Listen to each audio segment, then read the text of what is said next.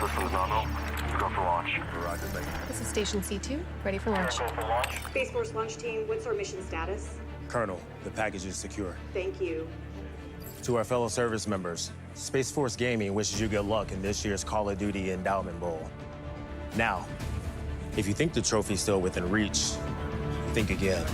Roger, we have Bring up the feed. Roger. 2,000 knots and closing.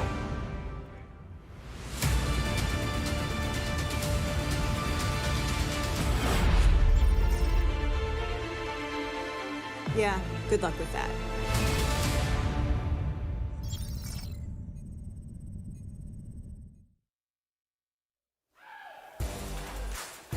Hello and welcome to the C.O.D.E Bowl 3 presented by USAA. USAA is so proud to be a part of this great event, bringing some of the world's best Call of Duty streamers together to battle it out with service men and women across the UK and United States Armed Forces. Thank you so much to USAA for making the 2022 C.O.D.E Bowl 3 possible. Now, making breakdowns possible, I have a pretty stacked desk out here. I've got our Call of Duty talent members. I mean, Nameless, Ali, it is an absolute honor to be up here with you.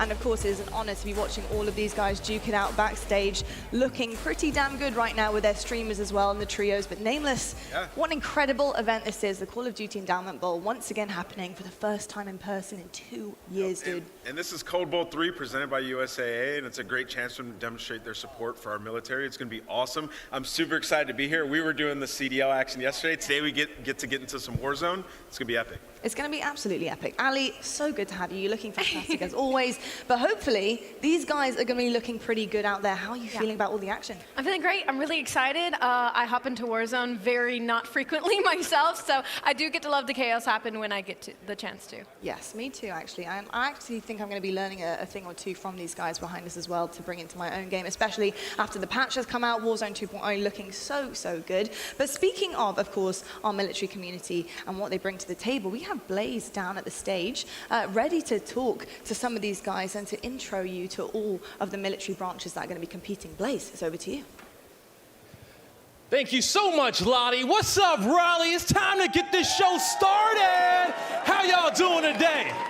Yeah, and what a special show it's gonna be. And I'm here to let you know, when it comes down to the military and their families, the USAA, that's what they are all about. That's what fuels them. And this is a special tournament because today we are celebrating 100 years of service, and this C.O.D.E Bowl is gonna be a special one. Y'all ready to get the stage set?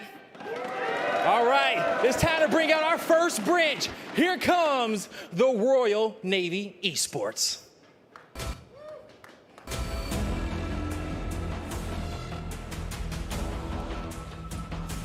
Coming out next, we have British Army Esports.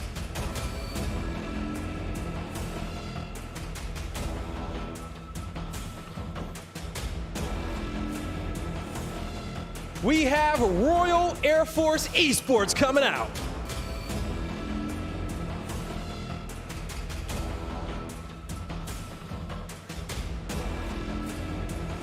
U.S. Army Esports coming to the stage.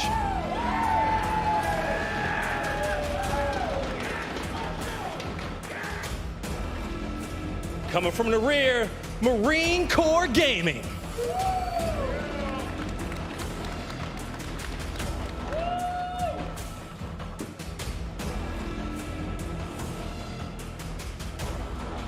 Up next, U.S. Navy Esports.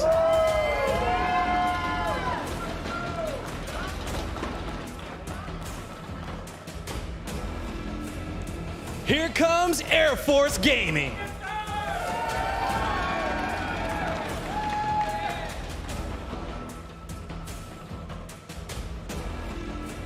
Flying even higher, here comes Space Force Gaming, your defending champions.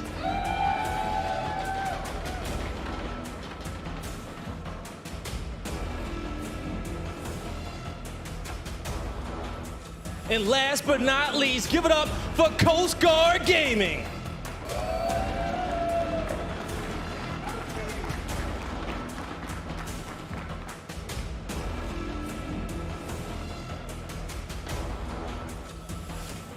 Now, everyone, please, as you're able, to rise and remain standing for our U.S. and U.K. national anthems as long as our color guard.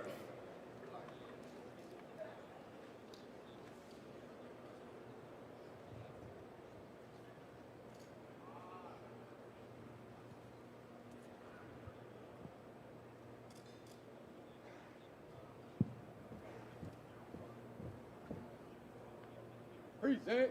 Oh.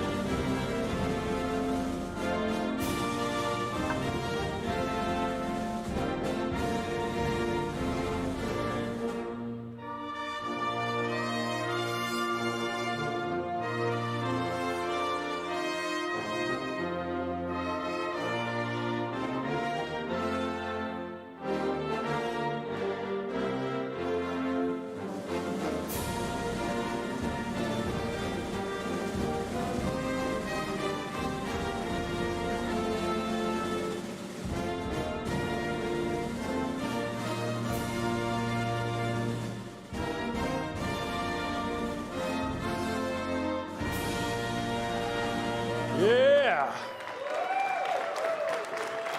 All right, folks. The C.O.D.E. Bowl starts now. Give our branches one more round of applause for me.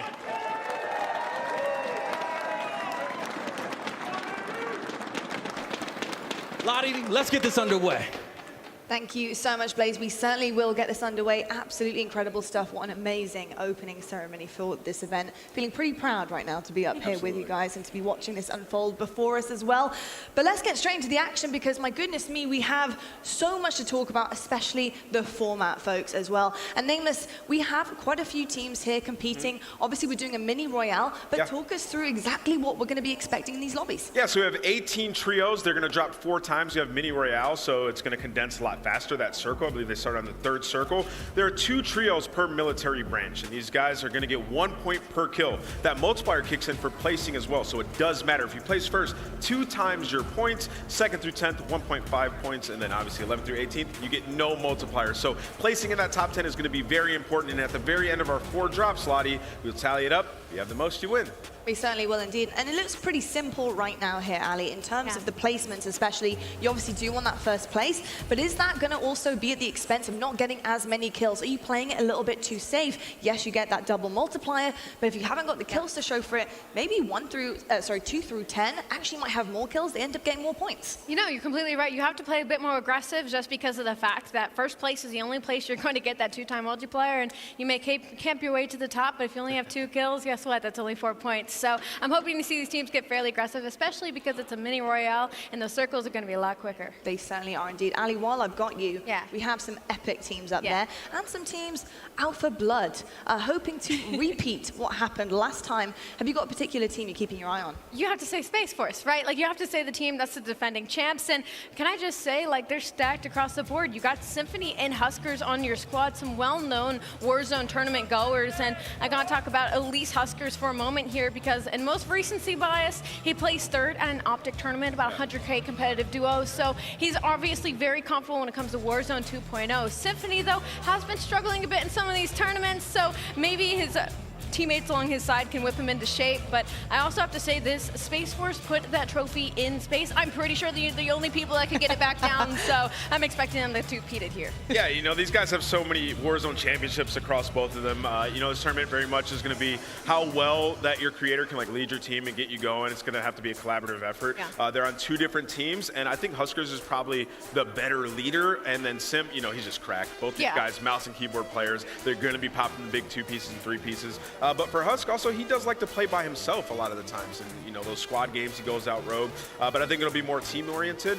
So I'm excited to see what these guys bring to the table, trying to defend their championship. Me too. I'm quite interested in the fact with Symphony, you know, we see him on his stream a lot, and he is just insane, right? Yeah, the guy can do absolutely everything. When it comes to the tournament, though, the fact that he hasn't been doing so well recently, you know, is that pressure? What do you think that is for Symphony? You know, he's just not in the comfort. But when it comes to, you know, the added pressure of being in a competitive environment for him, also the unfamiliarity of playing with players he doesn't know, you know, how's that going to maybe affect him, his leadership skills? What are you thinking there? Yeah, he's just going to have to be on point, right? He's going to have to tell these guys like where the drop zones are going to be, what he wants to do, get in your loadouts. And also there was a patch that came in, meaning you're kind of going over the notes. You're going to have to be on point on some of the updates. But I have full faith in Symphony, and then also with Huskers on the other side of things, I think they'll be putting up some massive games. All right, well, while I've got you, Nameless, are you on the same page as Ali? Have you got a different team you're thinking? Listen, Ali, that was a great pick, but I'm going with the Marines this time around. That's my team to watch. You know, it's been a different team that has won the Cold Bowls each time. We had U.S. Army, then we had Space Force. It's time for the Marine Corps Gaming to show up, and they got some heavy hitters here. I'm looking at the guys, Pamaj and Swag. Pamaj, he's always popping kills with the sniper. Then when you talk about Swag, he's a fantastic leader. This is a guy who, you know, he entertains, he has fun, he has a huge following, but when it's tournament time, him and his teammates, he goes hard and he rallies the troops. So excited to see what he can do with his team. And I can't see a better duo in the fact that Pamaj and the sniper in a hand. Obviously, it's a very hard thing to counter, right? Especially when you have to think quickly on your feet. And I also want to talk about the fact that Red Ninja Turtle is actually on this team. Desk, you all know what I'm on about. I can't think of a better team leader than Swag, who would see that and not lose composure and be like, that is incredible. I cannot So, wait Ali, to see why what don't you this tell guy the can do. people what Red Ninja Turtle does? So Red Ninja Turtle actually holds his controller upside down and backwards. So the buttons are facing out while the back of the controller is facing him, while it is also upside down. If you have not seen this, we will be showing it later on today in today's show, or you can go to Chris Puckett's Twitter, where he has also tweeted a video of such a thing. It's cracked. I have to be honest. Also, you know, speaking about the other captain of the other squad, Pamaj, I've played a lot of Warzone with Pamaj, and, you know, we like to sit up here and talk about a sniper. He also can use other weapons. Like, this guy is disgusting. He does well in tournaments. He has great comms, and, you know, he's actually tried to play in some of the variant, like CDL stuff before, and, you know, some of those, you know, matches for wagers and things like that. So he has good communication experience, which is something that's important in a tournament like this, Lottie. 100%, and you're right. He certainly can use other weapons, and if he does get that larger backpack, being able to have 3 weapons, a snipe in the back pocket, he's going to be running riot with his team. Yeah, it's going to be pretty crazy, to say the least. I got to say, Red Ninja Turtle, that is wild to me. If anyone has ever played inverted on anything, then we all know that there is something going up there that we just cannot compete with. Real life inverted. Real life inverted. Like, I can't take that serious. Like, I might play flipped, like L1, R1 on my controller. Like, that's as crazy as I get. But it is, he's not even holding it like that. Like, he's holding it with his pointer fingers on the joystick. So we need a Red Ninja Turtle cam. I need like a walkthrough how to do it. Like, I want to go home and do this now that I've seen it happen. I wonder if we give him like a scuff or something, if he'll use his thumbs for the back buttons for something. We'll find out. We'll have to find out. We certainly will. We will chat with him later. I want to see the dexterity of this, the flexibilities. I want to know a little bit more about that for sure. I have many, many questions. But we need to talk a little bit more about Warzone. Obviously, we had a new patch come out, had some audio buffs that have happened as well, which is massive. And it is going to be important because that's recent. Yeah. Very recent. So, like, the audio in multiplayer was obviously super loud, but it felt a little bit quiet in, you know, normal Warzone. And the patch, hopefully it's a little bit better. I haven't got my chance to play with that patch yet, but we know the buy stations got fixed. That was a concern coming in. We have buy stations. They doubled them, so they're going to be everywhere. So I think these guys are going to have a good time today. Yeah, they certainly are indeed. I think there's a lot of things that have come in to improve things for our Warzone players, and I'm just wondering if these guys are used to it yet. You know, it's going to be just a touch different coming in, though, but I think our you know, team kind of leaders, our streamers, are going to be very, very well aware of that and practiced on it already. They probably clocked in hours already. Well, I'm excited to see, like, the meta that these guys bring into this tournament. I mean, obviously online right now it's heavy RPK, the dual pistols. I know some of the pistols got nerfed a little bit, especially the Kimbo's just insane running in. But I want to see what these guys, maybe they're bringing out some Rouse, some other LMGs. I anticipate it'll be heavy RPK once again in Vector. Yeah, RPK 100% has been the kind of pro Warzone player go-to so far on launch for sure. I've heard the Chimera is pretty nasty as well. So I'm kind of thinking, like, are we going to be seeing a couple of our guys running this? Are we going to be seeing some Julies come out just because it's what they're used to? I know they have been nerfed, but I think there's a couple of other dual pistols that's still kind of working their way to be a little bit elite as well. What do you think, Ali? I think this is one of those lobbies where we're going to see a lot of customization classes. I feel like this is going to be a lot of these players doing what they're most comfortable with and what they found most success with, because it is going to be sort of, there's going to be a lot of trash talk, but it's not necessarily going to be pro Warzone level where everybody's going to be using the same gun. I think we're going to see some personality for sure. Well, also, like, you don't get your loadout that much in this Warzone versus the last one. For some of you guys who maybe, you know, haven't got your hands on this one too much in Warzone 2, in this one, like,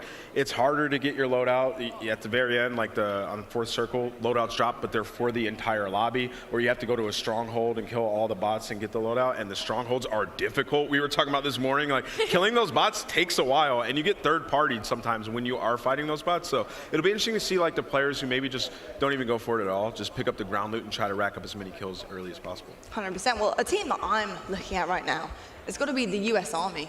I'm interested to see what these guys are going to bring to the table. They got Almond out there, Ali. Yeah. Almond is an absolute seasoned Warzone player. That is huge. We also have Mert by a skirt as well. So this is going to be massive. And these guys have done well in the past as well. Obviously, we've got Space Force coming out in full force, excuse the pun. But maybe it's the time for the US Army to bring things back. And Ali, what do you make of this squad? I think it's a good squad for sure. Almond is definitely one of those players when I would go on Twitch Rivals and be able to have the opportunity to watch over them. Almond was definitely one of those cracked out players where he could do everything by himself. Whenever it was down to just him left in his squad, whether it was a duo, trios, he was the guy that was still alive and making the plays for his teammates. So I feel like when it comes to the US Army Esports, he will be a great leader moving forward, especially if their mid-game and any panic starts to arise. He will be the one that clutches up and brings everybody back down to earth. Yeah, and then also they got Merc by a skirt on the other team, one of our female queens here in Warzone. She's killing the game, and you know, I'm excited to see what she can bring over to US Army Esports with some of the competitors on this team very experienced. Like, they won the first Cold Bowl. I was there. They had Courage on their team, and you know, they got some really good captains now once again coming into this Cold Bowl, so should be a lot of fun. They certainly should be pretty good out there, to say the least. The fact that they have had a taste of winning already, hopefully that has whet their appetite for this time around, especially being back in person for the first time in 2 years, folks. And I've said it so many times, but I'm very excited to be here in person with you guys as well. But yeah, US Army Esports, hopefully they are going to be turning up. Now, we talked about leadership a little bit here, and it's kind of been our go-to, our key point, because you know, we do have unfamiliar territory coming through for a lot of our players. You know, all of our branches are having to play with a streamer they've never played with before, and the streamers having to step up as leaders. Are we going to see a big difference between streamers in comparison to the leadership skills on the show? Well, yeah, it's very important. You know, we have some of these competitors, Ali, as you know, that are you know, former, you know, playing in competitive level, playing variant, things like that, where you're going to have better communication skills. But you know, you alluded to it earlier, communication skills and amateur players. Well, this is our military branches. Yeah, this is our military branches. I think if anybody's going to have good comms, it's going to be the people on stage right now, even better than the ones we're going to have on the stage adjacent to them later on today. So I don't think comms are necessarily going to be an issue. I think they will get all the important information across that they need to. But I think it will also be about what language they are using, because you talk about call-outs and things, and you got to make sure everybody's on the same page. Absolutely. Well, talking about important information, we actually sat down with some of our Call of Duty pros to get some tips and tricks into what these guys need to bring into their Warzone game today to try and take this damn thing by the end of the day. And Looney is up first.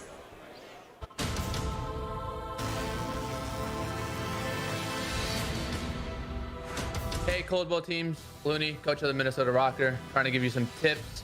I think one of the major things would be your audio cues. Hearing footsteps is a huge advantage.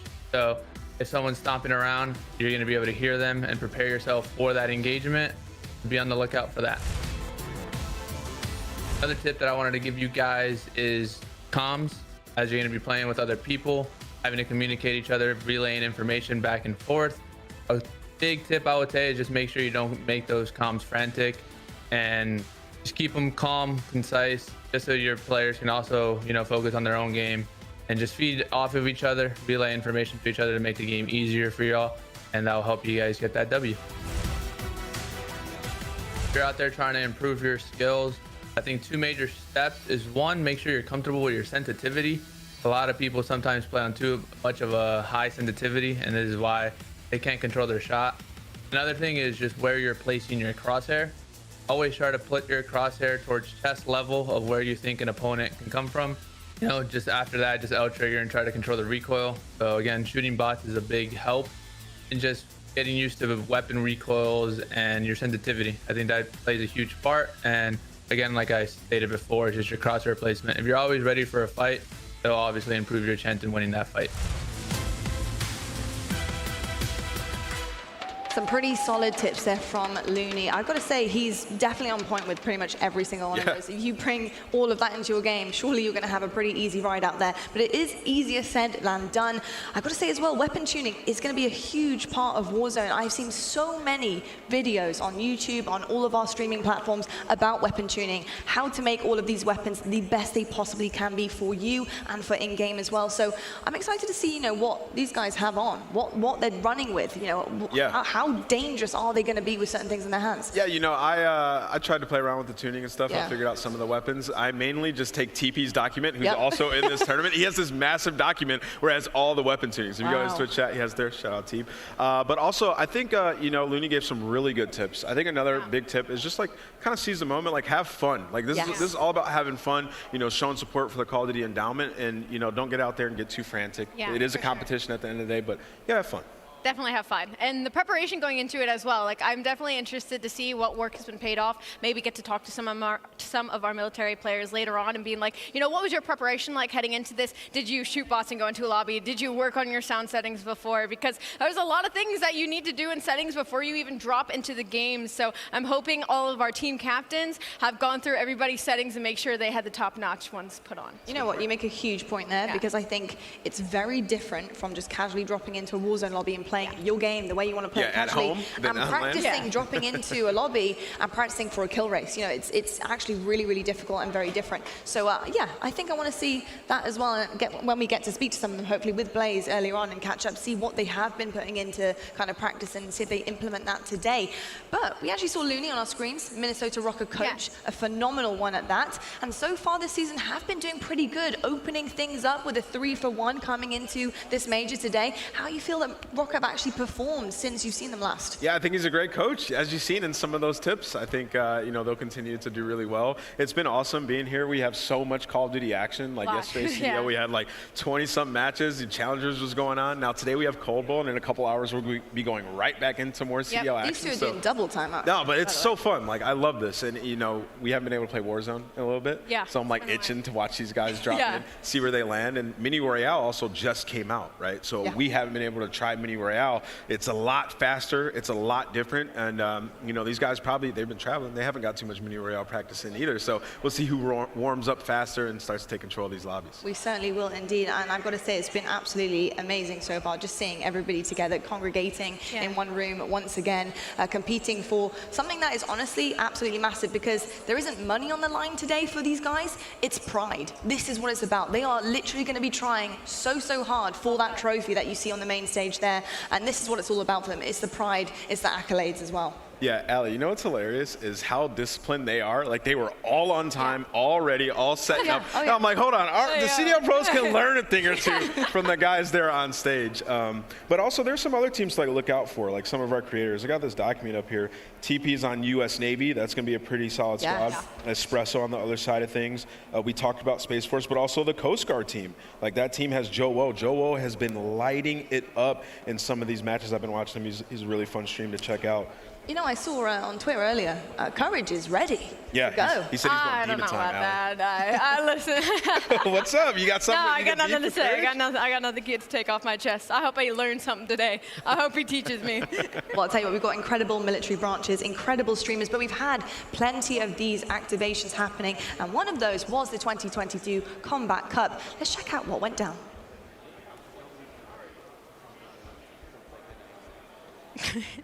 On November 10th, the Combat Cup returned for its 4th and final time in 2022. This edition of the series was focused on bringing together all of the forces for Veterans Day and ultimately crown a champion.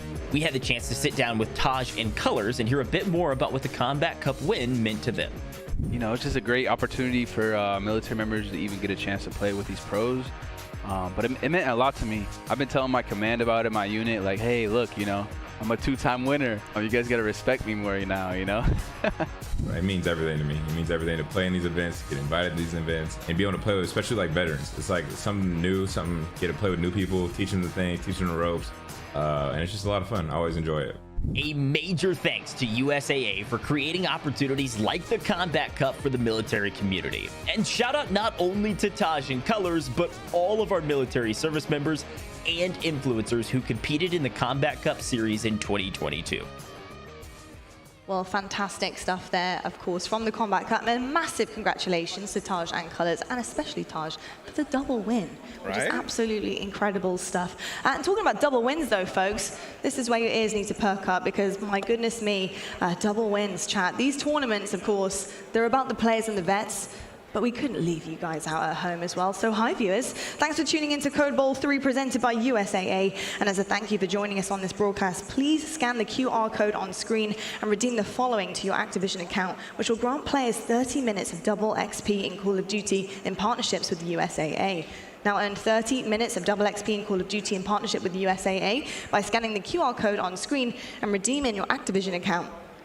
We will be giving out 4 30-minute double XP codes during the course of our live broadcast each hour. Please see the official rules and disclaimers for this promotional code at redemption address tied to the link, and be sure to sign in and secure the code for your account. We'll have many more of these code drops during the live broadcast, so stay tuned. This will actually be the caster calling out how many code drops are left. So during the first drop, they'll state that they're dropping 3 more left for the broadcast, etc. Limited to 1,675,000 redemption codes total per redemption site.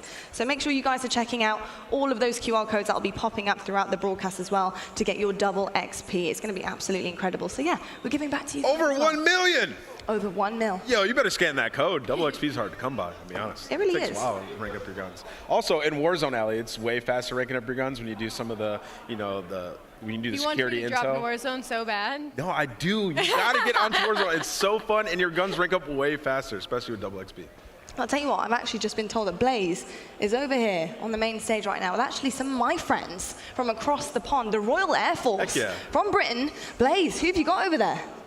Yeah, so, we got a bunch of the players here from the Royal Air Force, but I'm going to come up here and I'm going to talk to Maddie, Spart, and Icy over here. My guys, how y'all doing today? What was the trip like to make it to Raleigh, North Carolina? It was a little shaky, a bit of turbulence on the way down, but overall it's a long day, but, you got to come out for these things, haven't you? Yeah, you definitely got to come out and perform. Now, Icy, okay, it was a long trip, but is there any branch in here you're looking forward to play or get into a team fight up against? Yeah, definitely the Space Force. We're definitely going to provide the smoke for them today, and we're definitely taking that trophy home. Yo, Royal Air Force says, you know what? Space Force got it before and sent it into space. But we're going to come up there, fly, and we're going to take it back down. But that's not all that we have here from the Royal Air Force. Let's move on over and talk to the other members on the other side of the stage here. See what they're all about as they're locked in, getting warmed up, okay? All right. Yo, Calzuni. Calzuni's locked in, everybody. Calzuni, how you doing here? Coming across the pond. What was the trip like for you? Who are you excited to play? Oh, it was a nice trip to get along, like about 9 hours flight for us. So yeah, I'm just really excited to play. It's like once in a lifetime opportunity that you're going to get for everyone. So yeah, just let's get it, Air Force. Come on, boys, let's get it. Come on. Yeah, there we go. Okay. Yeah, I want to say one more thing. Oh, what's up? Howie, man. Howie, man. Unknown. Let me come over here and get some words from you, man, okay? Who are you excited to play up against? Because I know you probably want to get this trophy back from the Space Force.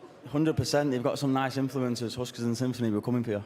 Ooh, they said they ain't even worried about the branches. They want the influencers, okay? They're looking for Husker, Symphony, and maybe Swag down there, okay? Because he is in the building. Now, I'm going to go over here and find some of my other branches real quick, okay? And catch up with them. But, Lottie, I'm going to get back to you here soon. Thank you so much, Blaze. There's some fine talk out there. Yeah, I was going to say some spicy words over there. I know. They've got their eyes. They haven't got their eyes locked on the branches, apparently. They've got their eyes locked on the streamers. I don't think they're going to be able to get that Space Force trophy. There's no way. I just want to know why they're so upset with Huskers and Symphony. I mean, I guess because they are part of Space Force, so I guess maybe that was just like indirectly as a whole. We want to go at them, but that was a direct shot. That was some fighting words. It was 100% with some fighting words. And I think, when you get your reticle over over them and you see the name pop up, you're gonna be like, yeah, okay, that's exactly who I'm going for. Here we go. Let's whip out the sniper. Yeah, no, it's gonna be absolutely amazing out there. Competition is definitely flowing and it's definitely high right now. But I want to talk a little bit more about Warzone, what we can expect. Of course, the brand new Warzone 2.0 has dropped, and quite recently so as well. So actually, a lot of our streamers, a lot of our players across the world are still learning a thing or two. You know, you're still going to be seeing things that you probably haven't seen before. What is your direct comparison from the first time Warzone ever dropped to the 2.0 that's come out now? Yeah, I mean, I think, you know, Warzone's been great. I love Verdansk. I think this is my favorite iteration of the map that we've had. I love how, like, you know, me and Maven were talking about it in the back, like, you don't have to go through downtown to get through certain areas, although downtown is great, Al Mazrah City. It's just set up a bit better. And then also, like, with the strongholds, you can get your loot, you can go there, you can do that, or you can just grab ground loot. We were talking about weapons and stuff earlier. Yeah. The ground loot is way better in Warzone 2 than it has been in past Warzone titles. So that's a bit different as well. And then the vehicles. We got the Hummer in this game. Yes. That vehicle is absolutely insane. Some of the other vehicles you use, you have to refill them, Allie. So it's going to be a good time seeing these guys adapt to this Warzone.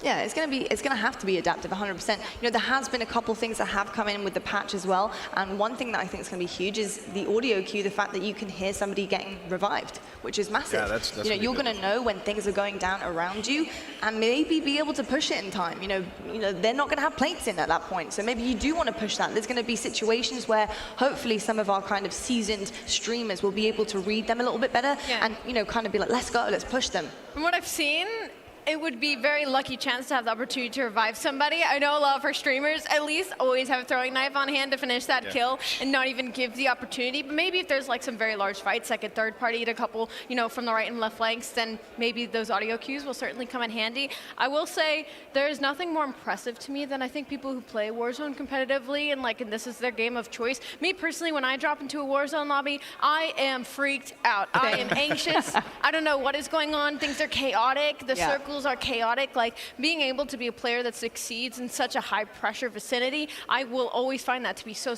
incredible. So I tip my hat as well to the military players on stage right now that are going to find success when these drops happen. Yeah, there's also a lot of new stuff in this game too. You know, talking about reviving, there's a revive gun now as well. So like, I could be across the map. It looks like a deagle. You pull it out and you just shoot your teammate. Wait, and revives them. crazy. Yeah, it's pretty cool. And then we also got backpacks. I feel like the best item. I feel so good when I grab a large backpack. Yes. You can just carry so many things. You can have infinite plates, which is one thing I was always so annoyed about in the last Warzone. I'm like, I'm out of plates. I need plates. Drop for me. Now you always have plates, so these guys will be ready to go. It was genuinely the #1 comms, wasn't it? Warzone 1. I've run out of plates. Like, that was it. Drop me plates, 100%. But I tell you what, I've got some good news for you folks at home, and of course in the event itself as well. But Warzone 2.0 is 20% off currently right now. So if you guys haven't checked out Warzone 2.0 and you want a chance to drop into a lobby, it's 20% off. So check this out.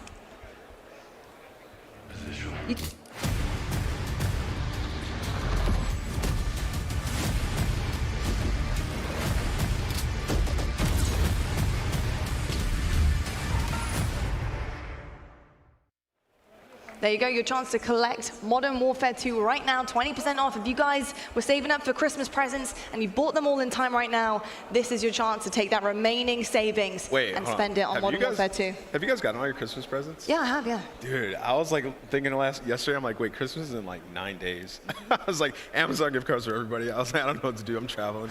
It's crazy. I'll tell you what, this is an early Christmas gift for one of these branches up here, because that trophy is the only thing that these guys right here want for Christmas, I can tell you that much. It's going to mean a lot to them, of course, if they do manage to pull this out and pull through with their streamers as well. We have a little bit more time to kill here, folks. We are trying to get things set and ready for all of our streamers and players to get set up and ready and comfortable as well. But while we are waiting, let's just talk a little bit more about it. We have so much to cover on the game as well. We have tons of action to look forward to as well. You know, a couple of things that I have noticed so far about Warzone 2.0 is a couple of different kind of cues that are coming through, not audio, actual visual cues. You know, in terms of the mini-map, you don't see red dots anymore. However, you can actually use your compass. That to me is going to be fascinating as well. Being able to actually have a look at the compass and use that to know where enemies are firing and pinpoint them exactly where they are, that's going to be huge. So being able to get cued in on that and know exactly where enemies are is going to be huge, especially for a kill race. Yeah, 100%. That's going to be huge. You're going to have to be on point with that. I actually haven't used it too much. I just try to get as many UAVs as possible, but that's also different. You can't just spam by UAVs at buy stations. They go away. You have to find a new buy station per circle, which definitely adds like a different element to it. I wish I could just by UAVs, but also I know some people who like to play a little bit slower in camp. They're probably happy about that one. Yeah, they definitely are. Ali, any other kind of tips and things to look out for some of our viewers at home that might be new to the game? This might be person-specific to Pomage, but I know a while ago I was scrolling my feed and I saw a video of somebody using a sniper in Warzone, and their teammate would call out about how many meters away somebody was, and they would angle the sniper on the scope perfectly to that distance to get the shot so that it would angle properly to kill them. And I'm like, that is so elite, and like the talent that takes. So I wonder if our Pomage, our most noted sniper, maybe Swag on the stage, has maybe something like that up their sleeve. I would love to see some mass get put into some Warzone 2.0, but other than that, we'll have to wait and see for sure. We've actually got Blaze right now, who is on stage, set to talk to Space Force, I believe. Blaze, what have they got to say for themselves? Are they taking this one back home? We're about to find out right now, okay, because they're the defending champions, and we know one thing, all these men on the stage got nothing but confidence, and they want to defend their trophy. Look at Space Force, get up right now. How y'all doing over here? Defending champions. Now tell me, how do you plan on keeping this trophy in space? If not, add another one. They've been working really, really hard and teaming a lot. We had Symphony and Huskers last year, so the chemistry is already there. There are really good attitudes, really good players. So we're just going to ride that wave, stay on top, and then send it even farther into orbit. Now, what made y'all even want to send the trophy to space anywhere? What kind of statement did y'all want to make? Man, you put me on the spot. I did, right? Because, you guys wanted to put the trophy far away for anyone else to touch that one out there. 100%, man. We're here to just show up, play, win the whole thing, take it home again so nobody else gets a chance. All right, now I have to ask you, is there any branch y'all worried about out here? Anyone at all? Nah, Army got lost on the way to college, so we're just going to school them up real quick. Woo, y'all got lost over there, Army. Space Force won't y'all, but we're going to catch up with the Army a second because I don't know if they're going to let that one slide, all right? Lottie, I'm going to get this one settled, okay? We're going to go get everyone else. All right, Blaze is on the hunt right now. He's really working them out there. Yeah. He's creating that electric competitive environment, and I am here for it, and I respect it. I love that. I love the fact that his jumper also matches all of the branding too. So Blaze, you're just on point, mate. Just absolutely on point. Tell you what, though, we do have two pretty on-point casters lined up for us as well. So I'm really excited to have a little chat with these guys as well while we are waiting for a lobby to get in. But Maven, so Reflections. handsome. Look at him. Hello. Hey, what's going on? Des, hey, thank you for the pre-show. I'm Taylor Reflections, double joined by Maven. Hi. That's so handsome. Which one were they talking about? I think both of you guys are just beautiful. Yeah. That's a big dome there. I don't think me, no. But no, this is going to be great, man. You already heard it there. What do you say, Army lost on the way to college? that frustrates me to my core. So a lot of people don't know this. I've been casting a long time, but I don't flaunt the fact that I was military. But I was military and I was Army, so already. So you were lost too. Got it. So now you're on my bad side too. Space Force, you got to watch out now because I'm casting and I can be pretty biased sometimes on the desk. I don't know about you, but I'm probably going to. No, this is going to be great. I mean, I think that's what makes this so fun for me. I mean, I've obviously, when we cast the Pro League, there's a lot of trash talk, there's a lot of history, a lot of these guys have played together, and I mean, you're really familiar with this, like, just the bad blood and the good blood, the fun blood, whatever goes around, but like hearing it, like all the trash talk here, man, it's great. A lot of blood is what I'm getting. It's a lot of blood. 100%. Yeah, I don't know where I was going with that. I turned into a vampire. It got really dark. It's all right, Maven. It's mature That's my 17. bad. That's my bad. The floral button-up isn't really reflecting the vibe Yeah. I'm getting right now. I don't know, but we got Reflections out there, so it probably is, to be fair. I'm here. Yeah, exactly. Maybe I want to know though, are you kind of rooting for anybody in particular? Is there a team that you really want to see change the script a little bit up here this year? Listen, I guess my instincts are to think about some of the content creators, just because I used to commentate with Courage, Teep and Mason and Symphony. I play with every single morning. You were just FaceTiming them. Yeah, I just FaceTimed Symphony a little bit ago. Yeehaw! But no, I think I'm rooting for Symphony because he's just he's like a lost child or like a lost puppy. It's a great description. And like, I'm pulling for him in the squad to pull it together. I gotta say, I'm a little bit worried about that though. Lost puppy, we need him to lead his trio. Oh, I don't think he's gonna be doing much leading. He's not gonna be leading. Yeah. That looks that's a great Tinder photo. That really. The man's taken. It really is. Yeah, wow. Sorry, Brooke. My bad, we apologize. You say lost, by the way, but the man is beaming people that he can't even see. Oh, no. My favorite part of the intro clip was like, listen, if you don't know Symphony, he really likes to bait people in with the whole cheating thing. Yeah. So like he'll pre-fire stuff. He'll try to shoot through walls all the time. I love that his intro clip was just one of his sus clips. So annoying. It's so annoying. Keep the people guessing. Yeah. I gotta say, it's probably one of the biggest compliments as any kind of competitive gamer that you could possibly get. The fact that it looks like you're cheating, you're that good. He's that very, snappy. very, very good. As much as I will rag on him and give him crap because he's like basically my son at this point, it feels like he's very talented. I'll tell you what, well, I'm glad that your son missed out on the genes with the hair, because he has a good head of hair. But it is easier to play on mouse and key. I mean, we gotta let that be known. Yeah, very All true. right, now we're really trolling. All right. Play mouse and keyboard? It's definitely All right. easier. So talk to me about a bit of the difference there in terms of mouse and keyboard. Well, Clint versus switched. controller. That's why it was. Oh, so hold on easy. a second. So there is a little something to this then, Mathan. Yeah, I tried to play mouse and key, and it's way harder. So I switched back to controller, so it aims for me. I'm just joking. It is difficult, but also. But I don't play my controller upside down, inverted, vertical, flip like first and Raphael does. foremost, when I heard that, I specifically asked in a green room, I said, who does that? Is it a Marine? And they were like, it's a Marine. And I was like, go figure. He doesn't know how to hold a controller. So I was like, that was. Hey, look, if we're going to talk crap about the Army, right, I want to come out here too. No. I'm just going to have fun with security it. over by the casting But make no area. mistake. Now, listen, though, I wouldn't. I hope we just see Reflection get speared, bro. That's the thing. Look, I'm saying that up here, away from the Marines. When I'm face to face with the Marines, listen, I'm not saying that. Nothing but respect. Yeah, I got to say, Reflections, I'm quite worried about your safety right now. Some of these I got guys Maven are here. massive on this stage. Listen, I'm big, but I'm not strong. It's just mostly fat under here. So I don't know what I'm going to do for you. If anyone wants to take me through some workout routines and stuff, I'm game. They got you. Yeah. Love it, love Perfect it. people back there to do it. So Maven, did you get to play any of the mini Royale yet? Before? No, I just played the regular map, and that's what I was excited that we had that because with 54 people, I was thinking at first if we're on the large map, like there's just gonna be a lot of like prep that's gonna go into it. But with the mini Royale, I think there's always been an issue with Warzone when it comes to like mid game, I feel like, and just the pace of it, like you just feel like stuck in the mud sometimes. You're trying to find the action, but the in game is where it is a blast. I mean, there's nothing like a Warzone in game. It's incredible. I don't care what part of the game, like lifetime it has been at. Like it's always so fun. There's no feeling like it. I don't care if you've won 2 games or 1,000. The in game is godlike. So you're gonna get there quicker, and I think that's fun. Yeah, right away. Well, I'm excited for it. I really am. And I really hope the prep that they did beforehand is going to pay off. It is a little bit different, but everybody knows in-game, so I think they're going to be just fine. Plus, with the update, they did double the buy stations, which actually I'm a huge fan of. I think the more opportunity to get out there and buy what you need is huge and critical. Finding money isn't, I don't know, what do you think? Is it too hard? It can be. I mean, I guess you kind of get good at knowing. But it's intuitive. Like, gas stations and stuff, like where you're going to find cash registers and stuff, you'll get money. I mean, I'm always kind of pro like more cash, but part of me kind of likes the balance that you've got a little bit right now, and I think we're a couple minutes now from people getting into the lobby, so bear with us here. But I guess I do kind of like that you're not always fighting loadout versus loadout.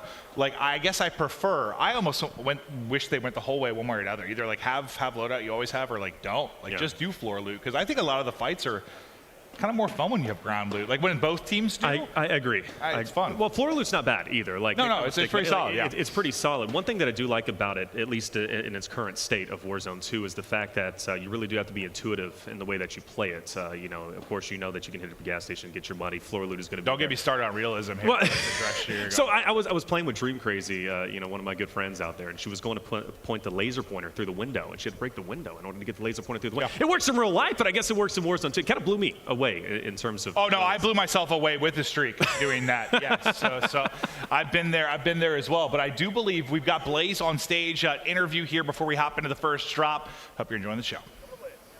Yeah, I do, Clint, okay? See, Space Force even got reflections off his rocker, all right? So I said, let me come over here and talk to his peoples, the U.S. Army. Now, I got Darker and Deja Vu over here. Now, Darker, Space Force said, you guys are going to be the most lost team on the map. Is that even a valid statement? Come on now. Listen, man. They keep talking about the last combat. No, I mean, not the Combat Cup. The Cold Bowl on the Cold War. Oh, we beat them. We won. They was playing in public lobbies. What? Now they about to face Darker Pit. Like, come on. Y'all haven't won no Combat Cups. It's all been the Army. And, like, come on. Coast Guard got y'all beat. Like, come on now. We about to beat them. Like, come on. And Coast Guard sitting next to him, and they just gave him a side eye, like, yeah, you right, we do got him B here. All right, well, it's getting intense up here, because Army, they just set the record straight, okay? And I feel like it's one more person I even want to talk to, like, even if we come down here, Air Force, okay? I'm looking at you, okay? Space Force, they're like your little brothers in a little way, okay? You guys plan on taking this trophy? We're not letting the Space Force have it, and we're not letting the Army have it. We're taking this to the skies. Ooh, they say they ain't gonna let them have it whatsoever. Well, you know what, folks? I think it's about time to get this one started. So that's gonna do it for me up on the stage. Casters, take it away. Let's get the Cold Bowl going. Let's get it going, Blaze. I'm excited. Crowd, are we excited to get it going? Hey, we got the best out there. I'm excited. We got Maven too, Cassidy. You're going to be bringing in that knowledge with that big dome of yours, baby. I'm going to try to. I mean, it's a little bit different. You know, usually I'm casting the Pro League. Like that's right. You're doing it yesterday. I mean. Yeah, I mean, Joe's my expert, right, when it comes to everything. But here, and I'm really using my hands a lot today. But here with this, I mean, I played a ton of Warzone. Yeah. I mean, just with the guys, and we've dropped 3-4 nukes in a row. Like we're vibing. You dropped 3-4 nukes. Yeah. Who are you playing with? Well, yeah, I play with Teep Merc and Crowder. So they dropped the nukes. Yes. Okay, you paid for it. I carried the medals or whatever, the elements, basically. But, I mean, yeah. I'm playing with, like, basically 3 former Call of Duty World Champions when I play Warzone. There you go. Well, Teep's actually playing today, which I know you're excited about. Yeah, no, it's going to be fun to see Teep. I'm definitely going to roast him a little bit. He does anything stupid. We'll have some fun with that. But, I mean, this is about the armed forces and what they're going to bring. But the content creators are certainly add a fun element to this. That's right. You know, I've had a blast, seriously, hanging out with all of the military branches. One thing that I do appreciate about being, previous military is the fact that anytime that I meet up with them, go hang out with them, there's never an awkward moment, right? Well, there's, but hey, there's never an awkward moment when I first meet them anyways. They welcome me in and we all have a good time because we all relate to each other on a good level. That's why I love this series specifically. It's been going on for a long time. You've been a part of the broadcast, at least, for the endowment. Yeah, since I think I did 1 and 2. It was really cool to see it launch, and I think what's contagious about this is the enthusiasm of the players. It's cool. I mean, even just like some of them with meeting me, like I was like caught off guard. They're like, "Hey, Maven, what's up?" I'm like, "Yo," and they're just so friendly. Got to chat with a lot of them over the past 5 years or whatever since this got going. But as far as who's going to take it, I've got no idea. I think I'll have a better idea maybe after the first. Who was your guest though? See some reps. Who's your favorite? I mean, when I just think back to it, is the Space Force the team with Husk and Sim? Yep. Yeah. Right, and they played with them last year and won. Yes. So like they mentioned that chemistry. That's a deadly duo. Yeah. So I feel like Space Force would probably be my pick. I'm gonna also throw a nod out to Courage JD because he said he's gonna be in demon mode today. And Courage, I don't know if that's gameplay or maybe the way he's moving. He's like a wave. Like a wave. That was you pre-show before we turned on the camera. Yeah, I don't know why. I've been dancing a lot today, using my hands a lot. I'm just excited, man. I got this. We got it's gonna be a fun 12-hour day at COD. We got the CDL matches following this. We had COD Mobile yesterday. Yeah, this has actually been really cool for us as a whole. I guess if we're gonna talk briefly as they get ready to drop, just about the whole event. Like, this brings me back to sort of like your MLG Pro Circuit days where you'd have like, League, StarCraft, COD, Halo, whatever it was. Like just having this like COD everything, right? Like this like metaverse of COD Mobile. They had like the mobile championship. You have COD Mobile Verdansk over there. You've got the COBOL going down, Challengers tournament going down, the CDL championship bracket size. Like this is... It's fun, man. It's very cool. I was going to say COD Overload. I don't think there's ever an overload of COD. I think we all love it. And if you haven't been to an event, like, please come out to one. Like, they're absolutely incredible. The energy's insane. And it's only going to pick up, right? Because today's only Friday, right? We still got Friday, Saturday, Sunday, right? So, like, tons of matches still to go down without question. So you're going Space Force. And makes sense because you're going, Husker Symphony. Plus, of course. Yeah, they just won and, like... They launched a trophy into space. Listen, I love, like, Pomage and Swag. Yeah. And like people like that, but you're not Huskers and Sim. Okay, it's as simple as that. Yeah. And the question... I'm trying to throw shade, but you're not those two. I think the question was asked, why did you put the trophy in space? My answer would have been because we can. Because we're Space Force. Army's not doing it, even though I love Army, right? So we're doing other I wanted to be an astronaut as a kid. You didn't know that about me. I wanted to be an astronaut and a storm chaser, dude. I wanted to chase tornadoes around. I took you seriously up until you said storm. Oh, storm chaser. Storm tornado. chaser. Yes. I'm over, okay. I'm out here thinking Star Wars. Okay, so storm chaser. Oh, you're thinking like stormtrooper. I'm thinking stormtrooper. So you thought I actually wanted to be like a Star Wars film. That'd be kind of cool. Yeah, no. that would be. That's what I was saying. So there was a big dichotomy there. Yeah, I'm glad you didn't do storm chasing. I don't know what you would do. No, I'd probably be dead. Yeah, just straight up. If you're just chasing a tornado. Yep, it'd be like Twister. Doing a just weird dance in front of it. Flying. The weird Maven Twister dance. Flying across the land. No, I just went to see I was thinking about it because I went to visit my parents right before this we got here, and there was a tornado that came through. They spent 3 days just showing me the damage all over the place. Did they? That's what parents love to do, yeah. My sister was just sending me pictures of all the snow they got over. Yeah, it's like Wisconsin. the first thing family defaults It's to. like, yeah. Here's the weather. How's the here's well, this. we're getting older too, so Yeah. the default conversation. Joe, how's the weather over there? Yeah, 100%. It's 100% go rate. Everybody knows how to talk. Well, we know the weather here in Al Mazrah. Sunny, slight 25 mile an hour wind. East by east, southwest, east. Storm rolling in. Yes. The storm is Space Force. Oh, is that the storm? Yes. TP, U.S. Navy. U.S. Navy, curious how they're going to do on land, but I'm excited to see them. They're going to be great. They are. I do think Teep with that, like, okay, Yeah. you know how I said, like, Mason, I don't see him, like, being a leader, like, exactly. right. Like, Teep I do. I mean, I play with that guy every day. Legend. If there is someone that is going to sort of take over the comms, this is what we're doing, this is where we're going. Teep is a guy that should be doing it. But I've just heard we are on the loading stream. We're getting to matches shortly. Everybody watching in attendance, thank you for your patience. Hopefully you're having fun hanging out with us. We're getting ready to rock and roll. It's time to get nasty as we get into the VR map and see who's going to be having some bragging rights, talk a little trash. Let's have some fun. Let's go, Raleigh. Let's get hyped for Code Bowl 3. It's about to go down. Drop number 1.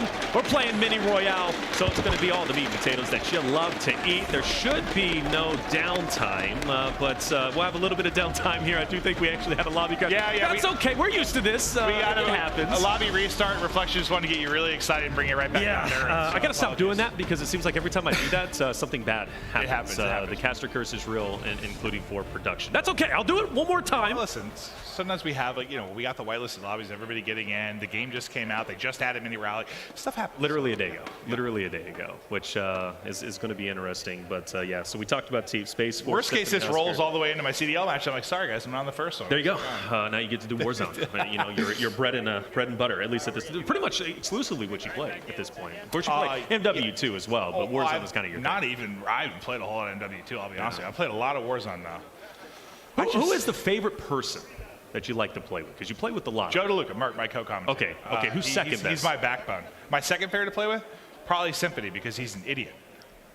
What's that? He's an idiot. Symphony. Like, he's my favorite. Okay. Because the stuff he'll say, it just makes me laugh. He's literally like a.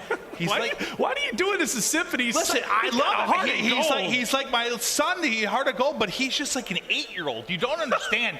If you pick a country and tell him to point out on a map, can't do it. If you ask him about some sort of food, he won't know if it's a vegetable or fruit. Oh, Lord. He is just he's special. He's got to be loved. Okay, well that's fine. At least he knows how to shoot in Warzone, so he's going to be in good company. Great gamer, but everything else, he's got stuff to learn. I think we do got a tweet coming out from the British Army, if I'm not mistaken. Let's take a look at that and see what they got to say. The confidence. Can't wait for our little date this Friday. Got a good feeling about this one. May even take her home to meet Mom. I guess that's the trophy. It's a match, and there it is. It was a match on Tinder. And we talked about Symphony a little bit earlier, but they're matching with that trophy. That's actually one of the most creative tweets I think you could have put out there, right? Because everybody's like, we're ready to play. We're excited. That was perfect. Well, hopefully this time we get loaded in. We'll get ready to do battle. And I mean, it's what? We got 4 drops. So we do, 4 drops. It's like one of those things, but it's only 4 drops, and the way the scoring works, it's not like you're dropping off your worst game. Like, typically in this type of thing, consistency is sort of what leads the way. You're making deep runs. I was kind of talking earlier about how in-game is spectacular in Warzone, right? It's so good. That is where you're going to get a lot of your kills. So for these teams, just try to avoid early deaths, try to make the late runs. You got a chance to do something special. Talk a little trash to everybody else involved, but yeah, one of the things that was kind of you talked about consistency. Obviously, there was a game plan going into it.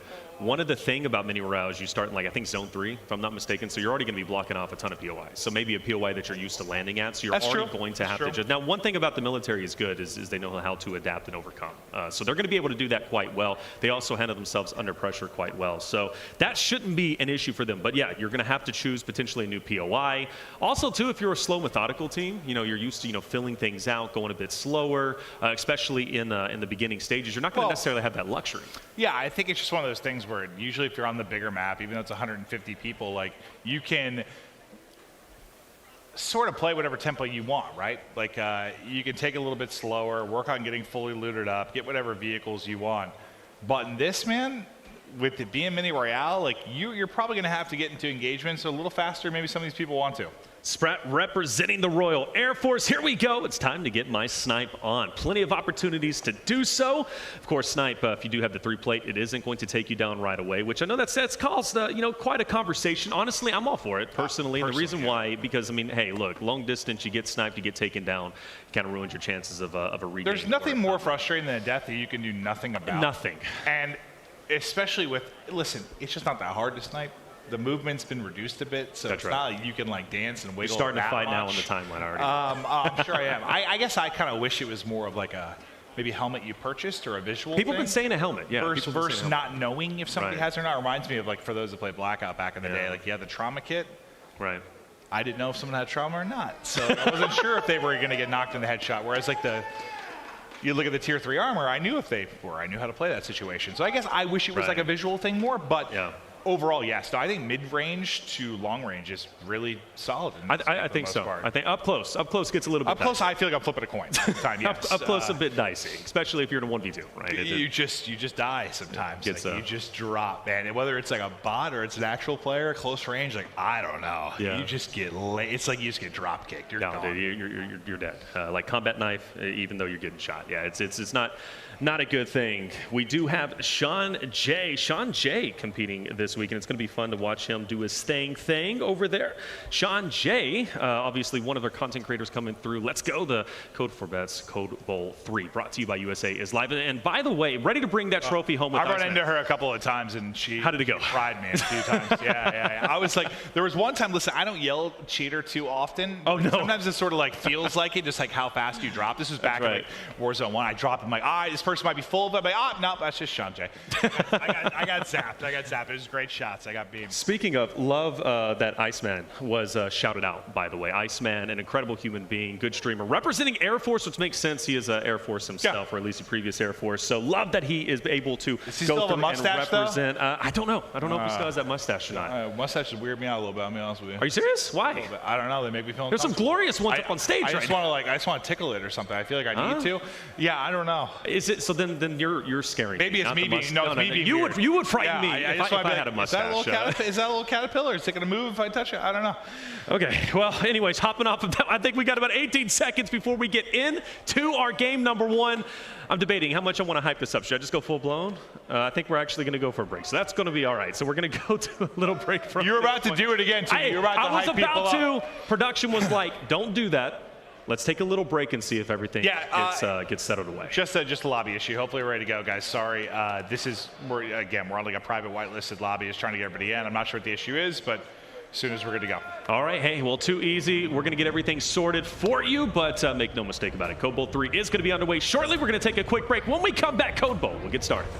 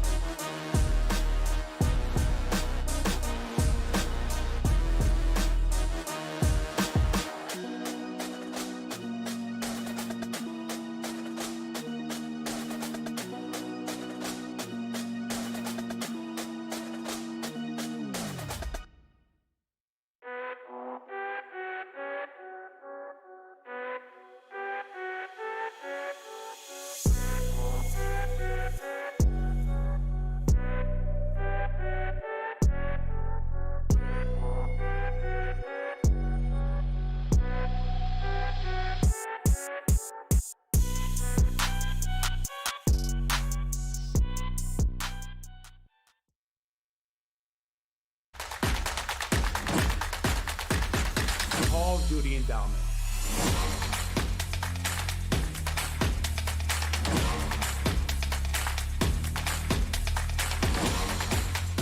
We're talking about changing the lives of veterans and their families forever.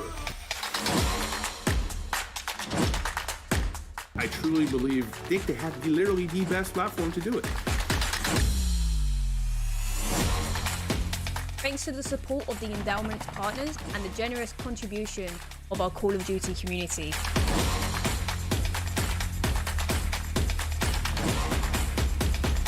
Everything the endowment is doing is absolutely inspiring.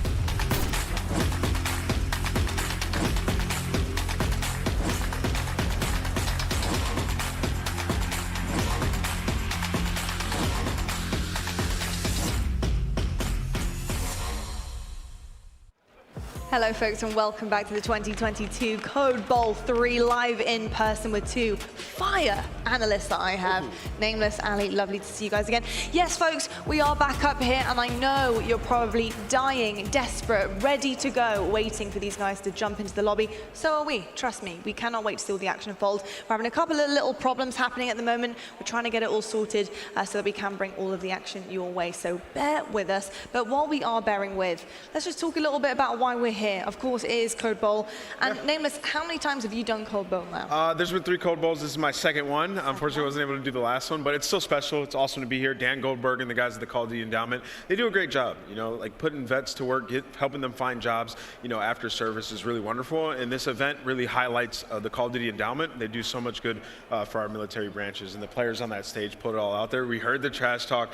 You know, we're going through some issues right now, but we will get it started. It's our first time having Mini Royale Warzone LAN. It will get figured out. We will get into these drops, Ali. It's going to be lit. I know. And Ali, I mean, we talked about the trash talk just a second ago, Yeah. but my goodness. And I know you enjoy some of the trash talk. You like it when obviously players are playing for something, they're playing for their pride, but they're very passionate about it out there. Yeah. What did you think about some of the insults, some of the things that some of those players are going to take in game with them? I like very calculated insults. That's the type of trash talker I am. Like, just calling somebody bad isn't enough. Like, you need to make it very calculated to where it's almost like you don't care enough to actually try and hurt their feelings, but it's just enough to make them upset and mad at you in games. So I'm hoping to see some of that fire, and I feel like we did in some of that trash talk, saying, you know what, we're going to fly up, as the Air Force said, and we're going to take that trophy from everyone else. I like that they have made it very personal about their specific branches. Yeah, they have. I do love that as well. And I also love what you said earlier about Space Force.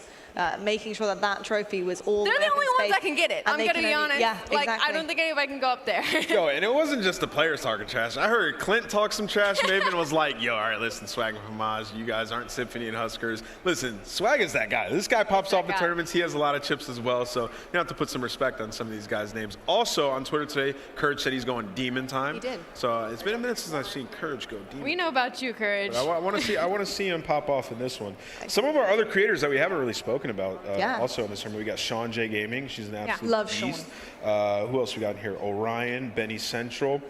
Sprat, we got to talk with him a little bit on the stage. It's another sniper like Pomage. It is indeed another sniper like Pomage. And when it comes to some of our streamers, and it's great to have a couple of names up there that we all know and love, and of course do watch their streams as well. We have a couple of UK guys, Benny Central, flown all the way in from the UK as well to compete. Fantastic stuff seeing them kind of come together. Then we do have an all UK team there, him being the streamer. But talk to me about maybe some of the streamers who you're kind of looking at to step up a little bit, who maybe aren't kind of those seasoned vets that we know in like Swag and Sim. Yeah, so you know, we talk about like some of the bigger creators, but also a really big creator that's in here that we haven't talked about is Iceman Isaac. He's a beast, and he's like the nicest guy of all time. He reminds me of like Nick at 30 from Fortnite. In this one, he's super nice, but he has a little bit of spice to him too. He will talk trash if needed, and he goes crazy in these tournaments. I actually played a tournament with him before. Great comms. He knows where to drop. He knows the meta. He helps you out. Maybe if you haven't been grinding Warzone as much, and you know, this guy's been putting in so many hours. Like he grinds like crazy. I spent some time playing with Breadman, who's also a great Warzone competitor. So I'm excited to see what he can do here with the U.S. Navy. I think is the team that he's on. Yeah, 100%. I've got to say a massive shout out to Iceman Isaac, actually, because he's my go-to. You talked about Teep, field weapon tuning. I screenshot all of Iceman Isaac's videos. He does a big thumbs up. He has all of the tunings for me. I get to see everything so that when I do drop into the lobbies, I know that my guns are going to shred. Like, I'm pretty happy with it. So, you know, huge creator there in Iceman Isaac. And I'm excited to see what he's going to give on stage today. Obviously, this one's a little bit different from just casual lobbies and sitting down and having fun. This is competitive. positive. And I think it's going to be also interesting, Ali, to see some of our streamers have to step up as singles, right? You know, coming in with two kind of guys next to you, ready to go. They're like hoping that you're going to carry them and win with them. But, you know, there is a lot of pressure on our streamers' shoulders here. You know, they're not playing with a duo that they know or a trio that they know and love. You know, they're on their own and they're having to kind of make the most of it here. You know, what does pressure do to some of our streamers, do you think? It can make or break you. You know, you say pressure makes diamonds and things like that. I think when it comes to our streamers as well, they don't get ample opportunity to play on LAN either. So you have to take that in account. They have the expectation. They don't get to play on LAN that often. They're expected to do way better than a lot of the players dropping into this lobby. And I'm hoping to see at least a team or two where it's actually their teammates carrying the influencer, and the influencer. I feel like that's going to be Swag's team. I have a feeling he's going to be the guy. Why is he catching strays? Not a stray in a sense of like, he would be the one chill about it. He'd be like, yeah, man, like my two players, like they're carrying me through. Like I don't have to do anything. I thought like, that'd be Courage's team. Courage wouldn't like that though. I feel like he would blame it on something like, oh man, my controller's not working. I got stick drift on my left stick. Like, you know what I'm saying? Allie's got some decent trash talk. She does. That's why I went to her for the trash talk. 100%. I know. Mine's just like toxic aggressive. Like you're trash. just let Mine him is know like that. I don't say anything until I've done something amazing. I stand up. I'm like, sit down. I need to be like Scrappy. Scrappy? I just thought of Scrappy. Imagine Lottie across you on stage, just standing up like mid-game, just like, staring you down. Stay right there, okay? Yeah. Stay right there. Yeah, my trash talk absolutely. actually sucks, to be honest, but it's very casual. That's almost hurtful, you know what I If mean? you trash talk me, I'd be mind blown. I'd be like, oh, I heard we're game ready. Guys, we just had the call. We heard it. Guys, you hear that? We had the call. That game is ready. We are ready to go. Our first lobby. Yeah. We're going to head on over to Maven and Reflections. Lads, I hope you're ready for this. I know you have been for a while, but let's get right into the action.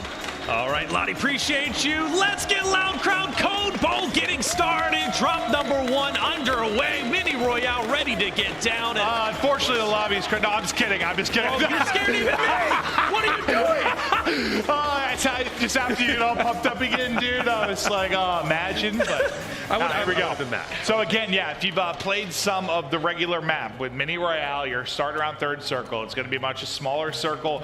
The action is going to be getting picked up. Oh, okay. And I trolled it. Wait, did it actually freeze? Oh no, that's on me. That's on me. Oh, I just broke. Oh, that's on me. Maven said it was ready to go, and then he joked around and said, we are ready to go. No, the lobby froze. Oh, I just really thought it was going to happen again, and it did, but I shouldn't have said that out loud, huh? Okay. I heard it. Hey, hashtag blame Maven in the chat. The best part is I just have Symphony. I have Symphony over to the side. I just keep seeing him on the one monitor. Yeah, and I can tell he's just going through. He just keeps, when he gets nervous, he just rubs his hand through. I can't do that anymore. Well, look. Hand through his hair over and over again. I did have some tweets come through, by the way. And first and foremost, for everybody tweeting at me or DMing me, the height difference. I understand the man is like a mountain, 6'4", but I'm doing it for the 5'9" kings out there. Understand? I'm not 5'4", I'm not 5'6", I'm 5'9". All right, so I'm a normal, average male. Yeah, you're average height. I'm just a Goliath. But yeah, no, I kid you not. Box. Like my commentary duos over the years have had, I had Gandhi, Mr. X. That's right. You had a lot. Then Courage, then Joe, Merc, and all of them have stood on like a little apple box because it's usually just because the camera shot looks kind of goofy sometimes because I'm just like tall. Anytime like the other commentators are on it, they have to like scale the camera down and then they have to put it back up for when I come on. Well, the Jolly Green Giant, bro. What do you want me to do? Well, you know, next time I guess I'm going to get a box. That's what I'm going to do. Hey, check it out. We got a great video from one of our providing partners. Let's go ahead and send it over to that. I broke it. I'm sorry.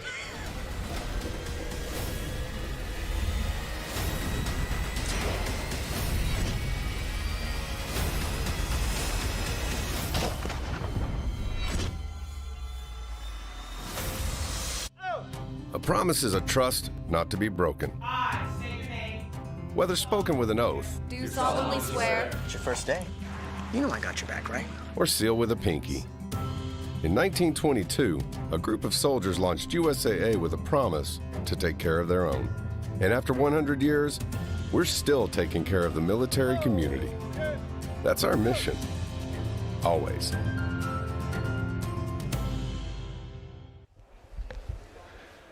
Oh, welcome back, everybody, to C.O.D.E Bowl. This was a great moment for me. I had Gibbo. By the way, all these guys are truly incredible. It was great to meet your reflections yesterday during registrations for C.O.D.E Bowl 3. Hopefully, you're rooting for us to win. And honestly, I absolutely am. These guys are spot on, so nice. I think I'm going to be making a bit of a content video with them, too, probably after this. They're going to have me try American snacks and their snacks. I'm going to compare the two and see. I think pickle juice is one of them, is that a snack? I don't mess with pickles or pickle juice. You must get cramps a lot then. Hey, I drink lots of water.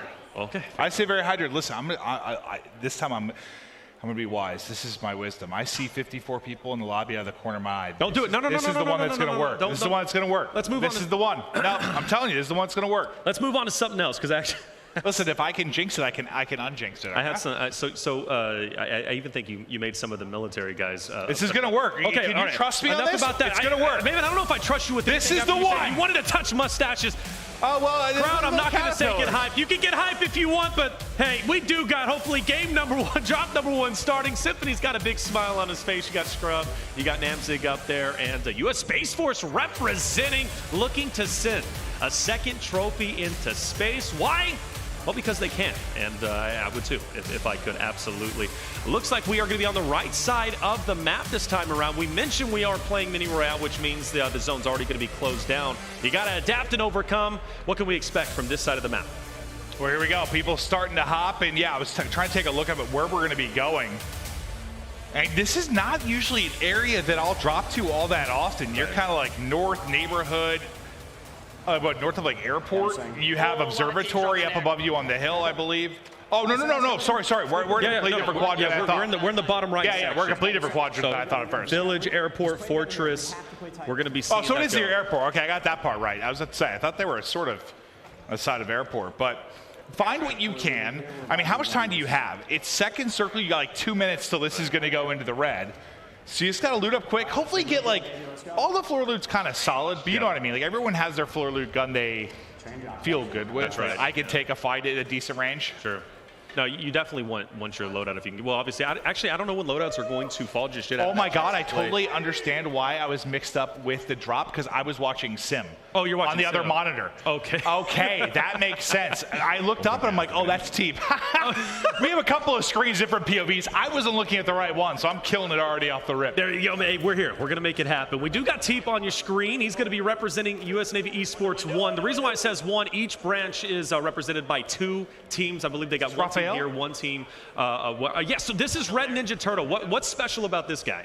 Well, I need to see it. Hopefully they show it eventually. So apparently his controller is upside down and backwards, which I don't even know what that means. Okay, yeah, there you go. What is that? What a showman, huh? What a showman, already showing it up. I don't even know how it's possible. I don't get it. I actually, like, is that like a, okay, look, I'm going to sound really dumb here, maybe, but I'm with you, so that's okay. So no, you probably sound real intelligent all the time. You're good. Would it be like a pilot thing, maybe? Like, I'm not sure. Because they inverted.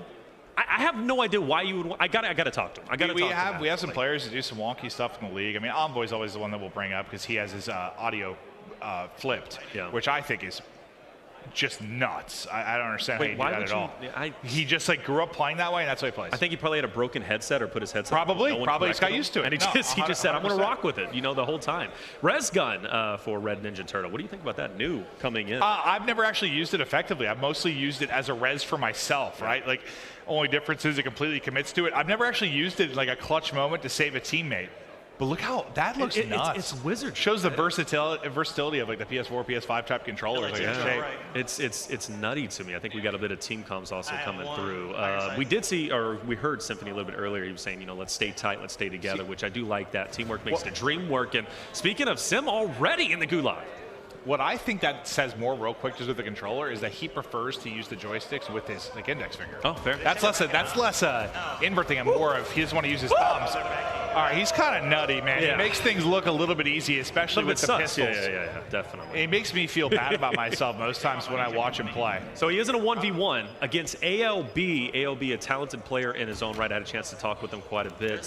When you're going against Symphony, maybe a little bit of nerves, but make no mistake, ALB's military. Symphony, well, he's just whoa! We'll see you later.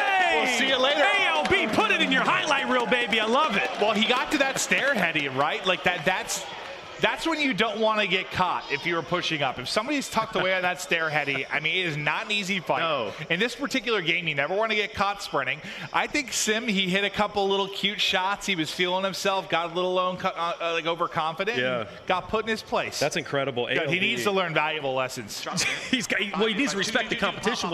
British Army, ALB representing, got Orion over there as their creator. They're going to be tearing it up. Clearly, big fan of them. We saw Iceman Isaac just a little bit ago, obviously representing now. Iceman Isaac did have some tweets about, I believe, his mustache, and you did confirm that you wanted to touch it. So yeah, no, he's got a beard now, so we're all right. But it looked like on the kill feed, you kind of saw he was just picking up multiple. He's on 2. Lobby is thinned out a bit, 34 remaining. Circle's going to start to tighten that as we keep on going. But to another gulag we go. We'll see who's going to be able to come out on top. Acquiescence, my lord, nice shots. Picking up 1. Now it's going to be a 2v1 against Bad with Guns. Jailer incoming. What's your success rate with working with the enemy team to take on the Jailer? 0, because there was one time that I tried to talk, like probably day 1. Yeah. I was like, yo, guys, let's group up. Like, let's be friends. Let's kill the Jailer. And everyone's like, yeah. And then someone shot me in the back. Yep. So now I have a cutthroat policy. I'm going in, I'm shooting. I don't care. I don't care what is said. I cutthroat. Alman on your screen. Alman, I mean, he is no slouch when it comes to Warzone, representing at least here in the tournaments. I'm going to be expecting quite a bit from him. Taj representing U.S. Army, baby. I say who he's going to be putting up the work, putting up the numbers. Been in a tough spot to be in. It seems they've already lost Alman. Yeah, this is the great part of a mini round. I mean, you're getting into the action quickly, but there you go. You lose 1, but you get the wipe. So now hopefully you can get some cash out of this. Maybe enough to buy Almond if he were to lose his gulag, or to buy guns if that becomes the case, that you actually have like the $5 grand where you could do that. But I mean, otherwise, they can combine. We see floor loop for the most part right now. They can combine money, get Almond back in. Decent money here. Decent money here. Isaac's got the bags. He's up to about 9K. J-Dub, Acquiescence. We saw Acquiescence tearing it up just a little bit ago. Iceman just continues to slay out. I think that's going to be his number 3 since he did get the finish. And I think we're going for our first official buy. Okay, going for M4s. M4s across the board. But goes with RPK. RPK is the way to go. Yeah. Literally everything was M4 except RPK. Yep. Which is my go-to as well. Yeah, it's just like... It could be 1 over by SK. Listen, this game, even less than some of the other ones, like, you don't really need the fast ADS at long range. Yeah. Like, you just want a lot of bullets, and you want to shoot straight. And that's what the RPK RPK does. And you want to hit hard. Yeah. Like, and usually what I'll do is just pick up, I don't know, a Vaznev off the ground or a Lockman or something just to use as a sub. Just grab that, because I don't run dualies, because I'm not... I got a lot of words I could use here. Hey, look, I'm anti-akimbo. I'm right with you, because I think a lot of the OGs, the old heads, especially competitive old heads, they just will not touch akimbo. Won't do it. Like, we won't do it. Like, you know, that was back in, like, way back in Black Ops 2.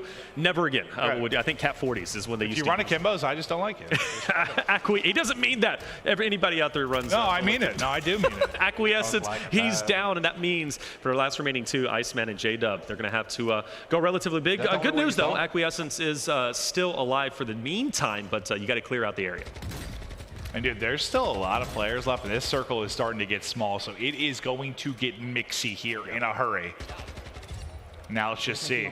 Oh, that's Alman. If he can get out of this situation, he's got like the RPK, AK-74U, so he's got like a combination of ARs. Yeah. The res is getting in, gonna try and grab. Gets the Finnick. It looks like, okay, so he went with just his Finnick combo. So I thought maybe, wait, I wasn't actually sure what the deal with perks were. Are they working now on the regular loadout? Because before you had to use like the default loadout to get the perks working. I wasn't sure. I haven't played since the update. No, so, should be fine. So the 4th perk wasn't, like, you know, your Ghost or High Alert, like those weren't. I am pretty interested to see the Finnick be used. Obviously, that has a really high, or fast, I should say, time to kill, which is pretty impressive. But one thing I do like about Warzone and appreciate about Warzone is just the creativity. I think not only in attachment, you'll find the meta, but for the most part, you always find outliers of weapons being used by people, and it just kind of shows the versatility, I think, in Call of Duty. And there's that Claymore. You want to talk about dualies? I hate Claymores. Yeah, no, I'm with you on that. They can be frightening, and I mean, he gets hit down to what, like 10 HP, it felt like.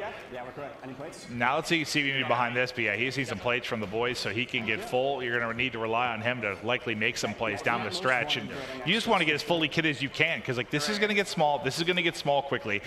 Zone 3 is starting to close, so usually Zone 4, Zone 5, that is where the madness will ensue, and you've got so many alive still. No!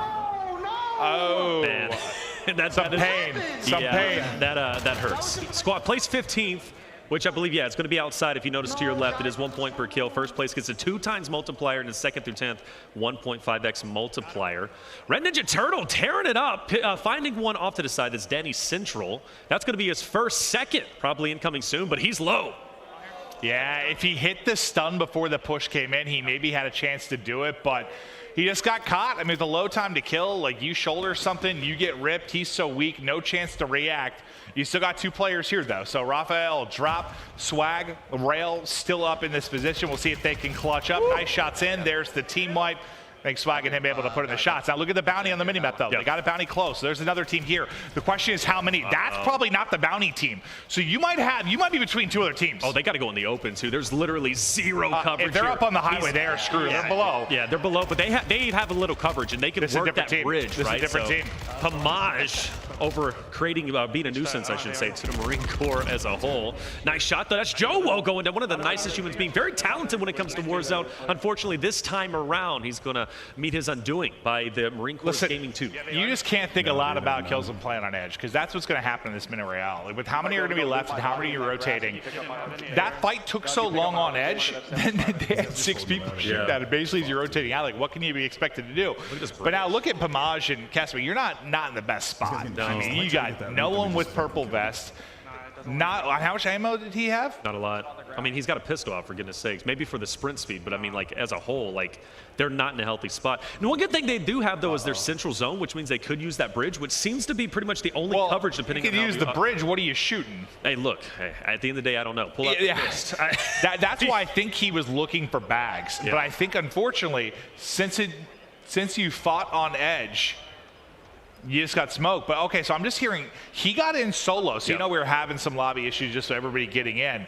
He solo queued for Royal Air Force. And I guess he was who took out all of Sanjay's team. So you know when we were hopping around, maybe heard some frustrations, like he's probably why. Maddie with the ice. He's on 3 right now. He's got 5 people spectate him looking to make some plays.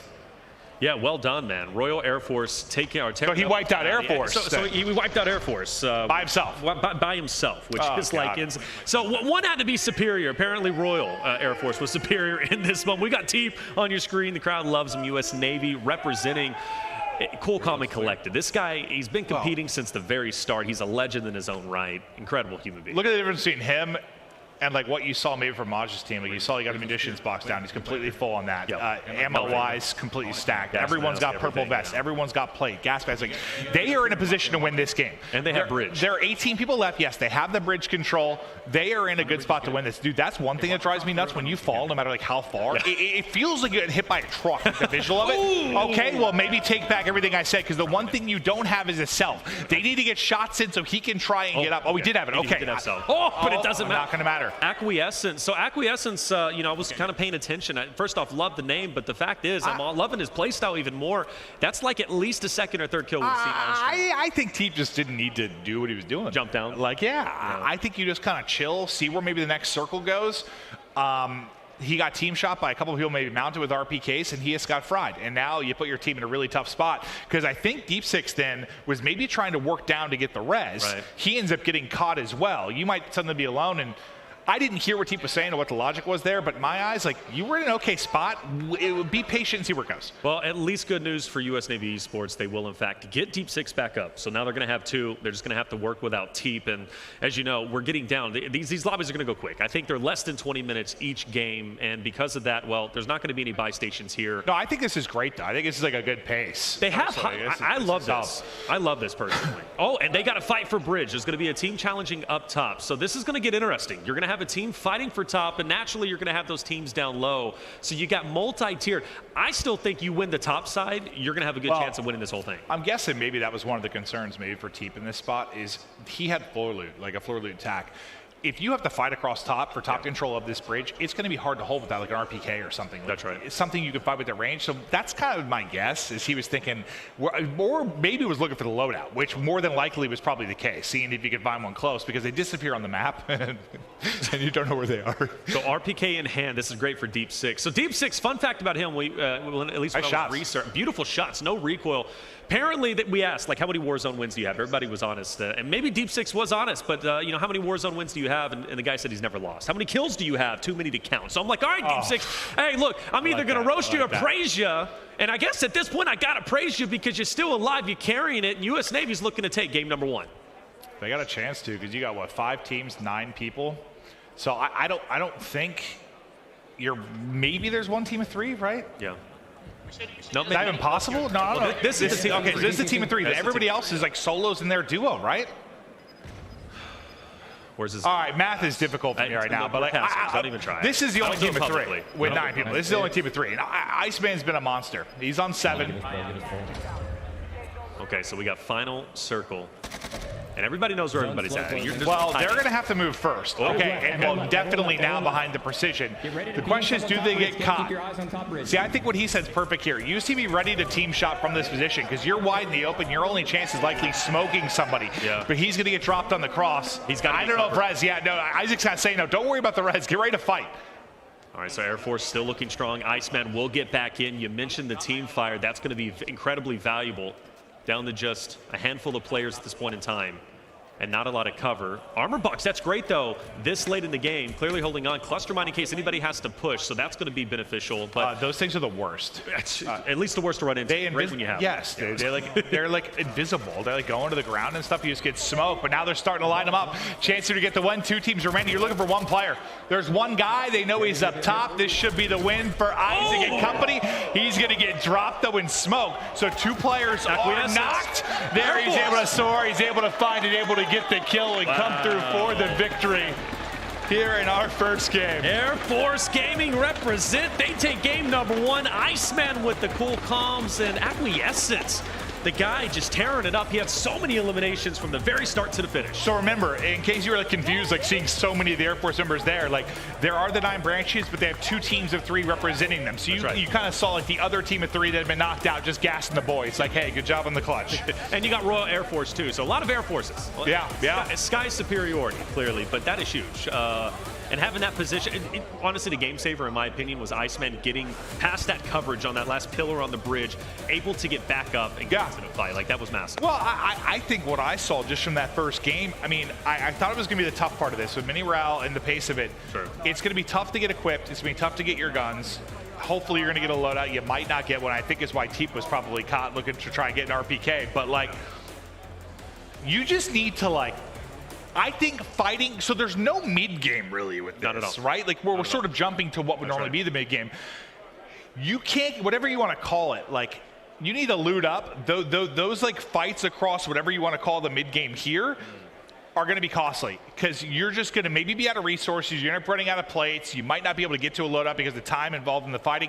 I guess what I'm saying is I wouldn't be worried about early kills really whatsoever. More just get to the end game, get the kills at the end, be as fully equipped as you can. And stay as a full team as well because... Oh, you have to in this, Because as we know, like even in that last engagement, like once Teep dropped, there was no getting him back. There was no more buy stations, and you're not going to go back into the storm, right? So the point is huge plays from Air Force, and that's only game number 1. We still have 3 more drops to go through and a lot of points to accumulate. But if you guys didn't see how the points are working out, that was a 2x multiplier plus a ton of eliminations. Well, because Isaac alone had 7 or 8, right? And Acquiescence, I think, had 3 or 4. So that's a big scoring game specifically for the Air Force. But game number 1 is done. We'll have game number 2 shortly, but a lot to talk about. Desk, let's run through it. Thank you so much. Yeah, a lot to talk about. Tell you what, though, the pace of that was really fast. Mini Royale's no joke. My gosh, those circles were moving in so quickly.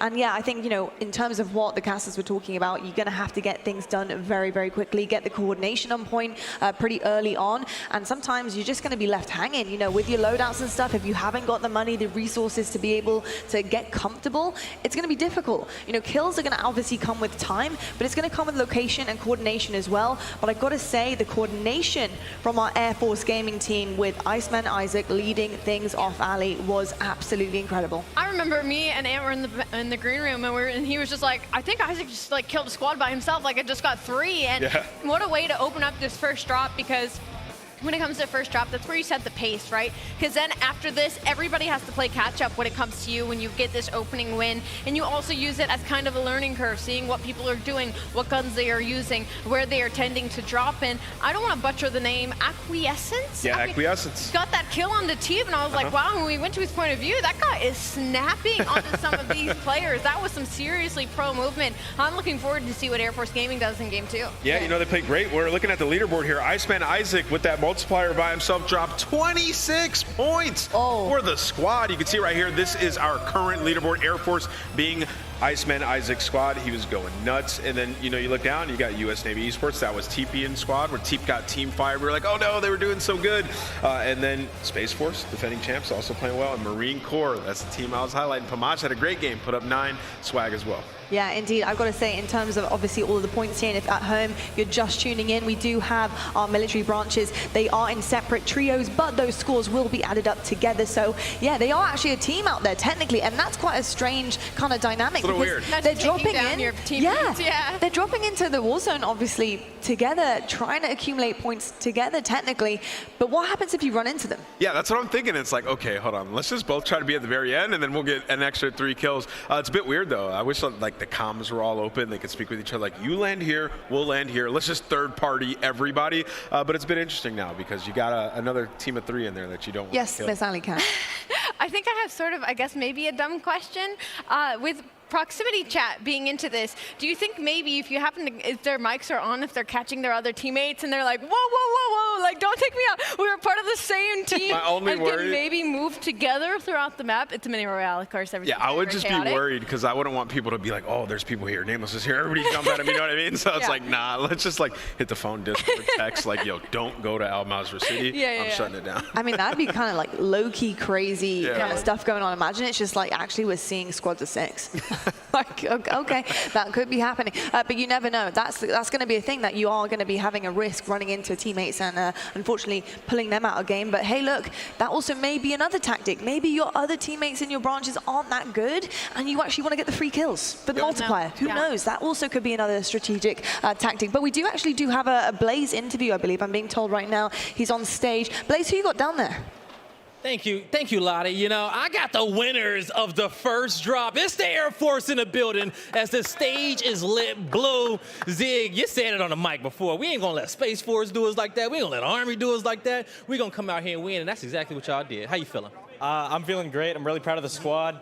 You know, we won ForceCon, right? We won in Colorado in Rocket League, and now we're here again, taking our 3rd win right now. We're gonna win this C.O.D.E. Bowl. All right. But let me talk to the teammates of the winning squad. Now, you guys were on Isaac's team, okay? What was it like? What was the game plan going throughout the map and winning this first game? Oh, it was good. His chemistry was great, and we just played. They didn't talk about us, but look at us. Hey, they talk about y'all now, though, after the first win. Pass the mic on over, man. You know, what you want to say out here to these branches? What y'all about to do to them on the next drop? Hey, I mean, Air Force One, didn't we? Yes, you did. Let's keep it going for the next couple games. Let's keep it going. Throughout the rest of the tournament. Let's keep it going for the Air Force, you guys, okay? That's going to do it for us on the stage. We're about to get our second lobby underway and get everyone in there. Don't go anywhere. When we come back, we'll see if Air Force can go back-to-back. A promise is a trust not to be broken. Whether spoken with an oath Do solemnly swear. It's your first day. You know I got your back, right? or sealed with a pinky. In 1922, a group of soldiers launched USAA with a promise to take care of their own. And after 100 years, we're still taking care of the military community. That's our mission. Always.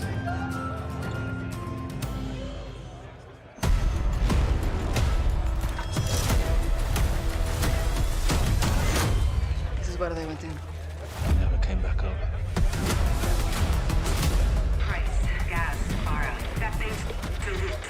We'll lose comms if we keep going.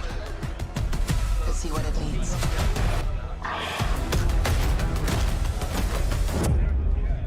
What the hell is this place?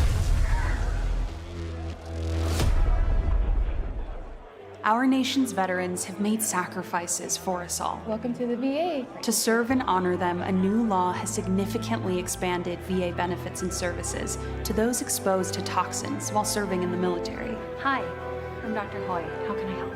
Learn more about what VA can do for you or loved one by visiting va.gov/pact or call 1-800-MY-VA-411.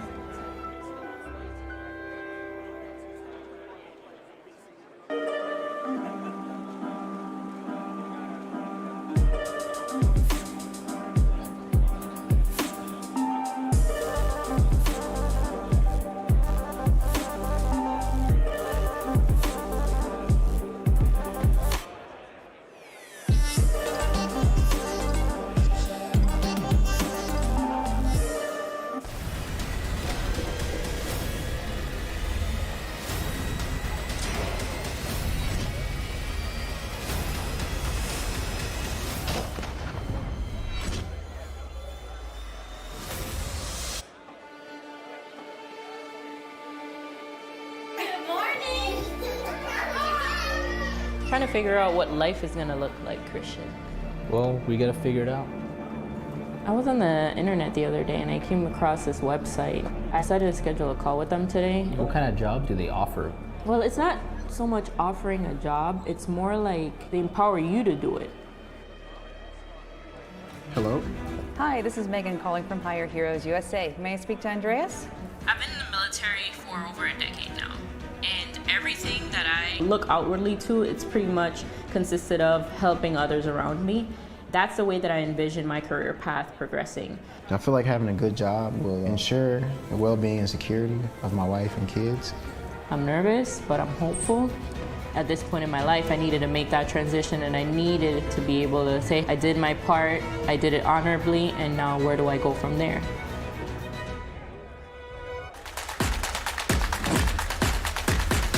Call of Duty Endowment.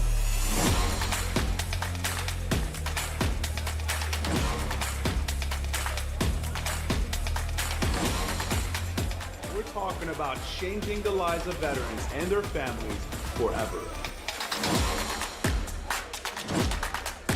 I truly believe they have literally the best platform to do it.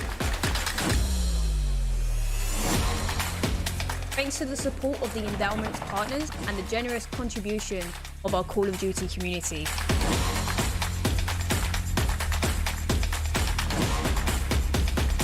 Everything the endowment is doing is absolutely inspiring.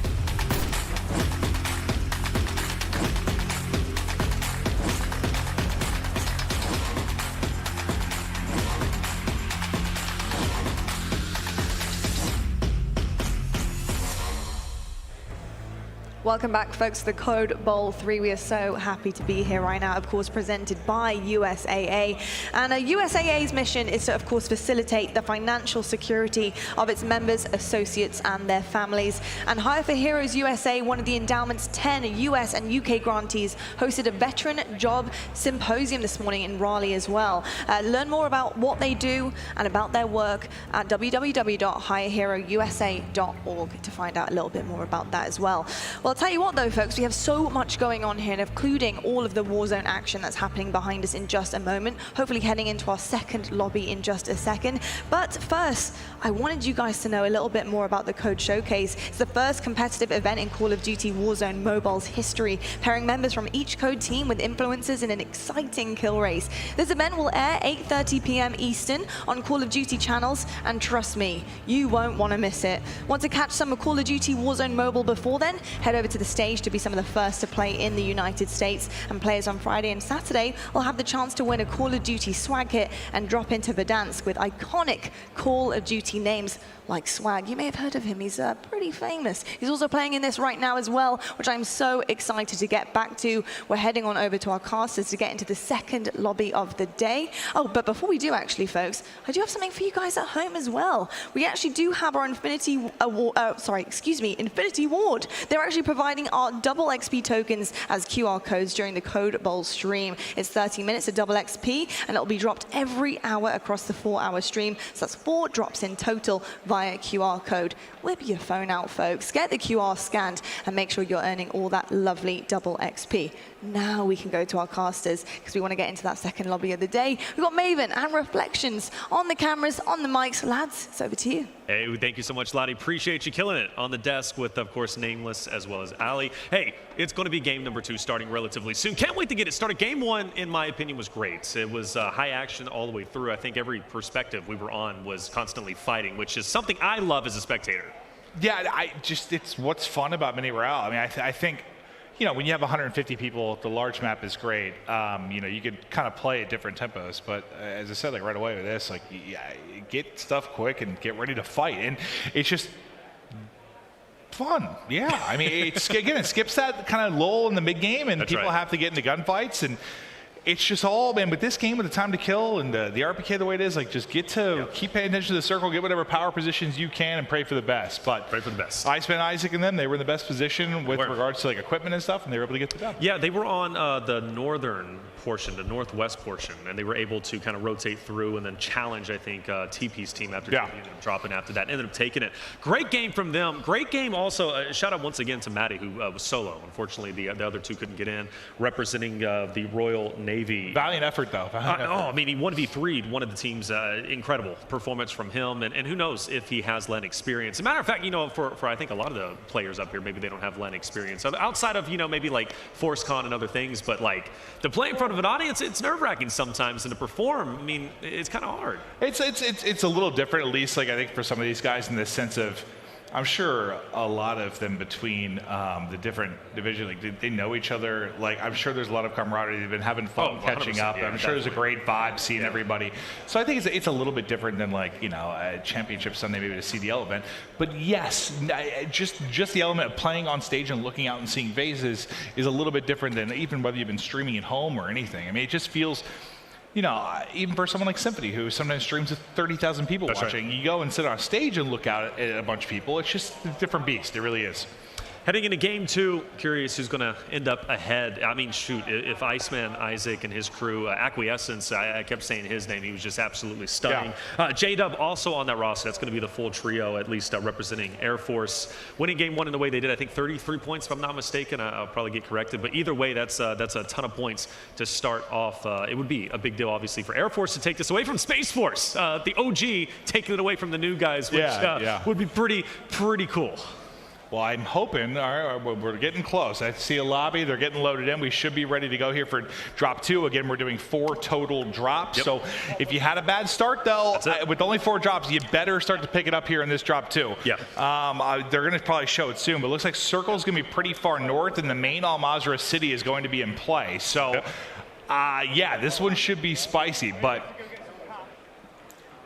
it looks like what you've got, like, basically like Oil City and Tauric Village that are going to be like the 3 kind of POIs that are going to be in play here. Yeah, a little bit of Al Mazrah, which is honestly good in a way because a lot of cash over there that you can pick up. So yeah, lots of places to loot. Lots of places to loot. Lots havens. of places, you know, for ground loot just in general. And you talked about getting a strong start off the rip is incredibly important, as opposed to just fighting in the beginning stages, right? I think that will naturally happen. Sometimes you got to alpha your.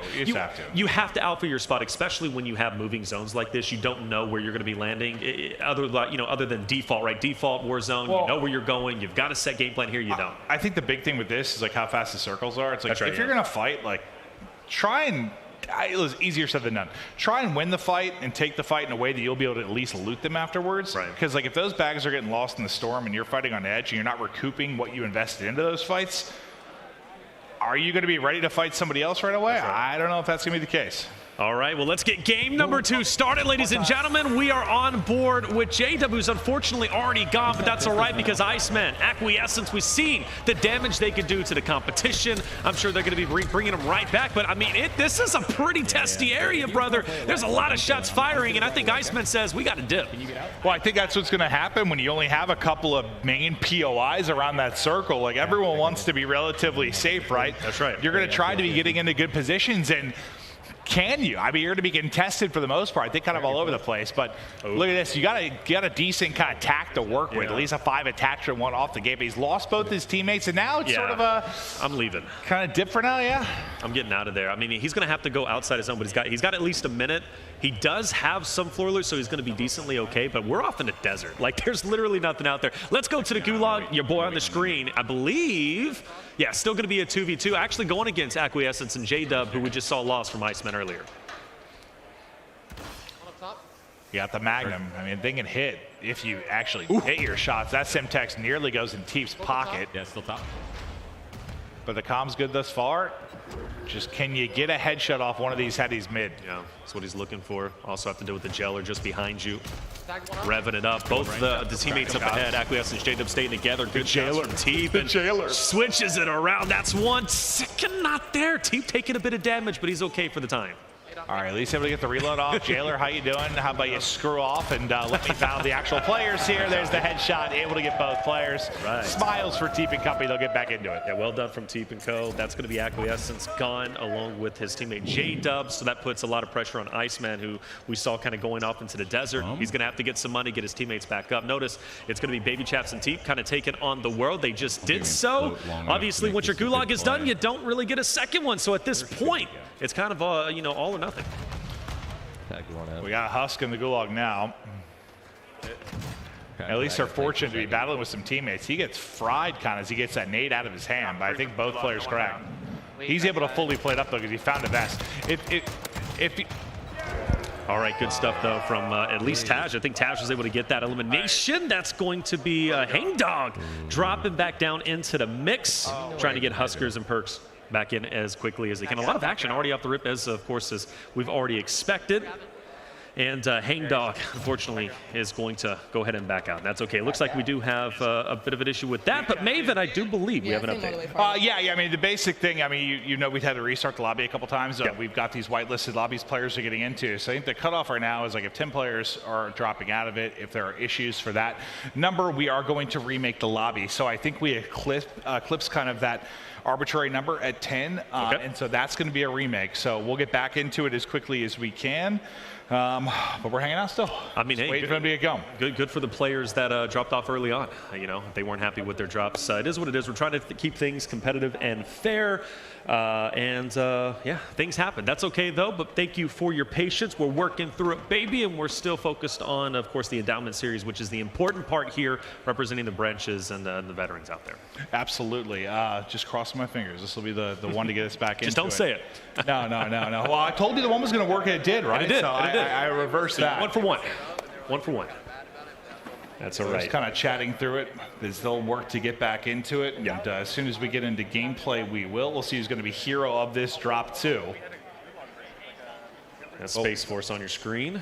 Got some standings. Cool. So I mentioned 33 points. So 33.5 for Air Force off the rip.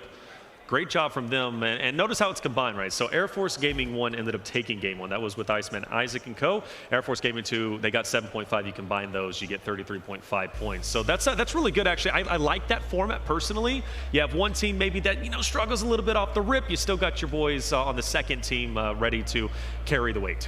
Yeah, I think that's what's like a fun element with it. Just like the other three kind of gas. I mean, you saw like the Air Force shot after the first win, like just kind of gassing the other boys. It reminds me of like I think it was like one of the World Series of Warzone events we had ages ago. They had like the captains, and there were like 10 teams under each captain. Yeah. You saw everyone like rooting for their squads, hoping to make a run. It was sort of a weird format. This makes a lot more sense just with the two teams under the branch. But yeah, you gotta like it. Just so you know, like you're the one that made it further. You got your boys standing behind you, gassing you. It's fun. Well, and to note as well, I believe we have 9 teams here, 9 teams playing remote too, which is pretty cool in my opinion, because it kind of balances out, evens it up too. But if you see your branch on the screen, maybe not necessarily stepping it up, give them your energy so they can step it up and they can move forward. But right now, Air Force leading the charge, leading the way, looking solid as I expected they would, to be honest. It's tough to have like a pick right now for who's going to take it. I think Air Force is safe in the sense of I just know how Isaac is. I know he's going to play rotation safe. I know in a situation like we saw at the beginning of that drop before the reset, if both teammates drop, he's not going to ego chow 3 people. He's going to get out and try to get them going again. So players like that, I'm going to put a lot of stock in. But you can see hanging out.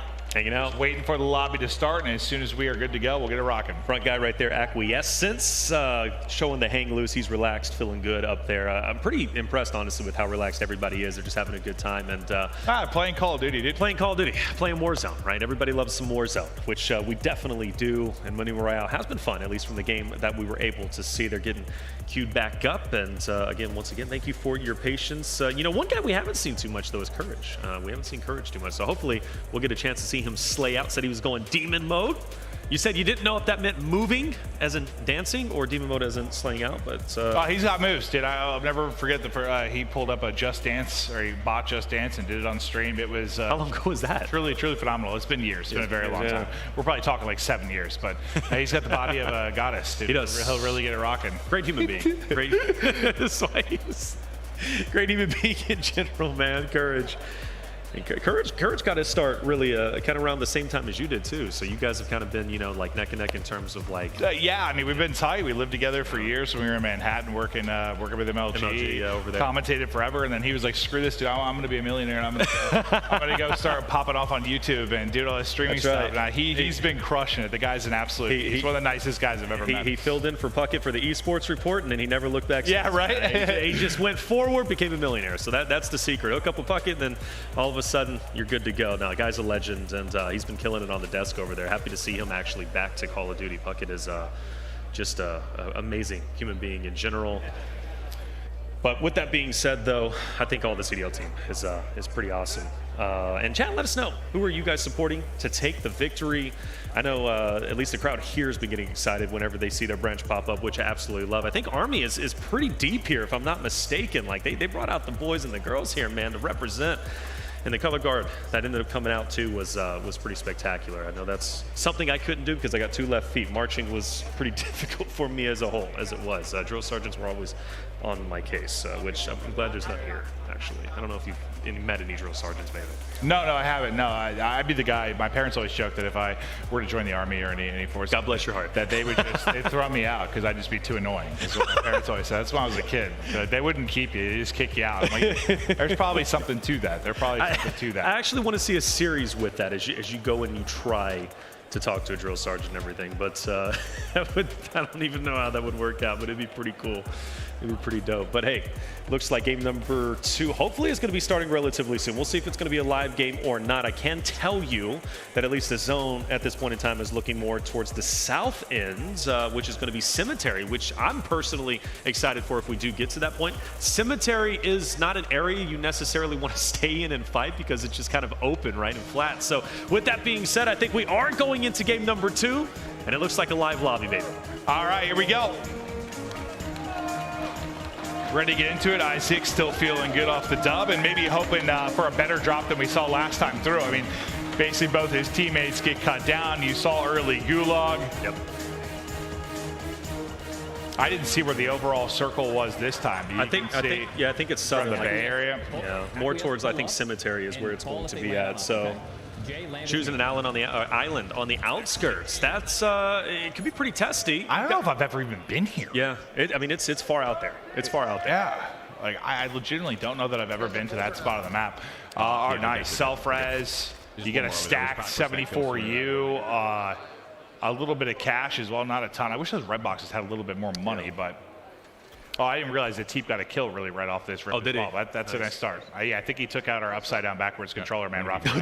Did he? Ninja Turtle? Oh, man.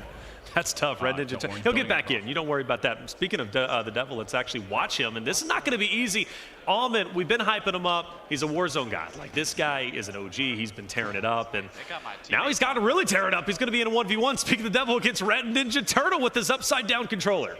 I mean, I'll be honest, Allman sometimes looks like the best player of the game. Some of his clips are truly insane. I was like, please grab that vest. So I think I was going to say it earlier, but if you don't know, if you grab the vest, you take that out of the Gulag with you. Right. So it's actually fantastic. It's just a nice way to get a vest.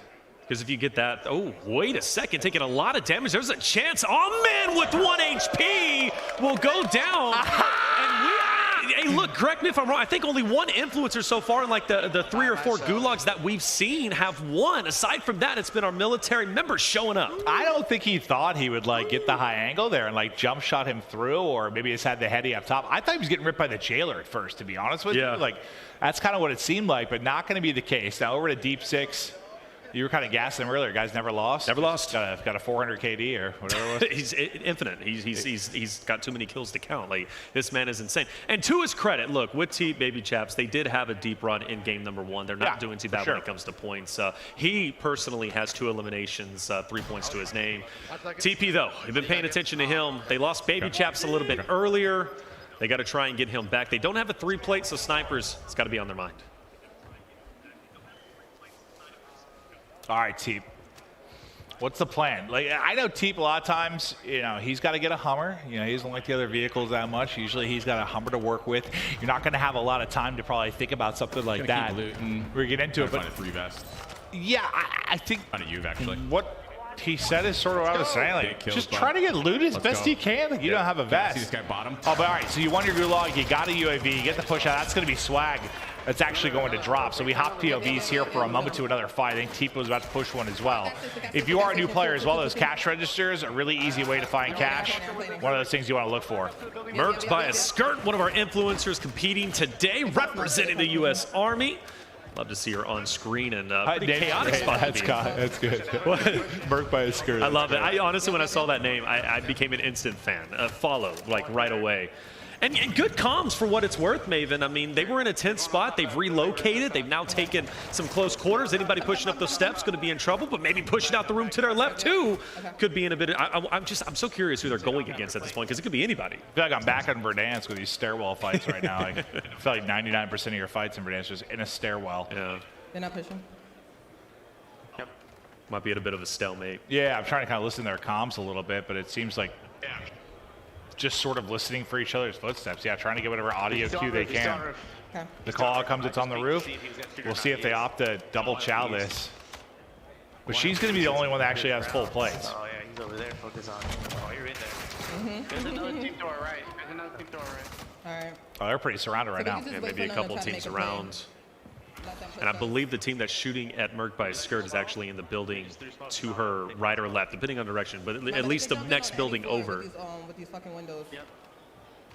We gotta stay together. Come out the ladder. Somebody come out the ladder. Yep. Getting a bit chaotic. Somebody looking to make a move. Those ladders, you got to watch out for them. All it takes is one guy just to swing that corner. You're not ready for a split second. You're done. I love just being able to hear the player comms sometimes, just kind of hear their thought process through it. Right now, it's been kind of light, right? They're just trying to listen and make a play behind that. They just feel like they're pinned here. But the more time that goes by, so is this? I think this is it. So it's Teep and them that are above. All right, so I wonder, because when we hop POVs, I thought that's the transition of it. I thought they were pushing out the one player that was close, but it's going to be Teep that's actually here. And this is like they're all over three of the buildings. I don't know if they realize there's three people stacked up inside, though. If we had 3 vests, but there is Baby Chaps is back. Before Deep Six and Teep, right, when they were fighting out, they were the only two up. So Baby Chaps is back in. So it's going to be a trio. I love their position, especially Teep, like up top here. Yeah, he could take a couple of damage, but like he's got such good oversight of everything rolling in. This one, look at his vest. Yeah, get on this. He's on the roof. Yeah, so. Airstrike him. Airstrike out. So they just tried to drill with an airstrike. Nice. Okay, so I don't think it popped up in the kill feed, but I think they got the kill. Sometimes it just doesn't show, but by their reaction, they were able to pick up the one off the roof. I guess the precision probably made him jump, able to get him through as he tried to shoot across. I like Baby Chap's position. I feel like he could be kind of the linchpin if TP or Deep Six get in a bit of trouble. Baby Chaps can maybe flank around, pincer her in. Matter of fact, they're on all 3 different buildings. I think we're on the move, though. Get in before your team starts rotating. You don't want to play that gatekeeper too much, especially when you know teams are going to be rotating with you. If you can get ahead of that early on, it's going to put you in a much better spot to not be killed off rotation. We should cross. Yeah, I just got a self-pistol. Loadout's coming. All right, so loadout's going to be coming into it soon. They got the swim across. Dude, the water's crazy because you can't. I saw them from our last. You just can't see anything when they're underwater. You see nothing. I heard all this stuff about his new tech with water in the game, and I'm like, well, I'm looking in there. It's just black. It's an abyss. I don't know what I'm looking at. Poke your head up. There's somebody just ready to gun you down to the other side. You can make some absolutely nutty plays. But now let's see where these loadouts come. We usually kind of spread across the mid part of the circle that we're going to be going towards. Yeah. One just up ahead, too. I think they've definitely got that in their line of sight. You want those perks, but more importantly, you want your guns. Save $5,000. I'm not even sure how it works in many routes. It's a little bit different because it got bumped up, I believe, to second circle now. Usually in the main game, like you'll have, 4 that drop? It looks like it's maybe just 1 loadout dropping for these guys. Ooh, and Huskers actually gets his loadout. That's going to be scary, right? Huskers with his loadout, Hangdog. Did he just drop a UAV? Oh, no, he equipped it. I was like, what? Hangdog, he was the one who took down Almond a little bit earlier in the gulag. He's got a solid shot. A lot of money. I mean, literally as much money as they could possibly use. At this, honestly, they already got their loadouts. I'm going for UAVs as much as I can. I'm just crying seeing them trying to deal with like the guns. Like one person stole an accident. It's like, I have my gun back, please. You have my SMG. Oh, thank you. Me and my friends always fighting over guns. Let me have that. No. Let me hold on to that. No. Okay. Then he dies, and then it's like, well, we knew what the right answer was. I think I've been here on DMZ, just battling bots one time. The one time I played, dude, I was here just in war. 70 AI were swarming me. You make it out? No. There's been a couple positions where I'm like, I don't know if I've ever fought here, and I've been playing a ton of this game. Yeah. ALB, Orion, Gibbo. Wonderful human beings. This is actually the group that I managed to get a picture with. They've got a little bit of a dune buggy rolling off into the distance. They've got the zone behind them. They're going to have to keep rotating through. This is where you could run into some issues. It can be fruitful to be inside of zone, but also not, depending if somebody's to your left. And I do believe they have a team to their left, so they've got to play this perfectly. Oh! Yeah. Listen, I'll let you know, Alb, I saw the pack I lost. I know you were going through there. I don't know if anyone else did, but I saw it, so I know you're very frustrated right now. But, all right, he's going to be out of the mix. I'm going to take some gas masks. Over to Isaac we will go. With some UAVs to go. They have a plate box. Oh, look at they got racks, too. I mean, you've got cash galore. Yo, they are rich. Now, I don't know if there's going to be... Okay, so that UAV that was pinging, look at the buy. There's like 17 people. Okay, I'm exaggerating. It's like 5. There's like 5 people over by the buy. Top of the rooftop, they got multiple players here. Working a buy in these scenarios is going to be tough, but look at how kitted he is. There were like 2 UAVs, multiple precisions. They got streaks for days. Right. Might be able to use those to take advantage of this roof. Absolutely. Things are going to start getting tense. A bit different from game number 1 we saw in the open, right? Pretty much only a bridge to use. We do have a little bit more buildings, plus we're going to have that high ground that you're going to have to navigate. So things are going to get a bit dicey. Someone is going to be flying in. I think a couple going to be flying in. And first time we've really seen a sniper out. Acquiescence, we saw what he could do earlier with the RPK. Let's see what he can do with the snipe. Yeah, I mean, some of the floor loot ones are great. Like, you can just hit shots. They have like 1 attachment or no attachments. They're still really solid. Why I'm grateful for the whole 3-plate thing. Yeah. It doesn't take much, and it can hit. But you're down to what? 26 people in this lobby. Circle starting to get smaller and smaller. Hey. Symphony and Scrub still up. Looks like they're missing 1 player, so the 2 of them trying to pull off the clutch, and they're just outside of circle. Yeah, Symphony with Space Force. They came in as the favorites, clearly, obviously winning the last one, and they're looking to do a 2-peat if they can. I think last time was on multiplayer, this time on Warzone. Things have been testy on the outside. Symphony is going to be all right on the end. There's 2 clusters just drilling both the buildings around them. And clusters are like, you don't really die to them all that often, but they last forever. Oh, there's drill charge nades coming in as well. Some decent tags. You know, you have your RPK, you might be all right. He doesn't, though. His plates get ripped off. The fact he's on 0 makes me think they've been in the blender. I'm curious where those shots came from because he was so focused on Cemetery. There might be a team behind. Another person, they cannot get out. It's like either sprint full away, but now you got to fight. You can't go outside. You're trapped to a room. This looks like my hell. This is awful. Like just a sheer amount of streaks. The fact they're still alive. How long can they stay up? The push starts to come in. A little bit of a bait and switch. Okay. Able to take down 1. There's the full. Another player here, though. 1 more down low. Good. I mean, that was 2 different players, right? 100%? That was 2, 100%. Okay, Cool, calm, and collected. There he is. Symphony spots. Gotcha. Up close and personal. You're down and out, baby. We'll see you later. Symphony, a sliver of health, but he stays alive. And credit to Scrub as well. That was such a tough spot to be in, but job's not done. They still have to move. Oh, yeah, no, that was like the easy part, technically. You still got to rotate now with so many players left up. But no, jokes aside, that was a nightmare. But they are still getting held. Yeah, it still is a nightmare for all intents and purposes. They're already taking shots, and they're going to go ahead and split it. Seems, unfortunately, Scrub is down. Symphony. That's all you can do, brother. You just got to run. He has the res gun. He has the res gun. No way he uses it. Yeah, I mean, why? Res gun. Why? This is actually the one time I'm like, res gun would be great. Right? Mason? Yeah. Res gun? Res gun? Does he know he has it? Res gun? I don't think he knows he has it. Res gun? The res gun. That could have played so differently. I forgot. Oh God! You got it. You said at the beginning. You got to teach that man. Well, you got to teach that. That is one of those things that, like, to be fair, I've never really used it to res someone because you don't usually have great spots for it. So but that was like the perfect spot to try. Perfect spot. Oh, that's heartbreaking. That's, well, hey, it is what it is. Ah, he's adorable, though, isn't he? Oh, he is. Oh. He's great. He's great. Well, there's only 11 people remaining here. Husk, they still have all 3 up. He's on 3 kills. They're in a good position. I think we got not bad at all. Honestly, the next one would be. They're on the building in the water west. So they got a good understanding where everybody's at, as they should. So here we go. I don't know if I trust this building. Here we go. Here we go again. Honestly, I'm stacking in the bathroom. Oh, I get so nervous. At least this game, some of the buildings are made out of actual concrete. Yeah. Like, if you're talking Verdansk, it was mostly plastic, like Legos. Someone put together like a Jenga building, because if a precision came in, you just knew you were dead. Nice shots from Huskers up ahead. I don't think he's going to be able to get the finish. I take it back. That's at least going to be a down. Sim to finish, and I think he's going for the push, maybe. That's a big one, too, because that's Isaac. So this is a team that just won that map 1. So this is a massive push to get Space Force right back into it. Big damage in behind the nades. That's going to be J-Dub down as well. Isaac gone. That's a wipe. 5 kills now for Husk. Wonderful job. Deep into the game. An opportunity to take a victory is here.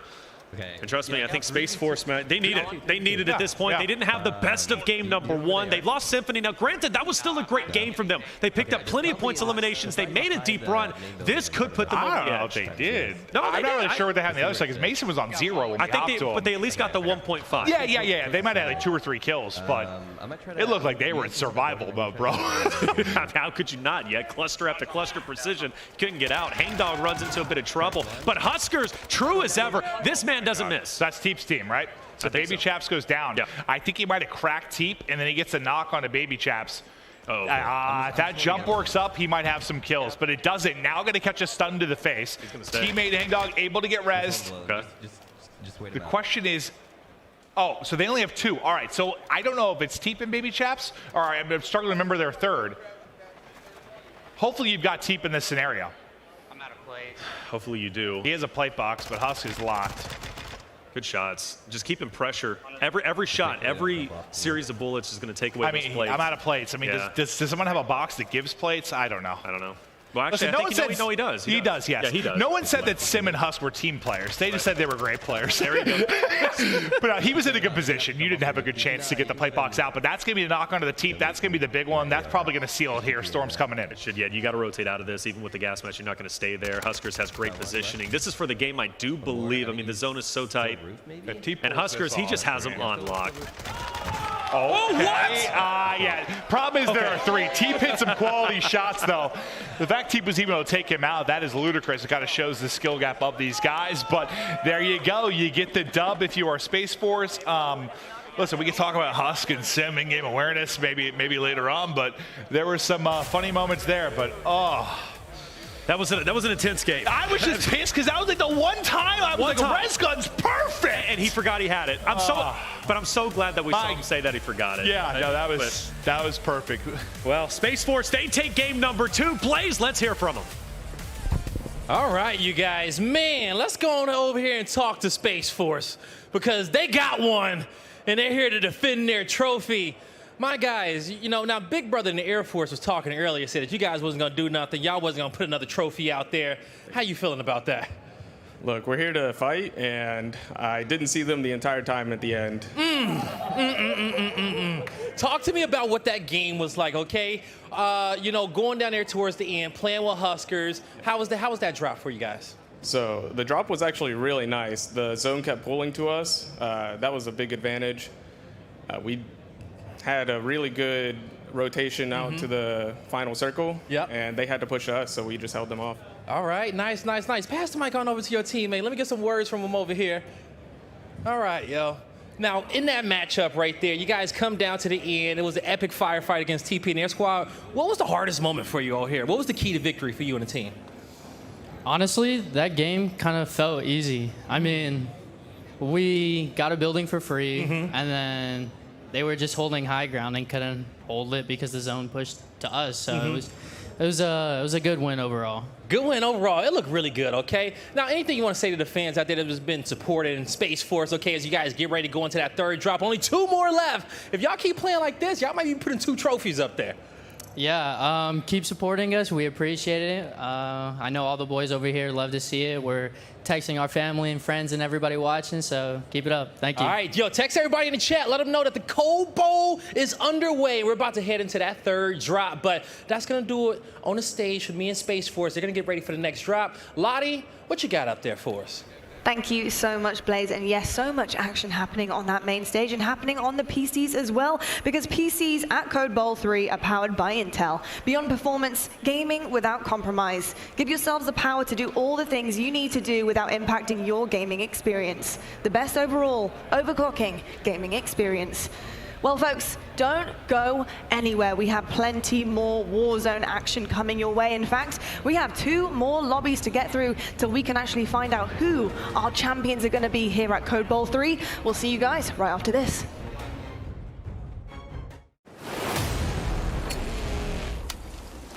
We're on target.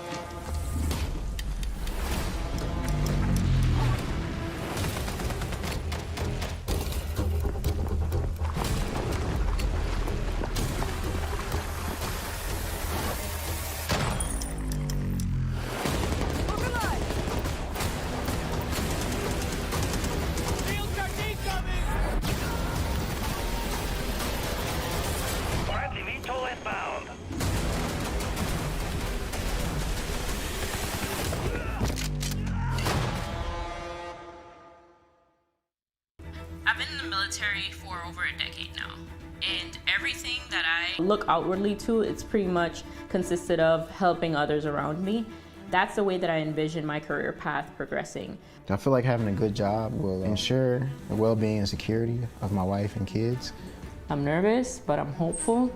At this point in my life, I needed to make that transition, and I needed to be able to say, I did my part, I did it honorably, and now where do I go from there? A promise is a trust not to be broken. Whether spoken with an oath, Do solemnly swear. It's your first day. You know I got your back, right? or sealed with a pinky. In 1922, a group of soldiers launched USAA with a promise to take care of their own. And after 100 years, we're still taking care of the military community. That's our mission. Always. Welcome to Call of Duty Mobile, the battle of the best.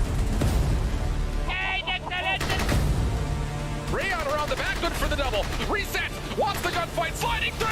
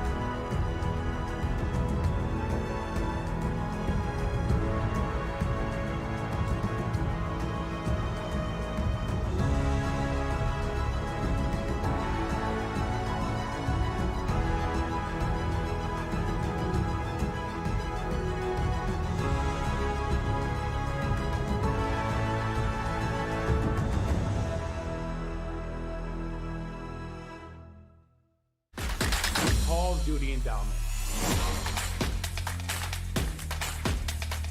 We're talking about changing the lives of veterans and their families forever. I truly believe they have literally the best platform to do it. Everything the endowment is doing is absolutely inspiring.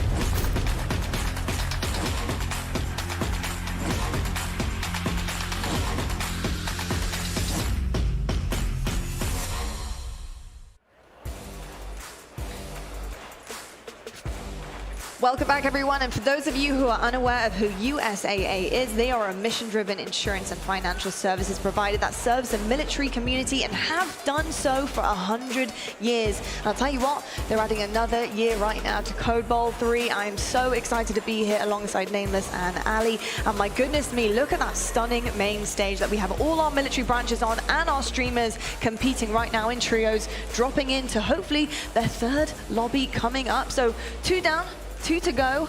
I'm very excited right now, Nameless, because we've just had, of course, you know, Space Force come up here. They've been absolutely incredible, and there's plenty more military branches who are looking to have their chance as well. But you guys at home also do have a chance to get your hands on something as well, because we are in our USAA halftime show where we've got very special surprises, including, of course, our incredible QR code. So thank you so much for tuning in to Code Bowl 3 presented by USAA. And as a thank you for joining us on this broadcast, please scan each unique QR code on screen and redeem in your Activision account, which will grant players 30 minutes of double XP in Call of Duty in partnership with USAA.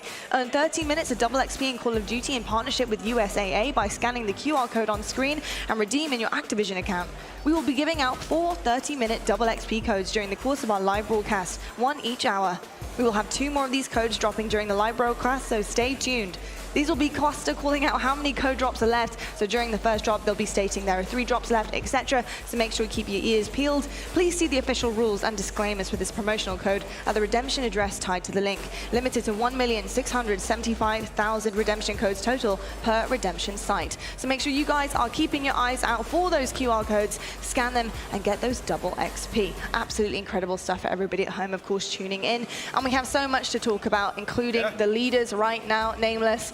And I would put a little bet on that Space Force are looking pretty good. Yeah, it's really close. And as you can see, we have our leaderboard here. Air Force Gaming, they're at 47 points, but Space Force, with that big victory in that last game, they made up a lot of ground. They're sitting at 43.5 points. That's barely anything. It's like a kill with the multiplier. So it's getting pretty neck and neck. And we got Navy right there as well. Yeah, I was going to say a little bit of an underdog looking to slip their way maybe into that top 2. It happens to be the Navy Esports sitting at 38.5 points. And the good thing about having 4 drops, and we're in the middle right now, so you can get a little bit of a break. You can get a little bit of a recoup with your teams because you still got 2 more drops to get through. Yeah, indeed, and 2 streamers who have been performing so well. These individuals up here are absolutely insane. But Iceman Isaac, for me, has been the cherry on top so far. We've had a lot of his POV on our screens, and rightfully so. But for me, I think something I've noticed is the leadership is definitely there for him. Absolutely. You know, we saw it in our first drop. He's a player that we highlighted a little bit before that first drop, and they've just been playing great. They made it to the very end game there. Unfortunately, they fell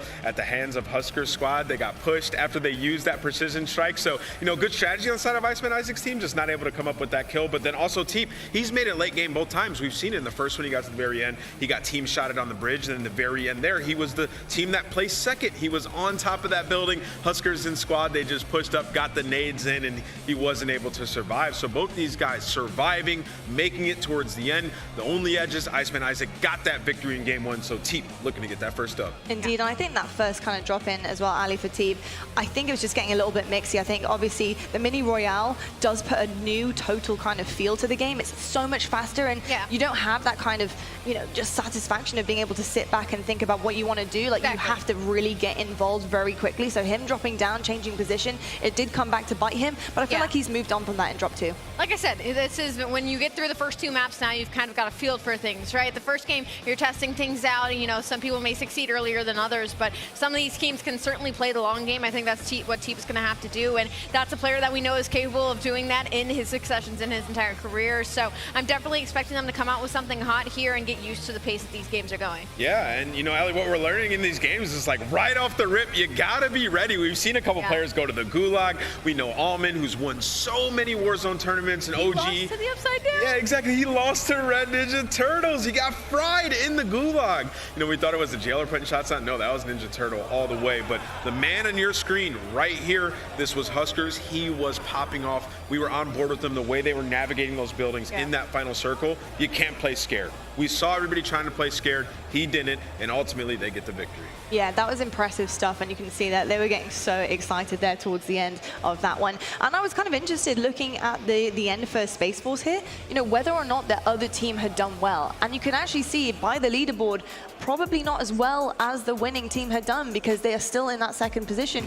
And that's going to be, you know, really difficult going forward. We have 2 lobbies left. We need both teams to be up there, getting some of those kills, getting that multiplier as well, and obviously inevitably winning that one for their squad too. But yeah, really exciting stuff across the board there. Is there any streamers and any teams that you're kind of expecting to do a little bit better who haven't been so far? I was going to say Coast Guard Gaming. Like in the first game, they dropped a hot donut. That's Courage's squad. I'm looking at you, Jack. You tweeted me. You said you're going to be a demon today. I need to see it up there, because so far we haven't seen anything out of it. You got 2 and dropped 2, so maybe he'll get 3 and drop 3. You never know. Hey, listen, I told you, Jack, I was waiting for it to be impressed. I'm still waiting here in halftime. But Joe is going to be the duo alongside of this. This looks like a scary squad, honestly. But they're sitting at 24 points right now. They got a lot of ground to cover if they want to break into that top 3 right now. Again, 2 more drops. It's definitely possible to have a really good game. But I think the biggest difference when it comes to these drops is the fact that first place is the only one with a serious 2x multiplier. And everywhere underneath, from 2nd through 10th, is only that 1.5. So these kills really do mean a lot if you're sitting outside of that first place. And what's important is, like, when we look at the Space Force Gaming Alley, like both your teams making it towards the end game. So we saw like Husker's team was kind of floating around finding majority of the kills for Space Force, but then we saw on the other side Symphony Squad, they were like killless towards the second to last circle. They were just hiding in a building. But what happens, a couple players push them, they find 2 or 3 kills, and if your team manages to get that win, that then becomes 6 points, right? So it's very important for both your teams to make it there, and if one of your teams wins, your multiplier will apply to both of you guys. So Indeed. I'll tell you what, though, we've seen some incredible action so far, and of course we're here for such an incredible reason as well. But it's actually time to check in with Dan right now to actually catch up on what this event means, and of course the future involvement of the endowment. So check this out.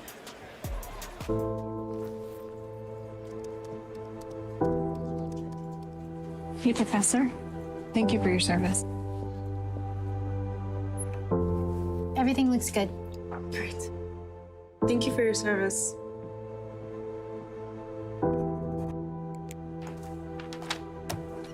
Congratulations, you're all set. Thank you for your service.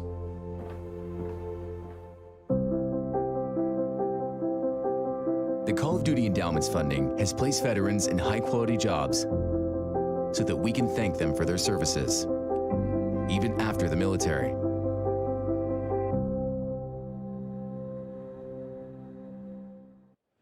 Damn, my guy! I feel like they told me I was going to interview you. I was like, I've done this about 200 times over the last 5 to 10 years, it feels like. But listen, we're all here in support of the Call of Duty Endowment. Dan, tell us a little bit about the endowment. So, great to be here again with you, Maven, and welcome, Reflections. Thank you. The Call of Duty Endowment is one of the world's largest funder of veteran employment. Our goal is to place as many U.S. and UK veterans into high-quality jobs as possible. And how's that going for you? Give me an update. So we're really proud to say, as some of you may know, this year we surpassed our original goal of 100,000 placements, and we're now hell up to yeah. That's awesome. 110,000 placements. Awesome. That's incredible. Now listen, I know you're pumped. It's such a great cause. I'm sure you want to thank some people along the way. Yeah. So a number of folks I have to thank. For sure, the Call of Duty community, and we'll hopefully talk about that a little more later. But also our incredible partners. First of all, Activision Blizzard, the employees, the whole business, the brand, everyone getting behind us is amazing. And then our incredible partners, USAA, Pilot, Scuff, Intel, they've just been absolutely amazing. You know, Dan, when it comes to the endowment program, it means a lot to me, right? Because I'm a veteran, and anything you guys do, and I've been wanting to be a part of something like this for the longest time, so it means the world to be here and for you to trust me to be here. You focus a lot on veterans, and when it comes to veterans, though, why do you focus more on veteran employment? Yeah, so veteran employment, we think, is the single most important thing that benefits the most veterans. In fact, we know every veteran leaving service needs a job. And if we get that right, so many of the other challenges that veterans may face are diminished. So a good job means housing, it means food, and most importantly, it probably means purpose. And that ensures veterans can have a great life, their families can, and continue to give back to their communities. Well, it's amazing, but I think for those watching that maybe want to be involved, listen, the C.O.D.E Bowl is great, but it's once a year. It's one moment. Outside of that, how can people get involved to support C.O.D.E? Yeah, so I was talking about the Call of Duty community before. They're amazing. Our most recent Protector Pack, the Call of Duty Endowment Protector Pack in Modern Warfare 2, raised over $5 million. Love that. Hell yeah. Love that. That's incredible. Every cent of that goes to putting vets in jobs. And I'm proud to say in January, we may be having a new pack coming out. So keep an eye on that. All right. And I wouldn't be surprised if the Protector Pack maybe makes a reappearance next year in Warzone 2.0. All right. You want to sell? You put the bald guy in there? You never know. I don't know if I would trust him, but hey, so far he's done a great job anyways. Speaking of veterans and employment, if they wanted to get help, right, support from the endowment, where could they go? Okay, this is super important. We know that if veterans get 2 kinds of help, they're 3 times more likely to get a good job. And it's 2 very simple things. It's getting help from a professional creating their resume and getting help from a professional practicing interviews. They do those 2 things, they're 3 times more likely to get a great job. And veterans should never, ever pay for those services. That's on us. Hey, love that. Dan, as always, it's amazing. You see the link at the bottom of how you can get involved. To everybody, we continue on. This is just the halftime show. We've got more to come. Dan, you are the man. Let's kick it back to the desk. Back at you. Thanks. Thank you so much, Maven Reflections, and Dan, of course. Dan, you're the man. Absolutely incredible stuff that is happening, of course, with the endowment. And, we're here for such an incredible cause. And I'm very excited to see who's going to be lifting that trophy that they were all surrounded by there. And I'll tell you what, Space Force, they're looking to take it. US Army are looking to take it. We have all the British lads out there as well who've definitely got their eyes set on it, and 2 more lobbies to go. But I'll tell you what, we're getting our lobbies ready right now. And before we drop into the third, we actually have a couple of announcements coming your way. And I'll tell you what, they're actually going to be bringing back my favorite marsupial. And I'm excited about this, whether it's friends or foes. I'll let you guys decide. Take a look at this.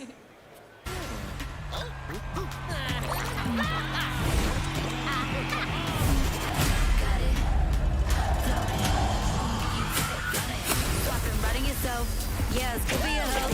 Don't need nobody else. Or maybe we sharing our wealth. Let them haters talk. We gon' walk the walk. I'm a real king. Come on and get it. You never had nothing quite like me. I'm a real king. You're in the presence of royalty. Come on and get it.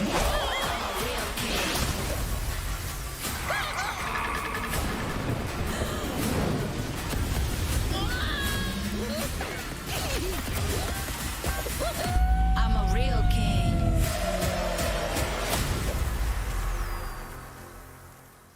I tell you what, that is my childhood right there, in more pixels than I could have ever imagined when I was 10 years old. I mean, it's so good to see Crash back on our screens with friends, with foes. There's so much to look forward to. I mean, you played Crash Bandicoot back in the day? I did. I played all the games on Love PlayStation. it. I was grinding Sly Cooper, I get sick. Ali, does that take you back a little bit? I'm the She's too 2000s young. baby on the desk, so okay. maybe. That's okay, don't worry. Do you Later know what on, Crash Bandicoot is? Just be honest. I've seen it, but I do she not knows. know the lore. Ali, I'll teach you everything that you need to know. When Crash comes out, we're Yes, playing. ma'am, It's thank going to be you. absolutely incredible. Well, I'll tell you what, though, we have more Warzone to talk about. Crash, we love you. We're going to put you to a side. But Lobby 3 is coming our way very soon. And this is a very good time to get some more pro tips, right, from some of our CDL pros. And in fact, I think we have Cami, who's teed up a couple. So hopefully our streamers are listening.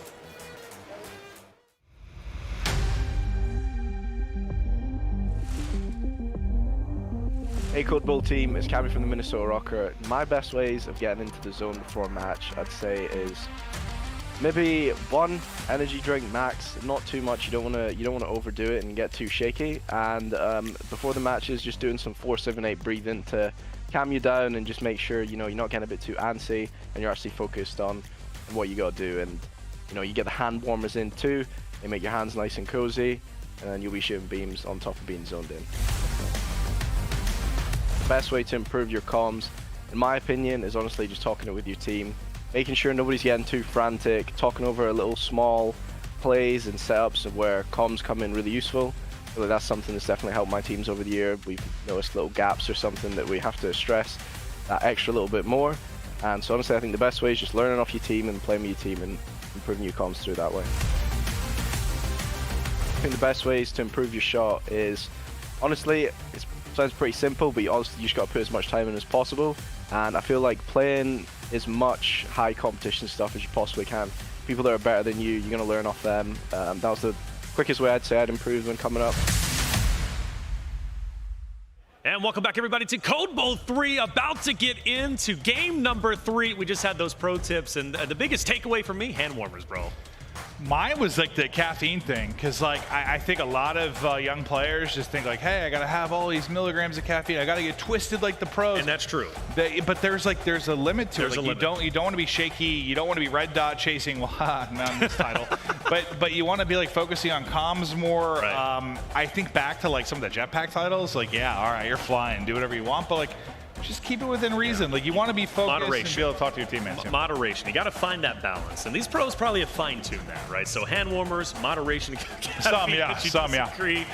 Hey, but we appreciate Cammy over there, Minnesota Rockers, giving those pro tips. We had Looney a little bit earlier. Game 3, we've now passed the halfway point, right? So we've got 2 games down. You mentioned after game 1, if you didn't have a nice game 1, it's time to step it up in game 2. You didn't have a nice game 2, it's really time to step it up in game 3 and game 4. And I think game 3 is going to be underway very shortly. But good on Space Force to get that victory. Huskers holding it down. Yeah, I mean, they were my pick, just sort of for fun. Okay, you've been going back and forth. I think mostly I said Space Force. I thought they had a chance to do it. It's impressive to see what Husker was able to do. All right, so wait, we are into it. Okay, we're ready to rock. Love that. I wasn't sure if they were going to warm up or not when I looked over. So Husker was already able to get 1 kill. They have dropped in. This will be drop number 3. Okay. Only 45 bullets to work with, not a ton, but this is just like the early stages of the fights, and he is getting beamed, but he's got 1 week in front, and he's been tickled even more. Yeah, well, he's going to have to run up on him if he wants them, but in the meantime, he's going to be just hanging out. So I think we are going to remake, and that's okay. We'll get that game 3 going, and that is what it is. But overall, those shots were okay.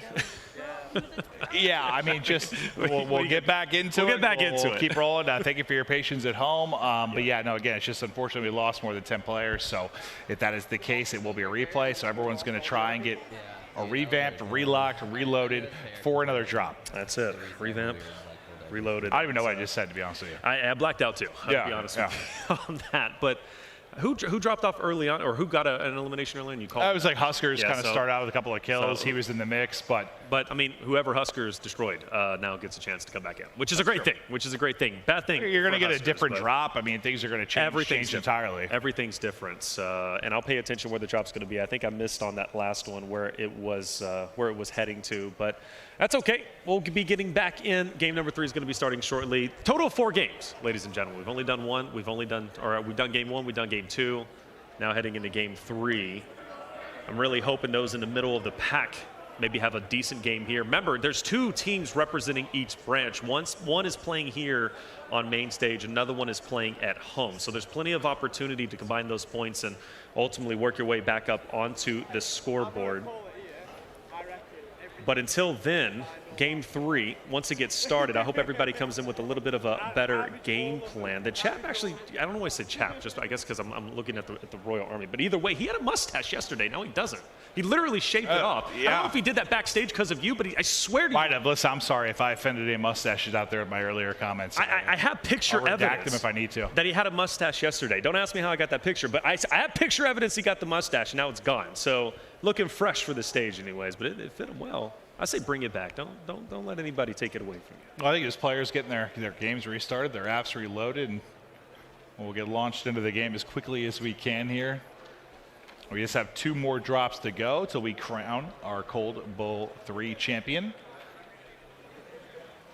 I guess we have a little bit of downside. The stage is lovely, though. Oh, I love the stage. It looks so good. Oh, I love the stage, especially when they light up with all the different branches, too, and everything. It's incredible. It really is. That was one of the things when I first came to the venue, look down.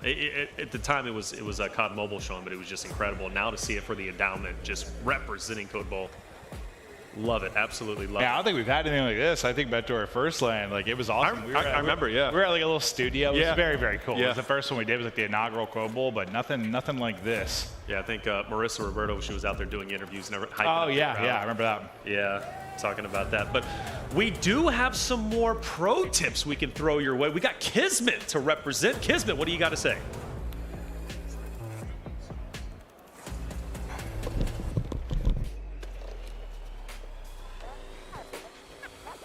Just like take in the atmosphere, like be in the moment, I guess, because I come from like a sports background and like the fans and anything like that, the lights. So just kind of like feed off of it, like get into the zone from the environment that you're in.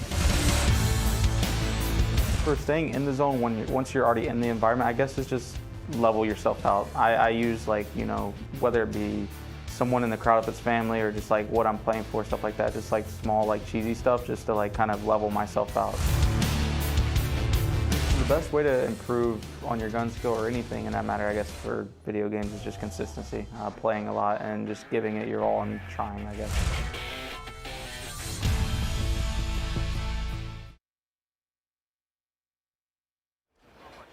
All right, I am back at it. Just a second. I think we do have a bit of an interview maybe in a little bit. I see Blaze moving around up there. Blaze been working out. That man is looking good. Looking big. That's my duo, if you didn't know. That's my, hey, what's that? Hey, yo, what's up, Blaze? duo? Yeah, we duos here. What's up, Okay, man? we go way back, all right? We got some years in us, but, you know, as I'm going through, I need to talk to some more of our branches, okay? So I want to talk to the Navy, okay, for the glory. Yo, go ahead. One of y'all take this mic, man, okay? How you feeling today, okay? How's the games going for you? What's the trip and the journey been like getting to this moment? It's been too easy. It's been too easy. We're fragging out, and then we just get caught in the end by some stuff. But we're playing bots out here, man. It is what it is. You say you playing bots out here. It is what it is, okay? So going into this next drop, okay? After having two so far, you guys got any strategies y'all gonna take into there? Anything y'all want to change after the previous two? We're gonna stick to what's been working. You know, we have the most points per individual team. So don't fix what's not broken, I guess. There we go. Now talk to me about y'all third teammate, okay? Because he ain't here. How is he's been helping the squad for you? TP's God. TP's Right? insane. Yo, I've been watching TP in the back, okay? That's who I watch when I want to learn Warzone. Is definitely TP all day. But he's been absolutely beaming, okay? Oh yeah. When he speaks, you listen. That part right there, okay? It's like law. Everything that comes out of his mouth, it's the right answer. It's like, yes, Teep, I'm out here. Let me go shoot my gun, okay? Absolutely. Yep. All right, then. Well, best of luck to y'all here. Thanks. Since we got some more people, I want to go over here and talk to my Army guys, okay? Since we got you on the stage now, Reflections, he been gassing y'all up, rightfully so, okay? As, you know, we know he loves the Army, but what y'all plan on doing here going into this next drop? We're going to go ahead and continue to communicate. Our saying in the Army is shoot, move, and communicate. And as long as we keep doing that, we're going to go ahead and get this dub. All right, y'all, I heard that right there. Let's get this third matchup underway. I'm going to toss it back to the desk. Reflections, Maven, let's get this one going. All right, appreciate you, Blaze. Got 2 for 1. Love that. Talked to the Navy. They said they were, just going against bots, literally shooting bots. Right? So I was like, okay, that's some heavy hitting. Just trying to keep your gun warm. Just try and stay a little bit hot, get back into the action. No, I think they called the competition bots. Like I thought I ran to the restroom. I think we were talking about like, what they were doing between games. We just went to default. They were talking like, hey, trash. yo, Yeah. So I was thinking, keep your hands warm. No, they're saying they were shooting literal bots, like everybody out there. Sheesh. So, okay. But I like that more. I love it because they're still feeling confident. Army's saying we're just going to continue to do what we've been doing. If it's not fixed or broken, you put duct tape on anything, fix it. But in this case, you don't need that. Where was I going with that, Maven? I don't know. But game 3 looks... I don't know if you want me to go there, but I'm going to say game 3 looks like it's about to get started. I think we're about 15 seconds to loading in, and it's going to be a good one. We heard the confidence from the Army. We heard the confidence from the Navy. We heard the pump up, of course, by their team whenever it comes to TP. Representing, baby. This map it's been great, man. I mean, I know we're just waiting to get to the drop and just talk about some of the great POIs and stuff as they load in. I mean, hopefully we're going to be good to go here, but there are some sensational and fun places to fight. I love that you're able to kind of avoid downtown if you don't really want to get there. We saw this kind of shipyard earlier in play. The water, it can be frustrating to maneuver through, but I mean, for us, I mean, this spot, like Hydroelectric, we love to fight. It's one of our favorite places. Observatory, I love also Observatory. in the mix. Love like, Observatory. That's become like an absolute hot spot. It looks like players are dropping in, so we might be ready to go here in a second. I saw the marshlands on there, and you can see that's pretty much central. You mentioned fighting in the water, right? Sometimes frustrating. It looks as if we might actually have a zone that ends in the water, or at least has a portion of it in it. That's going to make things super interesting. Curious if the Navy, I know that's cheesy, but do they decide to use the marshlands, use, the water? Oh, so you're saying because they're Navy, there's going to be more amphibious than the other teams? I'm trying to get there, yeah. Okay, all right, I hear you. It might be the case. I hope so. We'll see. And it looks like I think this lobby should be pretty good to go. 50 people in it, so that's going to be all right. Now, I love this map. I know you were talking about a little bit earlier. Observatory is the location I go to pretty much every day. That's our drop like every game. Yeah. It's just fun. It can be fast. It can be frantic. Plus, you're on the high ground. You can just fly. Yeah, I think that's the big thing. It's like peak, but not nearly as annoying as peak from like maybe Caldera. But yeah, the fact that you can jump anywhere else. Yeah. Got the buy station up there as well. So yeah, Observatory, that is definitely my area to go to. But I believe game number 3 is here. Let's get it going, ladies and gentlemen. Hangdog Huskers ready to go back-to-back if they can. Space Force doing a great job in game 2. We saw Huskers controlling final zone. He did so masterfully that he had a team locked up. The money, Maven, for just the two of them, look at that. Here's the... I don't even know what they did to get that much cash. Don't ask. Wait, that's an absurd amount this early on. Yeah, what in the world did I miss? Are they both going to have 20K? I mean, I would go buy 2 guns. Oh, I'm buying 2 guns, UAV. I'm buying everything. And why not? I'm looking at the map. So they do have a buy station literally right next to them, but 3 plate for 1 at least.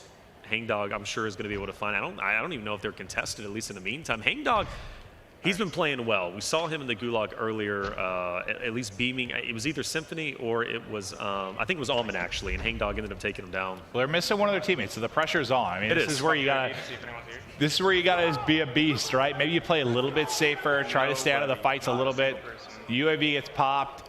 There is nothing home. So, I mean, good for them, because I think even more, you're just hoping to get deep into the game when you're down a guy. Yeah, buy station is here. Like you said, 2 weapons. Why not? You almost have 20K each. You can get loaded out. That much money. Yeah, you're buying. You got the RPK, maybe a sniper Veznaz for up close. Okay, fair enough.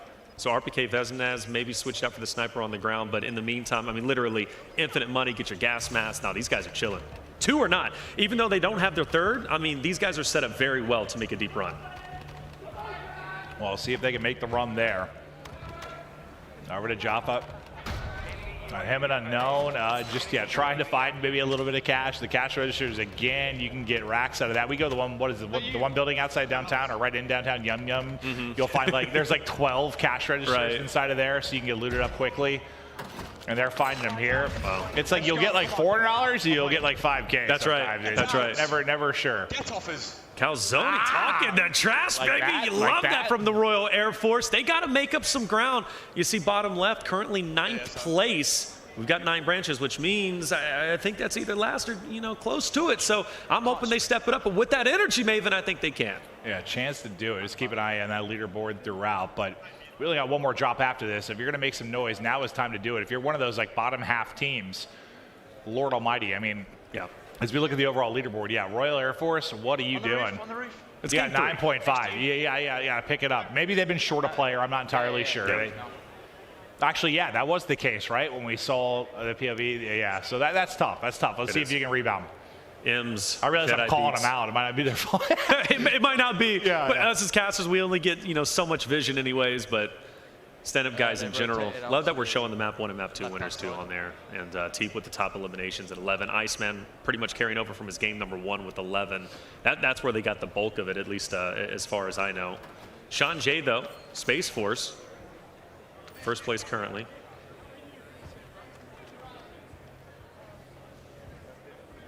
Wait, on Space Force? No, right? Wait, I thought it was Huskers and Sim were the 2 content Huskers and Sim, you're right, yeah. Oh, you said that. I was like, what did I miss? Do you have more than 1 content creator? Nope. Oh, I think we just saw got 2. I was going to say, if they're in first, wait, she's Space Force. I was like, wait, they're in a good spot. They got a lot of money. I really kind of confused myself too, because I'm like, wow, they moved up from 3rd to 1st real quick. After right. Game number 2. That's my bad. No, you're good. You had me thinking about it. So Teep, he seemed a little bit frustrated, but he's got a teammate to work with in the Gulag. And it's actually the same exact situation. He's got actually, yeah. He's got Baby Chaps, and he's got the Magnum. going against Jaffa and Merc by a skirt. Merc by a skirt in here. A good first shot, but answered back Teep. He's got a dip. Oh, that was made out, and he's going to drop. Maybe Chap's still alive, I do believe, but now 1v2. And he's in a tough spot. Honestly, at this point, I'm bringing out the fist. I'm just getting up in your face if I can. 1v2, doesn't even matter. Good shots nonetheless, but the fist will come down. Baby Chaps will fall. And Jaffa go, Merc by a skirt will get out. You aren't wrong, man. Melees are nutty. They're nutty, fast. I've had full plates. They got someone dead to rights. I crack them with shots. They just punch me in the face twice. Instantly, you're dead. And I'm like, oh, okay, that's logical. I'm sorry, my 6 bullets didn't do anything, but your 2 elbows did. All right. What's up, Joe Woo? Love it. Hey, he's on your screen. Oh, please die to fall damage. Please don't. No. As soon as we call him, it's not Tim. Chill out. Joe Woo, though, I mean, excellent human being. Excellent human being. Representing the Coast Guard. I actually don't think we've seen the Coast Guard too much, at least on our screen. But 5th place, not bad. I mean, middle ground, you want to talk about it. Like, this is the time to come back. I feel like they'd be dominating the marshes, dude. You're talking about Navy, like Coast Guard? Yeah. Navy and Coast Guard. Some waves there from time to time? That's right. I would love for the Coast Guard actually to pull through and win this thing. Well, you hear him saying, like, let's just get into zone. Like, you're pretty far. Honestly, you're probably as far from the circle as you can be based on their position right now. You can see top left. So what did we see in the other 2 games? When someone was this deep rotating, more often than not, you got caught between 1 team, caught between 2 teams. At least they were able to jump and use the shoots. But I guarantee there are people here at the Marshland building. 100%. 1, because that's logical. 2, because I see gunfire. That's usually also an indicator. Yeah, you're going to have those gatekeeper teams, right? Yeah. Playing the gatekeeper, and they're just going to try and keep you out. Loadout drops are going to be incoming. Curious if any of our teams were on screen are going to be able to spot them. But in the meantime, though, Sean J back on it again. Oh, I got some caffeine flowing. You heard those tips from the players. I'm starting to feel a lot better here. Oh, it's just got a cup of coffee. Listen, I asked very nicely. They brought me one. I heard Cammy talking about it. I was like, get some caffeine in my veins. Moderation, though. You were preaching that, right? Oh, no, I don't do anything in moderation. Good shots from Sean J, I believe, just a little bit earlier. Jedi Beats from Royal Navy now. Get to see their perspective just on the outskirts. Plenty of coverage with the buildings up ahead. And I do believe coverage is going to become a big issue. Kind of like game 1, right, where we only had that bridge. I think we're going to kind of see the same situation here as the zone. This circle's a river. Yeah, I know. That's what I'm saying. Yeah, this is going to be interesting to say the least. You can make some plays in and around the water, but this might be one of those where it is what it is. Like, if it pulls your way, you win the game. If it pulls away, you lose the game. Like, that sometimes just happens with circles in a BR. You need a little magic. I mean, I watch these guys I play with Merc and Teep and Sim. I have seen some of the most insane clutches of all time by these guys, but you know what usually happens? Oh, did the Claymore just literally sees the Claymore, jumps to the right, tries to go. No, the Claymore was there. Now you get beamed. Jacob is down. Acquiescence. Was that bad comms there from Isaac? Did you not tell him? It might have been. I think Isaac just bait a military member into But it worked. He's got one. He's got 1. He's got 2. What are these tactics that I'm watching? Because it was all to plan. Stealth ninja tactics. Like, all right, listen, team, I'm not going to tell you about the Claymore. You're going to go up and crawl up and die. That's going to be the first step of the plan. Then they're going to think, like, oh, we got a freebie. They're all going to chat. I'm going to be ready. He's just playing 4D chess, bro. Good stuff, Isaac. It works. I mean, hey, if it works, it works. That was pretty smart. I mean, look, they're they're Air Force for a reason, man. So, which is a pretty smart branch. Steps ahead. The Marines have done decently well, as far as I know anyways. Marines tearing it up. Of course, are you saying that because you're taking a shot and you see them in 8th place on that? No, 4th overall. Okay. 4th overall. No. I'm not taking any more shots after the first one in the beginning, the pre-shot. That was good. Okay? I like that. Yeah, I know what's coming from me after this broadcast. You don't pick with Marines and then they just let it go. I respect everyone equally. Yeah, of course. If there's anyone you want to attack, it's Reflections, okay? Oh, come on, man. Hey. I'm just your old friend, Buddy Maeve. Oh, wait, I thought he saw him, but I guess he didn't. It was Swag that ends up pushing up. He melees his teammate, I think, maybe in the back. Maybe it's a panic melee comes through, but it's Ims that's going to clutch up. We're going to get out of this. Tree gets back up. You lose 1 in the process. I am blown away Ims gets out of that situation because Swag gets in there unseen. Well, I think there was 2 of them. Player that went up. Right. I saw him on the corner of, I think, Tree's POV, and I thought it was a teammate the way he reacted. Like, he just didn't, he was like, oh. Hi. And I mean, M's had literally 1 HP as well. That could have went either way. Almost a coin flip. The fact that they make it out is truly impressive. How far? They got to go decently far.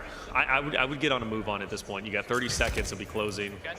But basically every piece of high ground is already taken up. Is Isaac like in the Matrix? Like what? I think he made a video about his room. Like, his room is dope. I just realized the background. No, his room is incredible. This guy's a different universe. Oh, I think he redid his room like 4 months. Time, you know, time goes by so quick at this point, but it seems like so slow. But it's, I think like 6 months ago, and he did a room tour of it. You got to go watch it. I have a camera and like empty. I know. You got your dog though. Yeah, that's true. That's all you really need. I think you're right. I think we just well, they made some deep runs, so they got another one in them. Cash-wise, a bit. This is the buy. Yeah, say try and scoop what you can here. And probably shots coming in.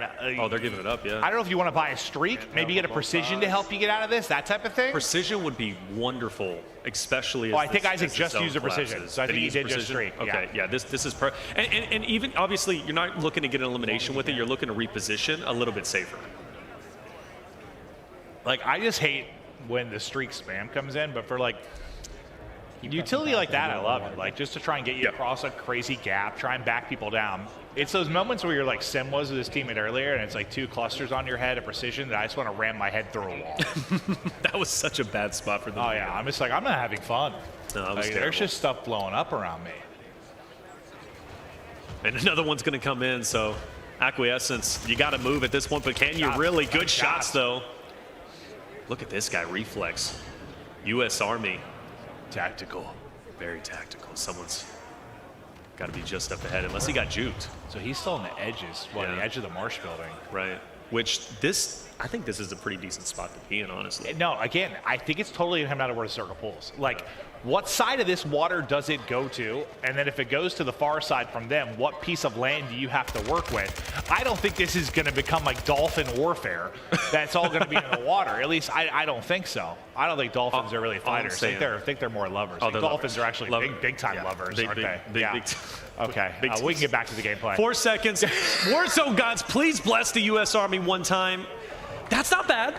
That's not bad, but it's not great. It's not the greatest, right? Yeah. I mean, you definitely want your building to be in it, but they've got to move. They're going to wrap on the far side. I think they pretty much, well, obviously they were shooting at a player in the water. I don't think they were able to pick up that elim, so should be relatively safe. Full trio, though, Maven. Full trio. Winners of game 1 looking to do the same in game 3. There it is. Hit the move. Yes. You can't just float down.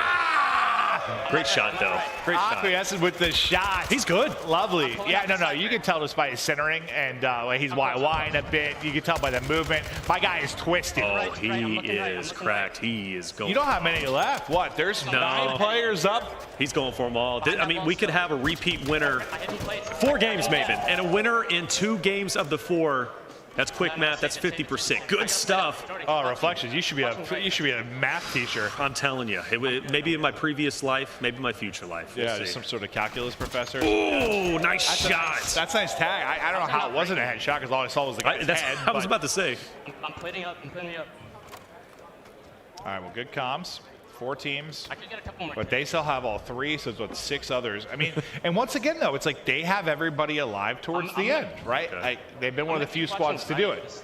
Granted, I know some people starting out in trickier spots, not their fault, but peekaboo. Yeah. I thought he got tagged for a second. I thought he did too. His right by.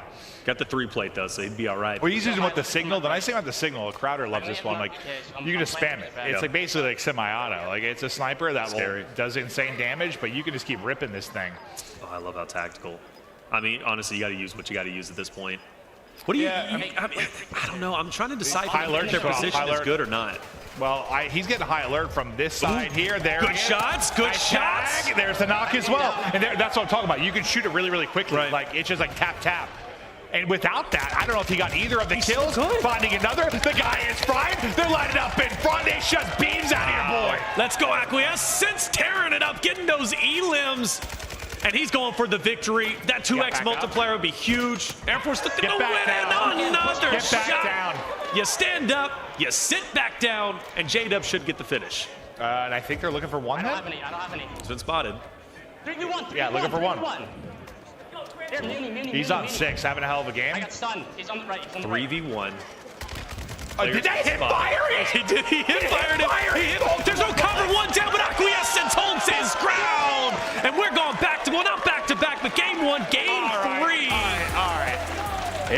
Listen, incredible win. You guys learned a lot at Google. You got to learn about dolphins. But like the RPK there, Teep's gonna watch that back and see 2 hip fire bullets hit, and he's gonna nah.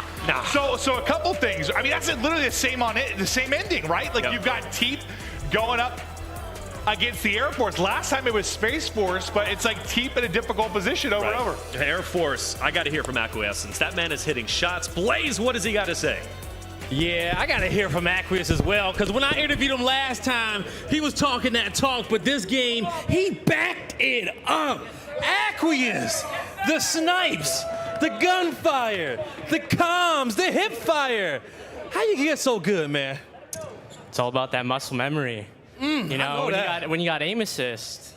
Woo! I mean, you know. Hey, it come through, but you on mouse and keyboard over here, are you? I know, it's the all natty input. Yeah, all natty in the I don't need any here help for from Aqueous. Aqueous, you know? I'm one of the few mouse and keyboard players up here. Yeah, you are. Representing. And, you know, looking at you in those shots there towards the end, you know, we keep seeing Teep in the Navy here towards these final circles, but, man, you made quick work of them. Air Force, they get another dub. They won the first set. They win the third set. You're going to win the fourth one, too, as well? Might as well make it a 3-peat. Might as well make it a 3-peat here. Okay, Aqueous, much love to you. And, you know, let's talk to the teammate here as well, because you was on the squad, man, okay? What is it like playing with Aqueous and Iceman over there? Oh, it's good. It's a good chemistry. We just keep winning. Yep, keep winning. winning. Take that trophy home. Take it home, okay? There you go. All right, J-Dub, much love now. All right, well, hey, that's going to do it for us here on the stage. When we come back, we're going to be dropping into our last and final game and see who's going to win the C.O.D.E Bowl 3.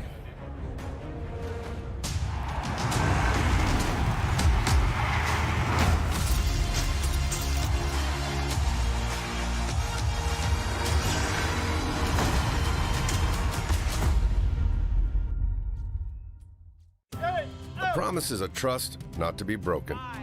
Whether spoken with an oath or sealed with a pinky, USAA started with a promise to take care of the military community. And 100 years later, that's still our mission. Always. All right, that's where we're in position. You're clear to engage.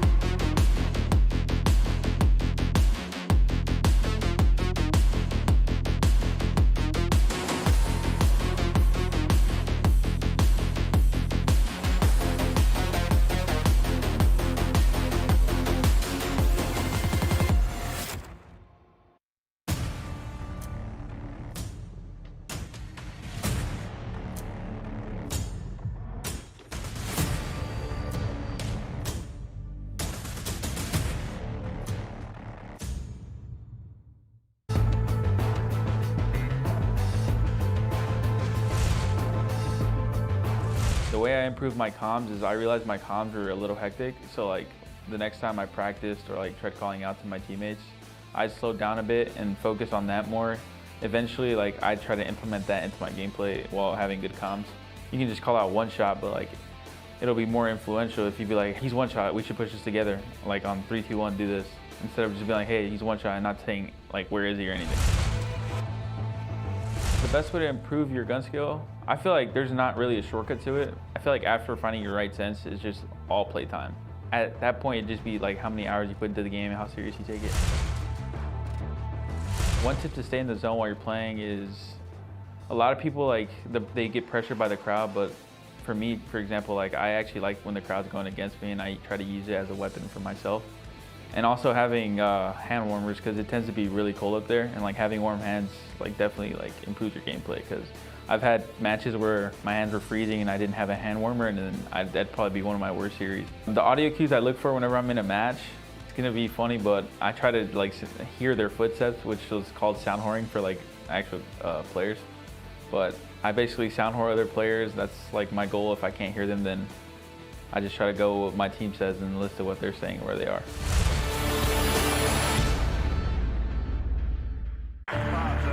System Bravo, go for launch. This is Station C2, ready for launch. Go for launch. To our fellow service members, Space Force Gaming wishes you good luck in this year's Call of Duty Endowment Bowl. Now, if you think the trophy's still within reach, think again. Roger, we have lift off. Bring up the feed. Roger. 2000 knock and closing.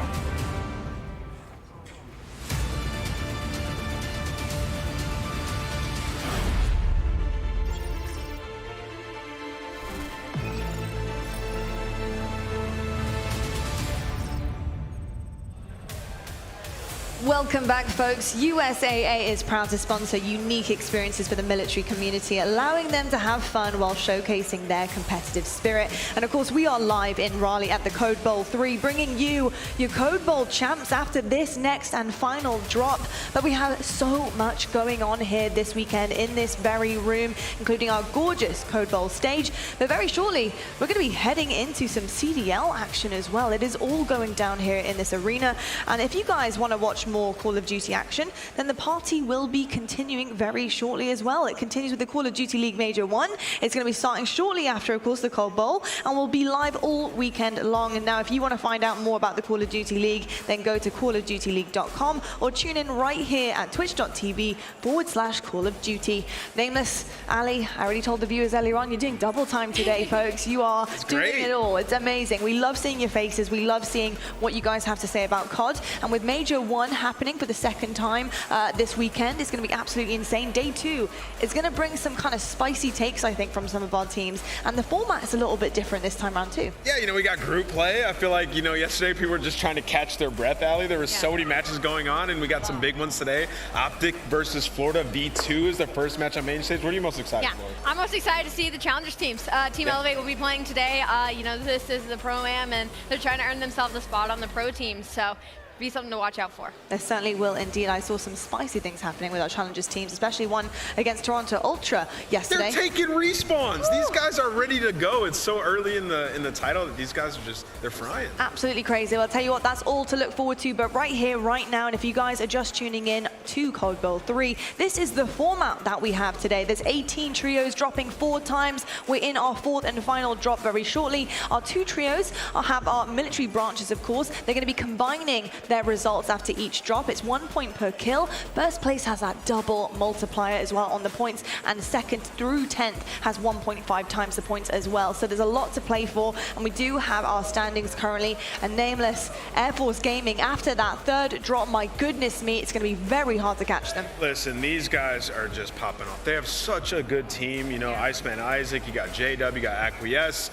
And Ali, you were screaming when Acquiesce was going crazy. Like, he was popping off. He had the RPK, he had the Signal 50. Man was going crazy. Guys was talking about, points, pro tips heading into this, and one of them, it was putting all that time in, right? Like how to get your gun skill up. That guy's putting in a lot of time out of the shots that I just saw. And he's on mouse and keyboard. I 100% would have said, oh, it's controller, maybe a little bit aim assist. Nope, just better than everybody else. Yeah, indeed, better than everybody else. Absolutely incredible. I'll tell you what, though, that man stood out on our screens in Acquiesce. Here he is. He has been listening to our pro tips today because, my goodness me, he was really showing up for his squad. I think it's absolutely amazing to see that the fact that obviously Iceman Isaac, a very well-known streamer and a very good Warzone player, is bringing out the best in his squad mates. And Nameless, talk to me a little bit about what you saw from this team, but especially this player Acquiesce. Well, I think, with this team, they just have great teamwork. Everybody is very comfortable in their in-game mechanics and their skills, and situationally, you see how they're playing things. Like, they're in that building, they got the sound cue of a player up top, and they bait and switched. And then also, when you can do things like that,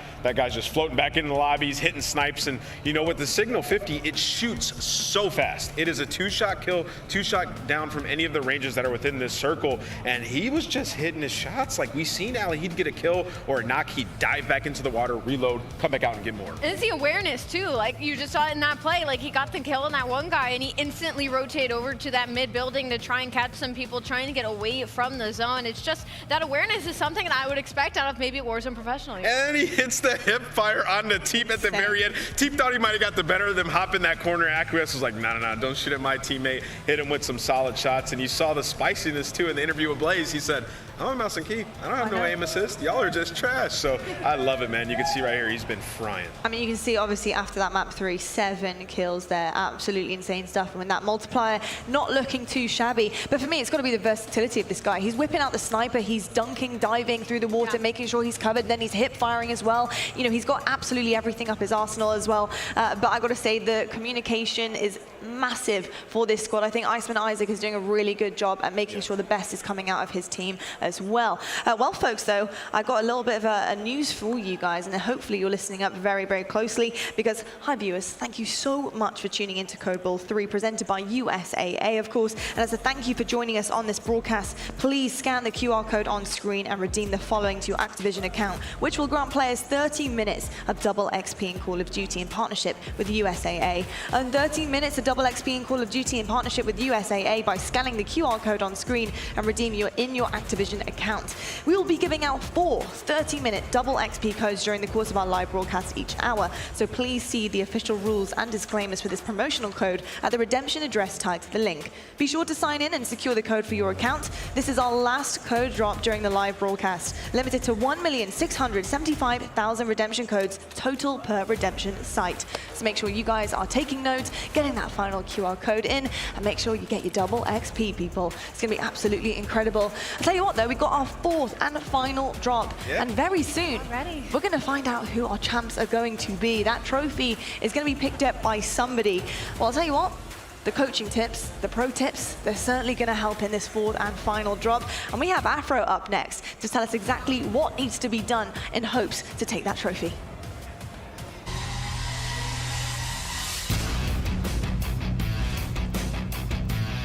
Hey C.O.D.E. teams, it's Afro the Minnesota Rocker, and my advice of like how to stay calm on stage and always stay in the zone.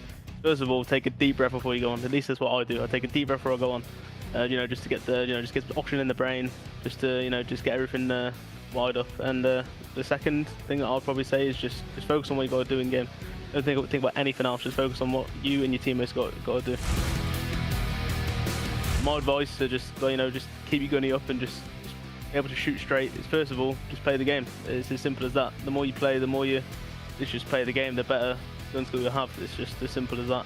Obviously, so it's not very easy to play the game if you've got other priorities to do, but that's literally the only way to get better. My advice on how to improve your comms is, first of all, don't be frantic.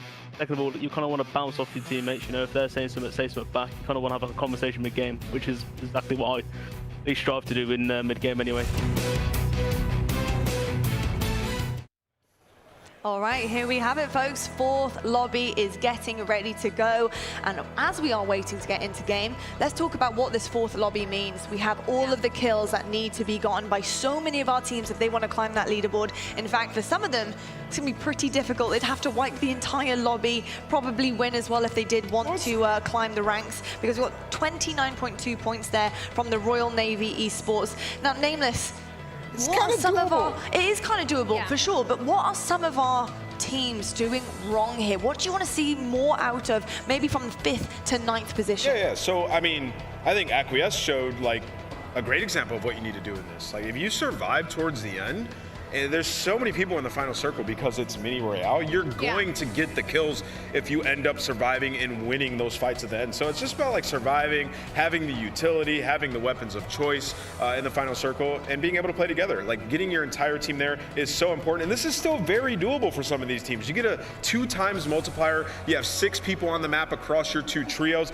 It's definitely doable for basically anybody, maybe aside from 8th and 9th, you'd have to have a monstrous game, but anything can happen, Allie. Air Force can lose right away. When we talk about Space Force Gaming, one with 17.5 points. On the other side, their second trio is 41.5 points. Helped them out Like, you could easily overtake this first place in this final drop here if you just get a little help from the other side of the stage, from your other squad, but it definitely still up in the air. Air Force Gaming, Space Force, they'll definitely be the top 2 teams to watch heading into this 4th drop, but again, Navy Esports is still sitting there at 3rd. They've been sitting there at 3rd, I believe, in every single one of our drops, so this could be an opportunity for them to break into the top 2. Also, U.S. Army.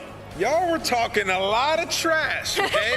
I'm gonna need y'all to at least place top 3, because every time we went to them, they're like, we've been winning all the cups, we've been frying online, and now we're in a game against us, so I need to see them back up the trash talk. So far, it's been all Space Force and Air Force. I'm looking at one of these other squads to make a run here in this 100%. I think looking at that leaderboard and what you said there, Nameless, as well, about the fact that it is possible, you know, this is still possible for a lot of our teams. And what makes me actually agree with you there is the fact that we are seeing that kind of one-sided display of points, like you said, Ali. You know, if one of those teams messes up in this last lobby and their other team can't quite get there like they haven't so far, that's a big problem, and we might see the leaderboard completely shift here. What do you think, Ali, that they need to do right now to be able to cement their placement? Our top 4, you know, it's pretty kind of flexible here, and this, you know, last lobby could mean everything in terms of the points board. If anything has happened in my time and, you know, casting over Warzone, it has been that in that last drop, the last 2 drops, the top teams have fallen out incredibly early. It almost feels like they're being hunted. Mini Royale might make that a little bit easier just because you don't have as much time to make that comfortability to make that choice.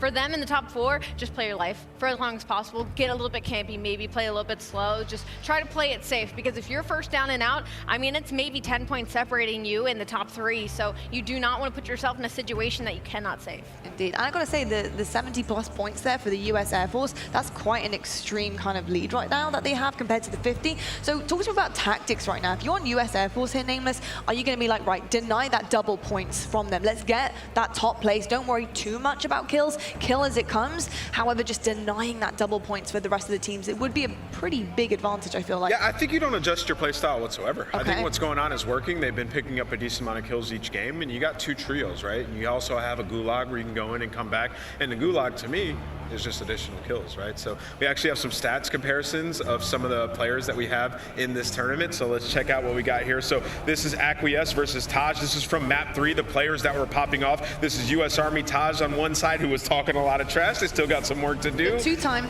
But he had a good one, you know, just hasn't gotten that 2 times multiplier. 11 kills is really no joke total so far. And then on the other side, we have Acquiesce. You can see these guys have been doing this for a while. 5 and 7 years of service. Thank you guys so much doing it in there, and then now giving us a show here in the C.O.D.E. Bowl 3. 100%. You can see right now Acquiesce as well, Ali. He's seasoned. 1,266 Warzone wins. Yeah, that's a lot. My goodness. That is a lot of time. Like I said, that gun skill that he was showing us earlier in that matchup, it was certainly, he just put in the time. He took what Skies said to heart. He knew what Skies was going to say and put in the work free before we headed into this tournament. And look at the average placement on the side of Acquiesce. Like, U.S. Army just got to get a W. They've contributed a lot of points, you know, but yo, 1,900 and 1,000 wins? How many wins do you guys think you have combined? Me? Oh, yeah. I can probably count on my digits, bro. Ali, have you got a Warzone dub? No, I maybe dropped in once. Oh, we are going to change this. This trio is going to get some dubs. We're going to hit up the Warzone mobile station. It'll be easier on the phones. Amazing stuff. Well, you both can be my streamer. I'll be the guy that just sits back. I'll be the priest of the No team, problem. making sure I'm picking up everything we need to pick up. Shields, yeah, armor, I got him. Don't worry about it. I'll just be hiding behind a riot shield, I think probably. you could gun Maven. You really think so? I think so, yeah. I could gun Maven? Yeah, 100%. Oh, 100%. I'd probably yeah, give myself for sure. that, maybe. Yeah, For sure. potentially. I don't know if he's listening. He might be listening. But yeah, potentially could. But it's been absolutely incredible so far. I just want to ask, you know, in terms of what we've seen on our screens, and I know it's been pretty quick because, you know, Mini Royale is a pretty fast-paced way to play Warzone. But any kind of highlights for you that you've kind of been like, geez, Louise, I cannot believe what I'm watching? I think one that I look back to is the Huskers play in the very end game. You could see he was playing with the team, but then at the end he was like, I just got to take over here. He just pushed up to the building, popped a couple kills. Acquiesce as well. That play was pretty sweet. We've seen some cool snipes and stuff throughout this tournament as well. So we saw SPX come out. It's been dope. It's been really good. Ali, what about you? I'm just happy to see the military really showing through. You know, I was a little bit worried of the fact that maybe they kind of just sit back a little bit and it'd be more about the influencers, but it really has been all about these players on these these teams has been about the military, so I'm glad they showed up and showed through. Yeah, 100%. I mean, Teep got down by military as well. I mean, they are no joke out here. They're here to play. But I have actually been told that we're going to be tossing on over to our casters right now to see exactly what they're going to be delivering us. But I've also been told that we have a quick tweet to have a little peek at as well. So let's take a little look at that one as well. Air Force Gaming have been tweeting on the socials, calling it now. Code Ball standings first. Okay, we got the Air Force, obviously. Then second, Maven. Third, Maven's hairstyle. And there's no hair. I don't think that counts as a hairstyle. It's more of a scalp style. Fourth one, of the other branches, probably no one remembers fourth last anyway. Code Ball, love that, absolutely love that. I tell you what, Maven Reflections game is ready. We're going to hand it on over to you, hot, quick. Let's drop into the fourth lobby. Yeah, you know, I guess I have a pretty good understanding why Air Force is in the lead. I just walk off.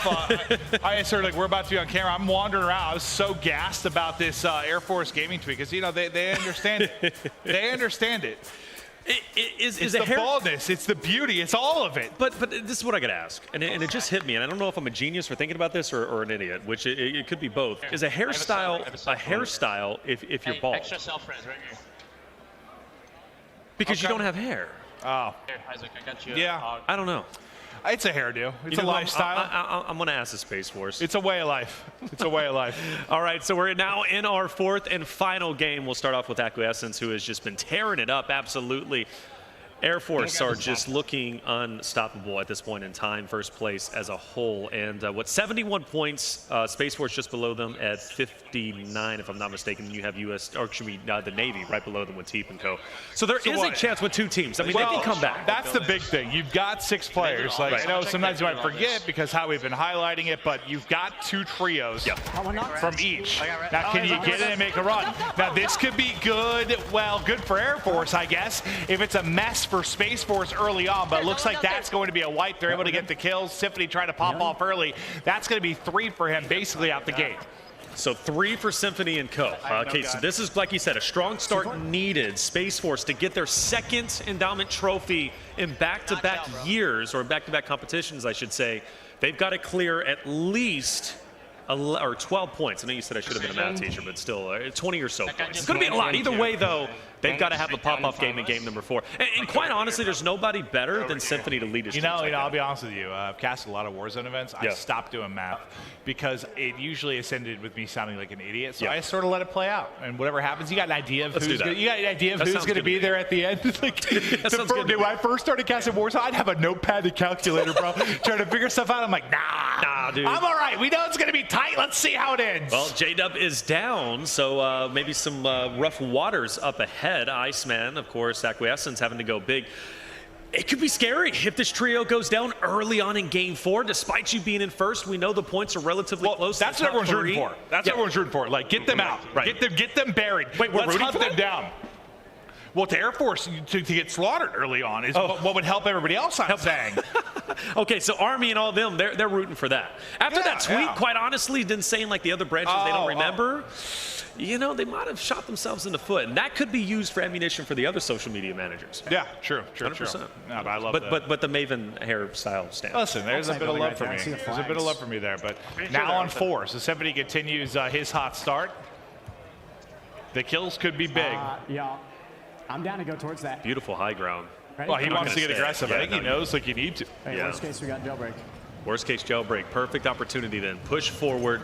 You know you're going to be solid. You lost your teammate, but that's all right. You still got Scrub next to you. And Scrub's been playing very, very well in conjunction with Symphony. It was Scrub and Symphony who was inside that house with all the mortar strikes and precisions going down, and they managed to make it out. They didn't make it very far, but they made it out. So I believe it.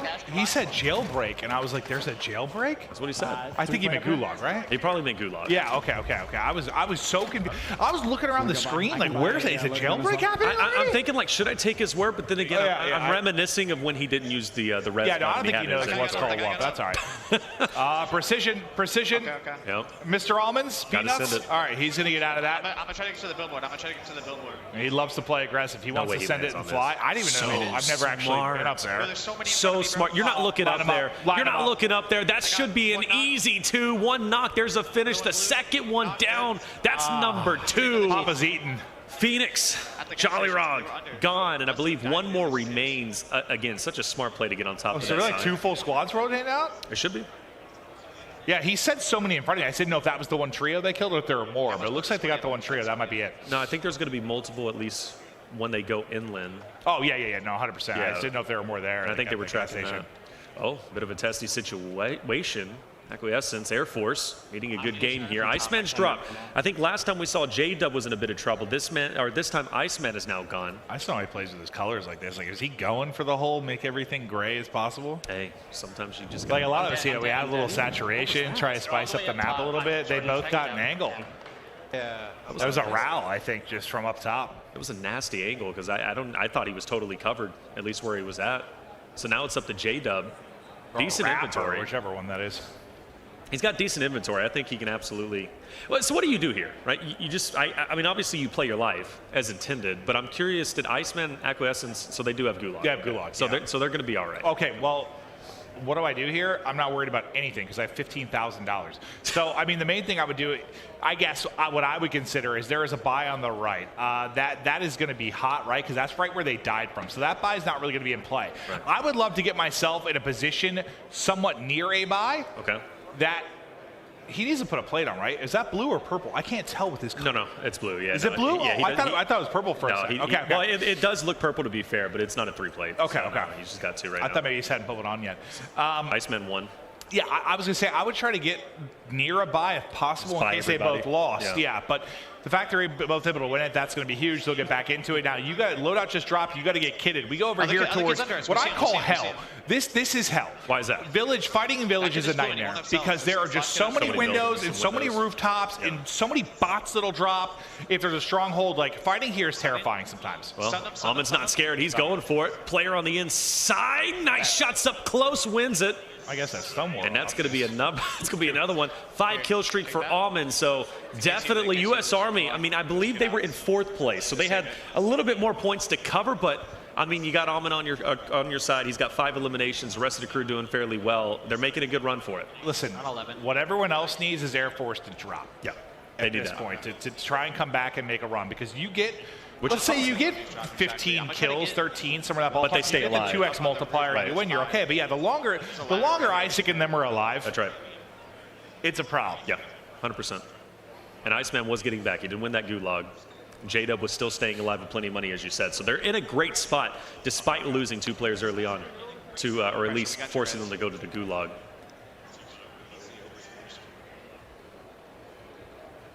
So now, I mean, it's going to be interesting just with this final circle. At least how it's looking like it's going to start to shape up. But nice tag in from Husk.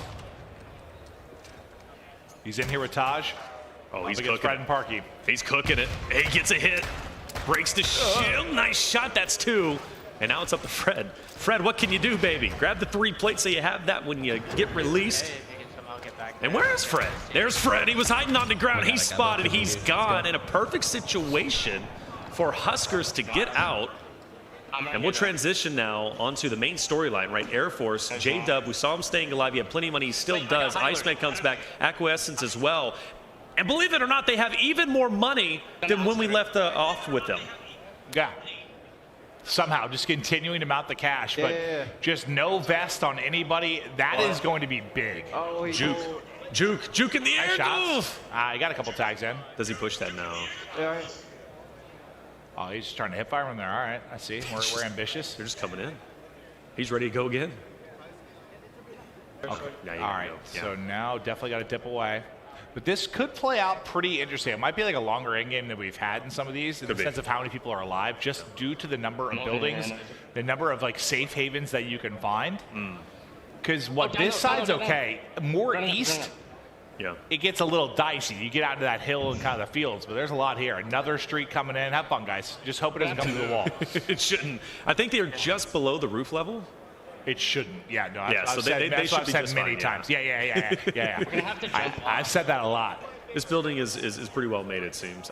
He's really worried about a player coming from up top. Obviously, there is a team down low. I think their only exit is either to push through that team that's down low or hop off the roof. They're going to have to move. Sometimes it just feels like the building, it's like the architect was like into origami or something. It's like the whole building just built out of paper. Like it's the ugliest origami I've ever seen.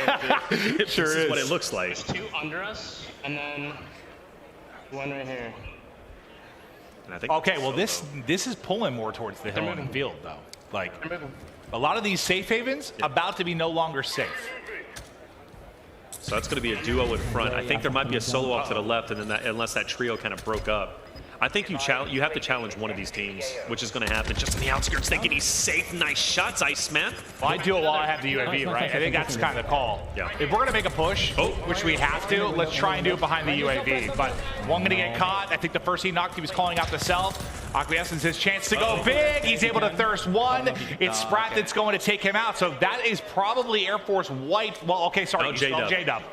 J-Dub staying alive. And notice he hasn't spent any money. He has not had any chance to get to that buy station that we pointed out a little bit earlier, which in oversight, why is that? Maybe too much pressure. I know we switched off his perspective. There's no buy and play, I don't think at this point. Well, whenever we had him before, remember? Yeah. And then Iceman was floating down, so I thought for sure they were going to use that money and obviously, at least buy some guns. But an opportunity for Teep to laser, and laser he will. I believe that's at least a knock.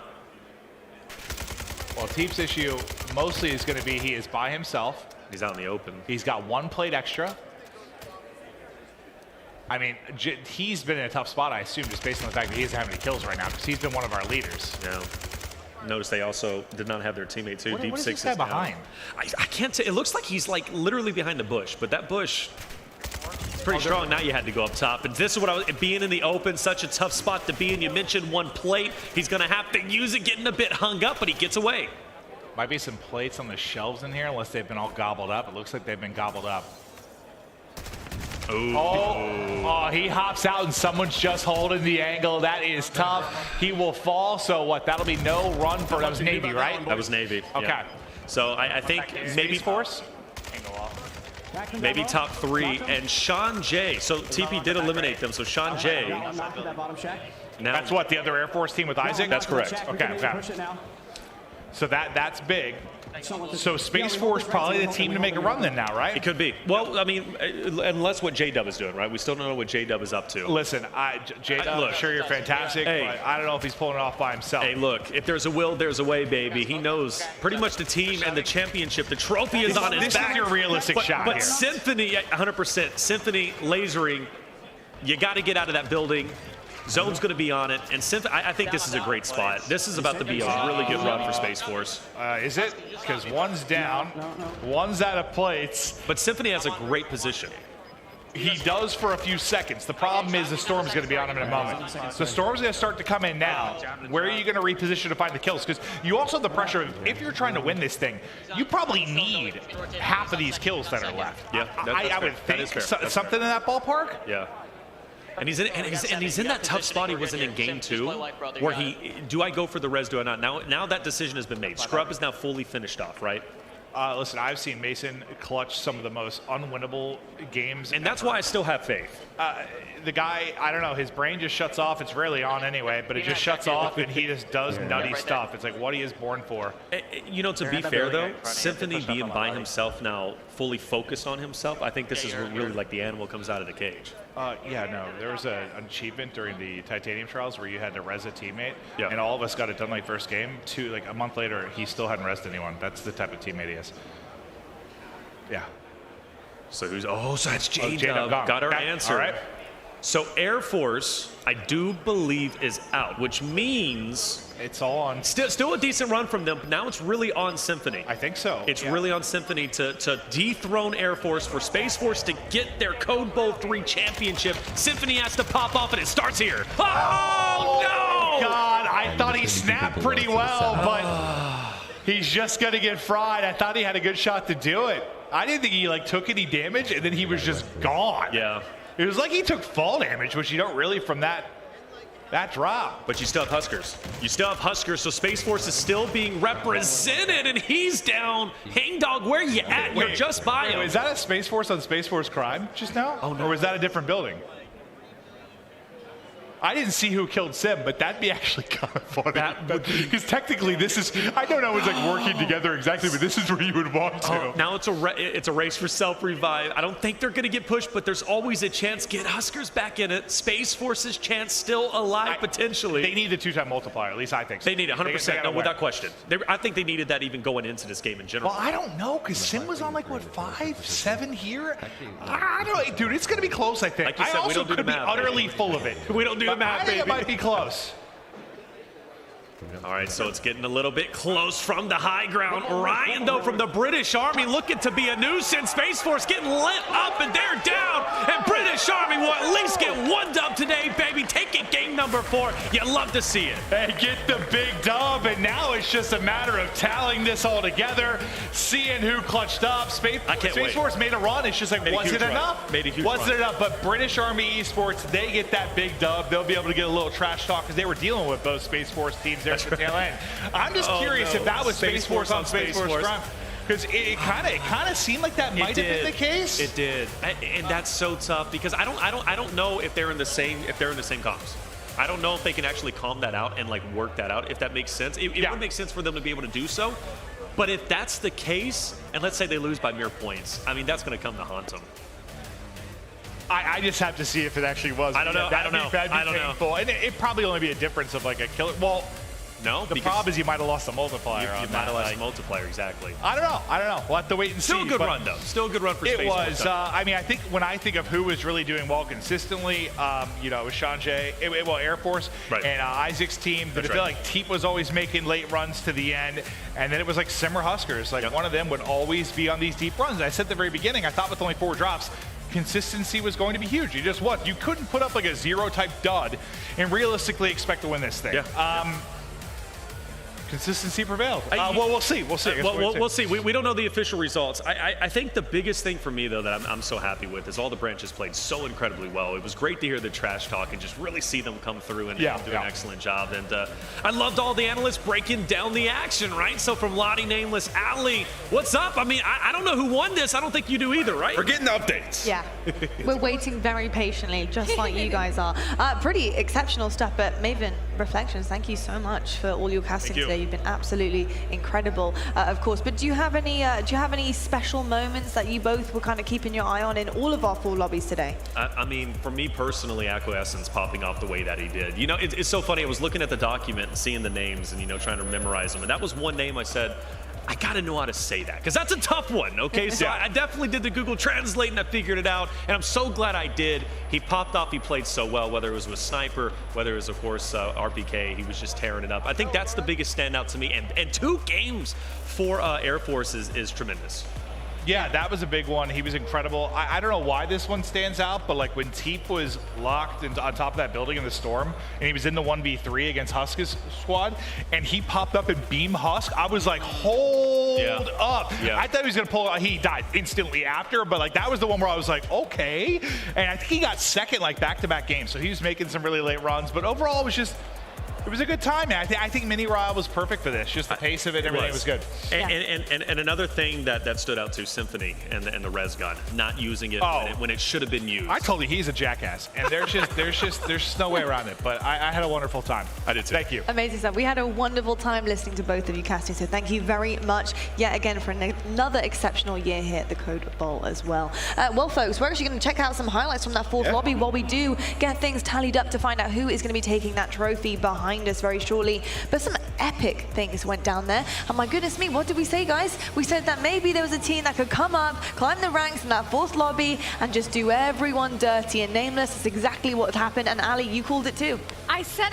That 4th drop, you can get so complacent, and I feel like that might be a little bit what happened for a lot of these top teams, and they dropped very, very early. And I will say this, though, I want to give a lot of props to J-Dubs for staying alive as long as he did when Isaac and Acquiesce would kept dropping, and he just stayed alive. He kept his cash, he brought them back. Isaac won his gulag, they dropped again, he tried to stay alive, so they tried to make the most of the situation that they were given. But I'm happy to see a different team win the final drop 4, even if it doesn't push them as far as maybe they would have liked. I'm happy to assume we had different winners. Yeah, and we got to know, like, this is bragging rights for a whole year for some of these guys. Yeah. We heard when it was starting some of the, jabs that were being thrown across that stage. And, in this last game, there were some big jumps in the standings. I just got word from producers. They're figuring it all out. It's a lot of math that needs to be done. But, J-Dub, like you said, he was going hard, surviving for the squad. We saw Symphony, whose team, Space Force, they were in second heading into that last and final drop. He gets taken out. I believe it was 5th place that they ended up getting. But he tried to survive, almost got that 2-piece at the very end, had some decent positioning, but it really all came down to that end circle positioning. Whoever had the building to finesse around and hit the shots ended up taking it. It really did indeed, and obviously the higher ground helped just a touch as well. Yeah. But yeah, rotations are everything in Warzone. I think with Mini Royale, with the speed of the circles closing, the fact that you're already basically into the 3rd circle anyway when you drop in, you don't have time to really think. You have to really be secure on what position you want to take, what route you want to take, and a lot of our streamers, I'm sure, were helping out considering they're professionals. They do this competitively, and they're like, this is where we need to go. But I've been so impressed with all of our teams so far. And go on, Britain. All right, I know, it turned up at the end there. Love it. All right, we like that. We'll remember that final and 4th lobby. So incredible stuff. But I tell you what, we do actually have the winners of our C.O.D.E Bowl 3, and we're going to get them up right now for you. I'm very excited to announce who is going to be taking that trophy home very shortly. Are you guys ready at home? Let's see the leaderboard.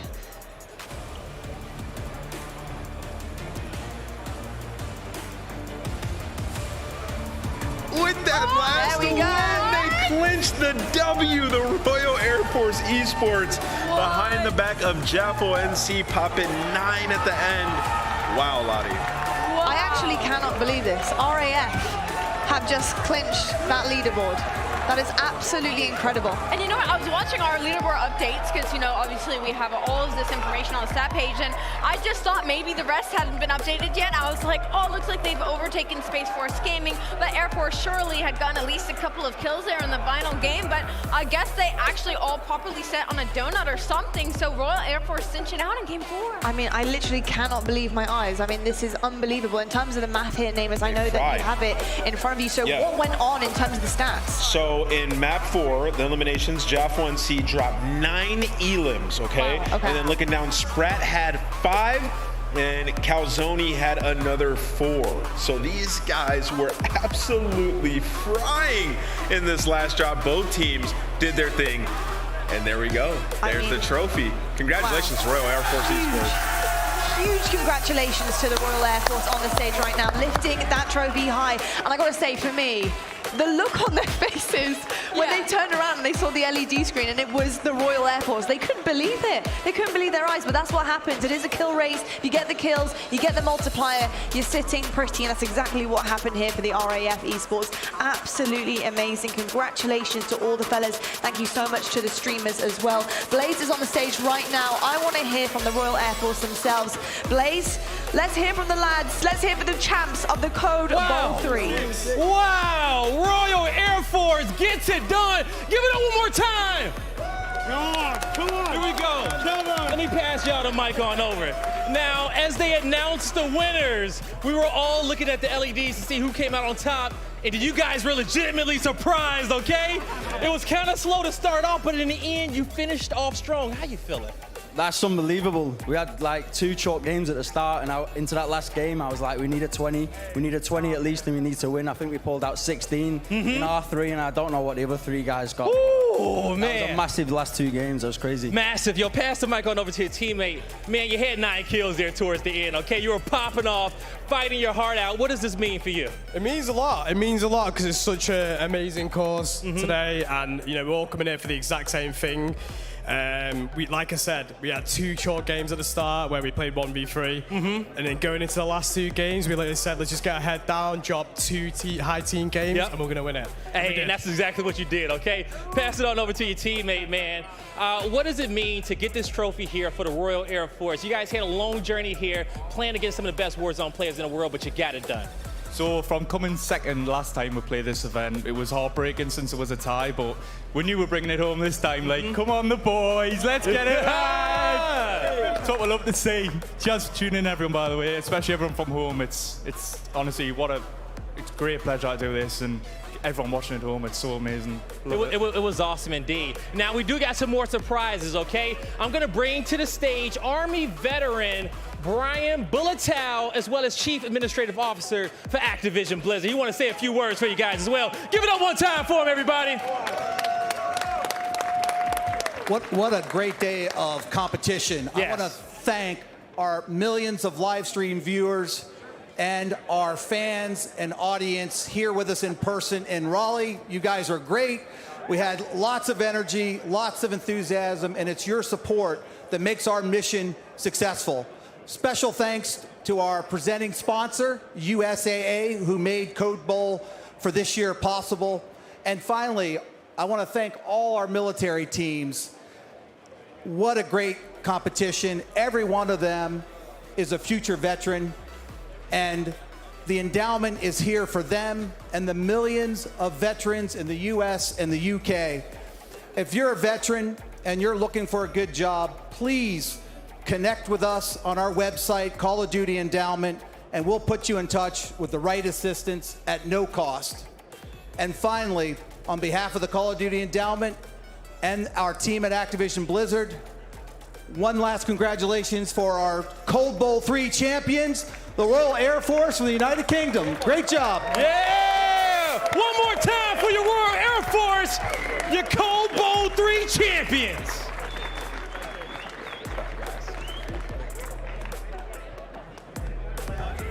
Lottie, take us away. Thank you so much, Blaze. Congratulations to the Royal Air Force Esports. I got to say, this actually does hit close to home for me, right? And I'll tell you why. You know, RAF for me was huge growing up. I lived so close to RAF bases and camps, and what they do is absolutely incredible. So for me, this really is quite a personal win, and I'm so, so proud of the RAF, but I'm also so proud of all our military branches competing, of course, today. Here is our leaderboard, though, folks.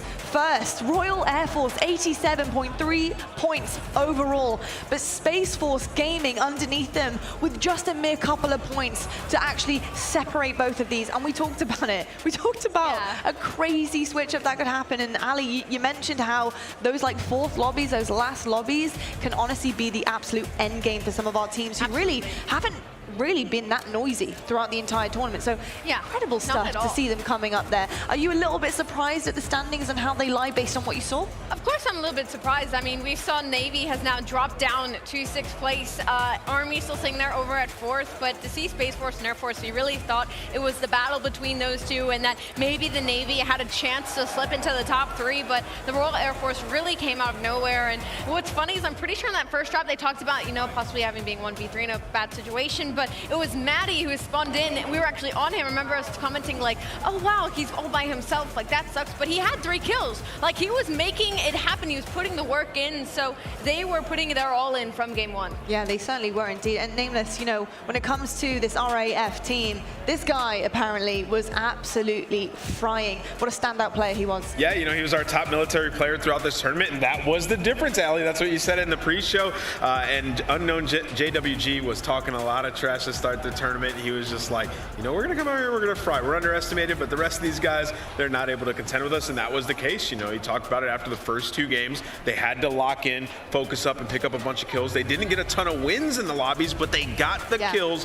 and the 1.5 multiplier, and that was enough for them in the end to eclipse that first place spot. So congratulations to Royal Air Force. A long flight, but it was worth it. It certainly was worth it. I think, you know, something that's really exciting about the format that we had today was the fact that we did see 2nd through 10th actually take that 1.5 times multiplier. So you see the average placement there, 10.3, doesn't matter. As long as you got the kills, you still had a decent multiplier, and that's all that mattered in the end. So RAF, they played it really, really smart, and I'm really impressed with them obviously closing that one out, and that one is going to be one for the books for sure. They just made history today as our brand new C.O.D.E. Bowl 3 champs. That is absolutely insane. I'm so impressed, and we need to talk a little bit about their streamers as well. I mean, Ali, the streamers on this team too, I mean, they were obviously showing up, and potentially the fact that they managed to work like a team, like a true trio on both sides of their military branch was pretty impressive in itself as well. Yeah, no, Sprat, especially when they all stood up, I was like, I can't even tell which one's the influencer. They all looked and matched incredibly well together, but Jaffel and Gink as well. So again, to see them be able to pull it out at the end there, it's just the adversity. It's the adversity through 4 drops and through all these trials and the tribulations there. Yeah, and you saw in that last map that they had, that last drop, Jaffel had 9 eliminations. It was the most in that particular lobby, which was very important because they won by about 4 or 5 points. So these guys surviving, getting those kills, Jaffel and Sprat turning up for their squad. Both of them had very good last game. Sprat was sitting in 5th overall in that entire drop with 5 kills, and these guys are all smiles, man. They get to take that trophy back home. I know, indeed. It's just absolutely amazing. We also had so many incredible influencers who showed up today to support, of course, our military branches. So thank you so much to all of our streamers who did show up for this tournament. We do have our 2 winning streamers on board right now. 12 and 7 eliminations each, 11.3 average placement, 10.3 for Jaffa, and points contributed, both with some seriously stacked stats to go to their name, which obviously really helped the overall standings with their team. But, you know, something that I had seen from our military players as well on both sides of this military branch was that they actually kept up with both their streamers. I think it was such an overall well-rounded team performance there. Did you see anything kind of from the stats here, Nameless, that really kind of shouted out to you why RAF might have been taking this one from the very beginning? Yeah, I mean, you know, I'm looking at the consistency throughout the tournament. In the first drop, they had a 5th place overall, and then after that, you know, they had a tough map too, but after that, it was the most points in the lobby, 2nd most points in the lobby in the very last 2 drops. So, you know, whatever conversation they had between each other after the 2nd drop during our halftime show, it obviously paid dividends because these guys started to turn up as a team. And honestly, across the board, everybody on either one of these trios were playing fantastic, consistent. They figured it out. The communication was working, and the influencers did what they needed to do. 12 and 17, respectively, leading the way for their teams. They had the most kills for each of their trios, but alongside them, military members did well as well. Yeah, 100%. You know what? I think this is such a special event. It is for such a good cause, and it's so good to see our fellow military branches supporting one another as well. So British Army here tweeting out, massive shout out to RAF Esports as the newly crowned winners of C.O.D.E Bowl 3 against all the odds, and rightfully so. Great dub. Fly that trophy home, boys, at Royal Air Force. I mean, just really nice to see you know, everybody getting behind one another and being really happy as well. You know, we saw a lot of competitive energy at the beginning, a lot of trash talk happening, and that's because the passion is there. And I think passion being present makes things so much more important and so much more exciting for you guys at home as well. So being British, pretty proud. I know you're proud right now. Listen, I'm pretty proud. World Cup didn't go too well for y'all. Whoa! Yeah, you know what? I'm Welsh, so actually I'm Welsh, I'm Dutch, and I'm marrying somebody who's Portuguese. Yeah, let them know. The next 4 years, the next World Cup, I've got a couple of branches. The triple whammy there. You know what I mean? So I think I'll be all right at some point in time. But incredible stuff that's been happening behind us here. Very, very impressed, very proud, absolutely amazing. But we got a ton more action, and unfortunately, you both have to skedaddle soon because you've got work coming up very shortly. We've got CDL happening, and it's going to be absolutely amazing. Day number 2 of your Major 1. This season is already kicking off with an absolute bang. We're seeing our Challengers teams coming up, picking apart some of our pro teams here. You know, who has been really kind of lights out for you here, Nameless, going into Major 1, but also Day 2? Who are you thinking is going to be showing up today? Yeah, you know, I would love to give you a straight up answer to that, but there's a lot of parity in the league right now. I feel like all the teams are looking pretty solid. Toronto had a really big win last night, the Toronto Ultra over Optic, and then, you know, you look at some of the Challengers teams. Elevate has been very surprising. They've been performing really well. They have an opportunity today to make it into the bracket, so, you know, we'll see who really sets themselves above the rest. I think first day we saw some early jitters, some teams making mistakes. Look for them to hone it in today. Indeed, they are. Be sure to check out Day 2 and Day 3 of the Call of Duty Mobile World Championship Finals as well, happening on Saturday and Sunday, where the top 8 teams will compete for the championship title in a double elimination bracket tournament. You can watch live on the C.O.D.E Esports YouTube channel or in-drop to earn free weapon camos and epic character skins. There is so much happening this weekend. We got COD Mobile, we have CDL, everything has been happening here at the C.O.D.E Bowl 3. It's been extraordinary. And lastly, I've got to thank my analysts. Thank you. You guys have been fire. Being a lovely desk host. You guys have been fire. It's been so much fun up here with both of you. It's been absolutely amazing. And now I'm going to let them get a little bit of a reset before you see their faces on this very screen very shortly. But of course, thanks so much again to our presenting partner, USAA, for making the 2022 C.O.D.E Bowl 3 possible. You know, it's been absolutely incredible seeing USAA and what they can do, and serving military and their families is their duty. It's been absolutely incredible what has driven them for the last 100 years. Really are these guys up here on this stage. So it's just been insane to watch what has been working out. And over the last 100 years, they've managed to achieve so much for all of our service men and women across all of our armed forces. So no matter which map you play, or no matter where you drop with your team, USAA have your backs. You can learn more at USAA.com. Thank you so much for tuning in all day long. Enjoy all the action later, and we'll see you guys next year.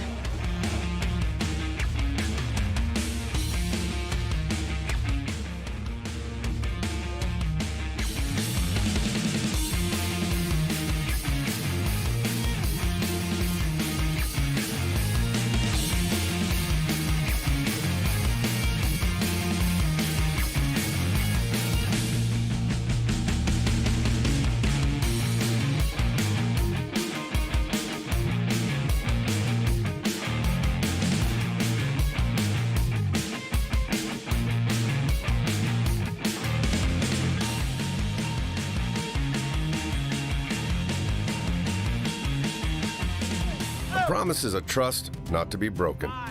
Whether spoken with an oath or sealed with a pinky, USAA started with a promise to take care of the military community. And 100 years later, that's still our mission. Always. Call of Duty endowment. We're talking about changing the lives of veterans and their families forever. I truly believe they have literally the best platform to do it. Everything the endowment is doing, absolutely inspiring.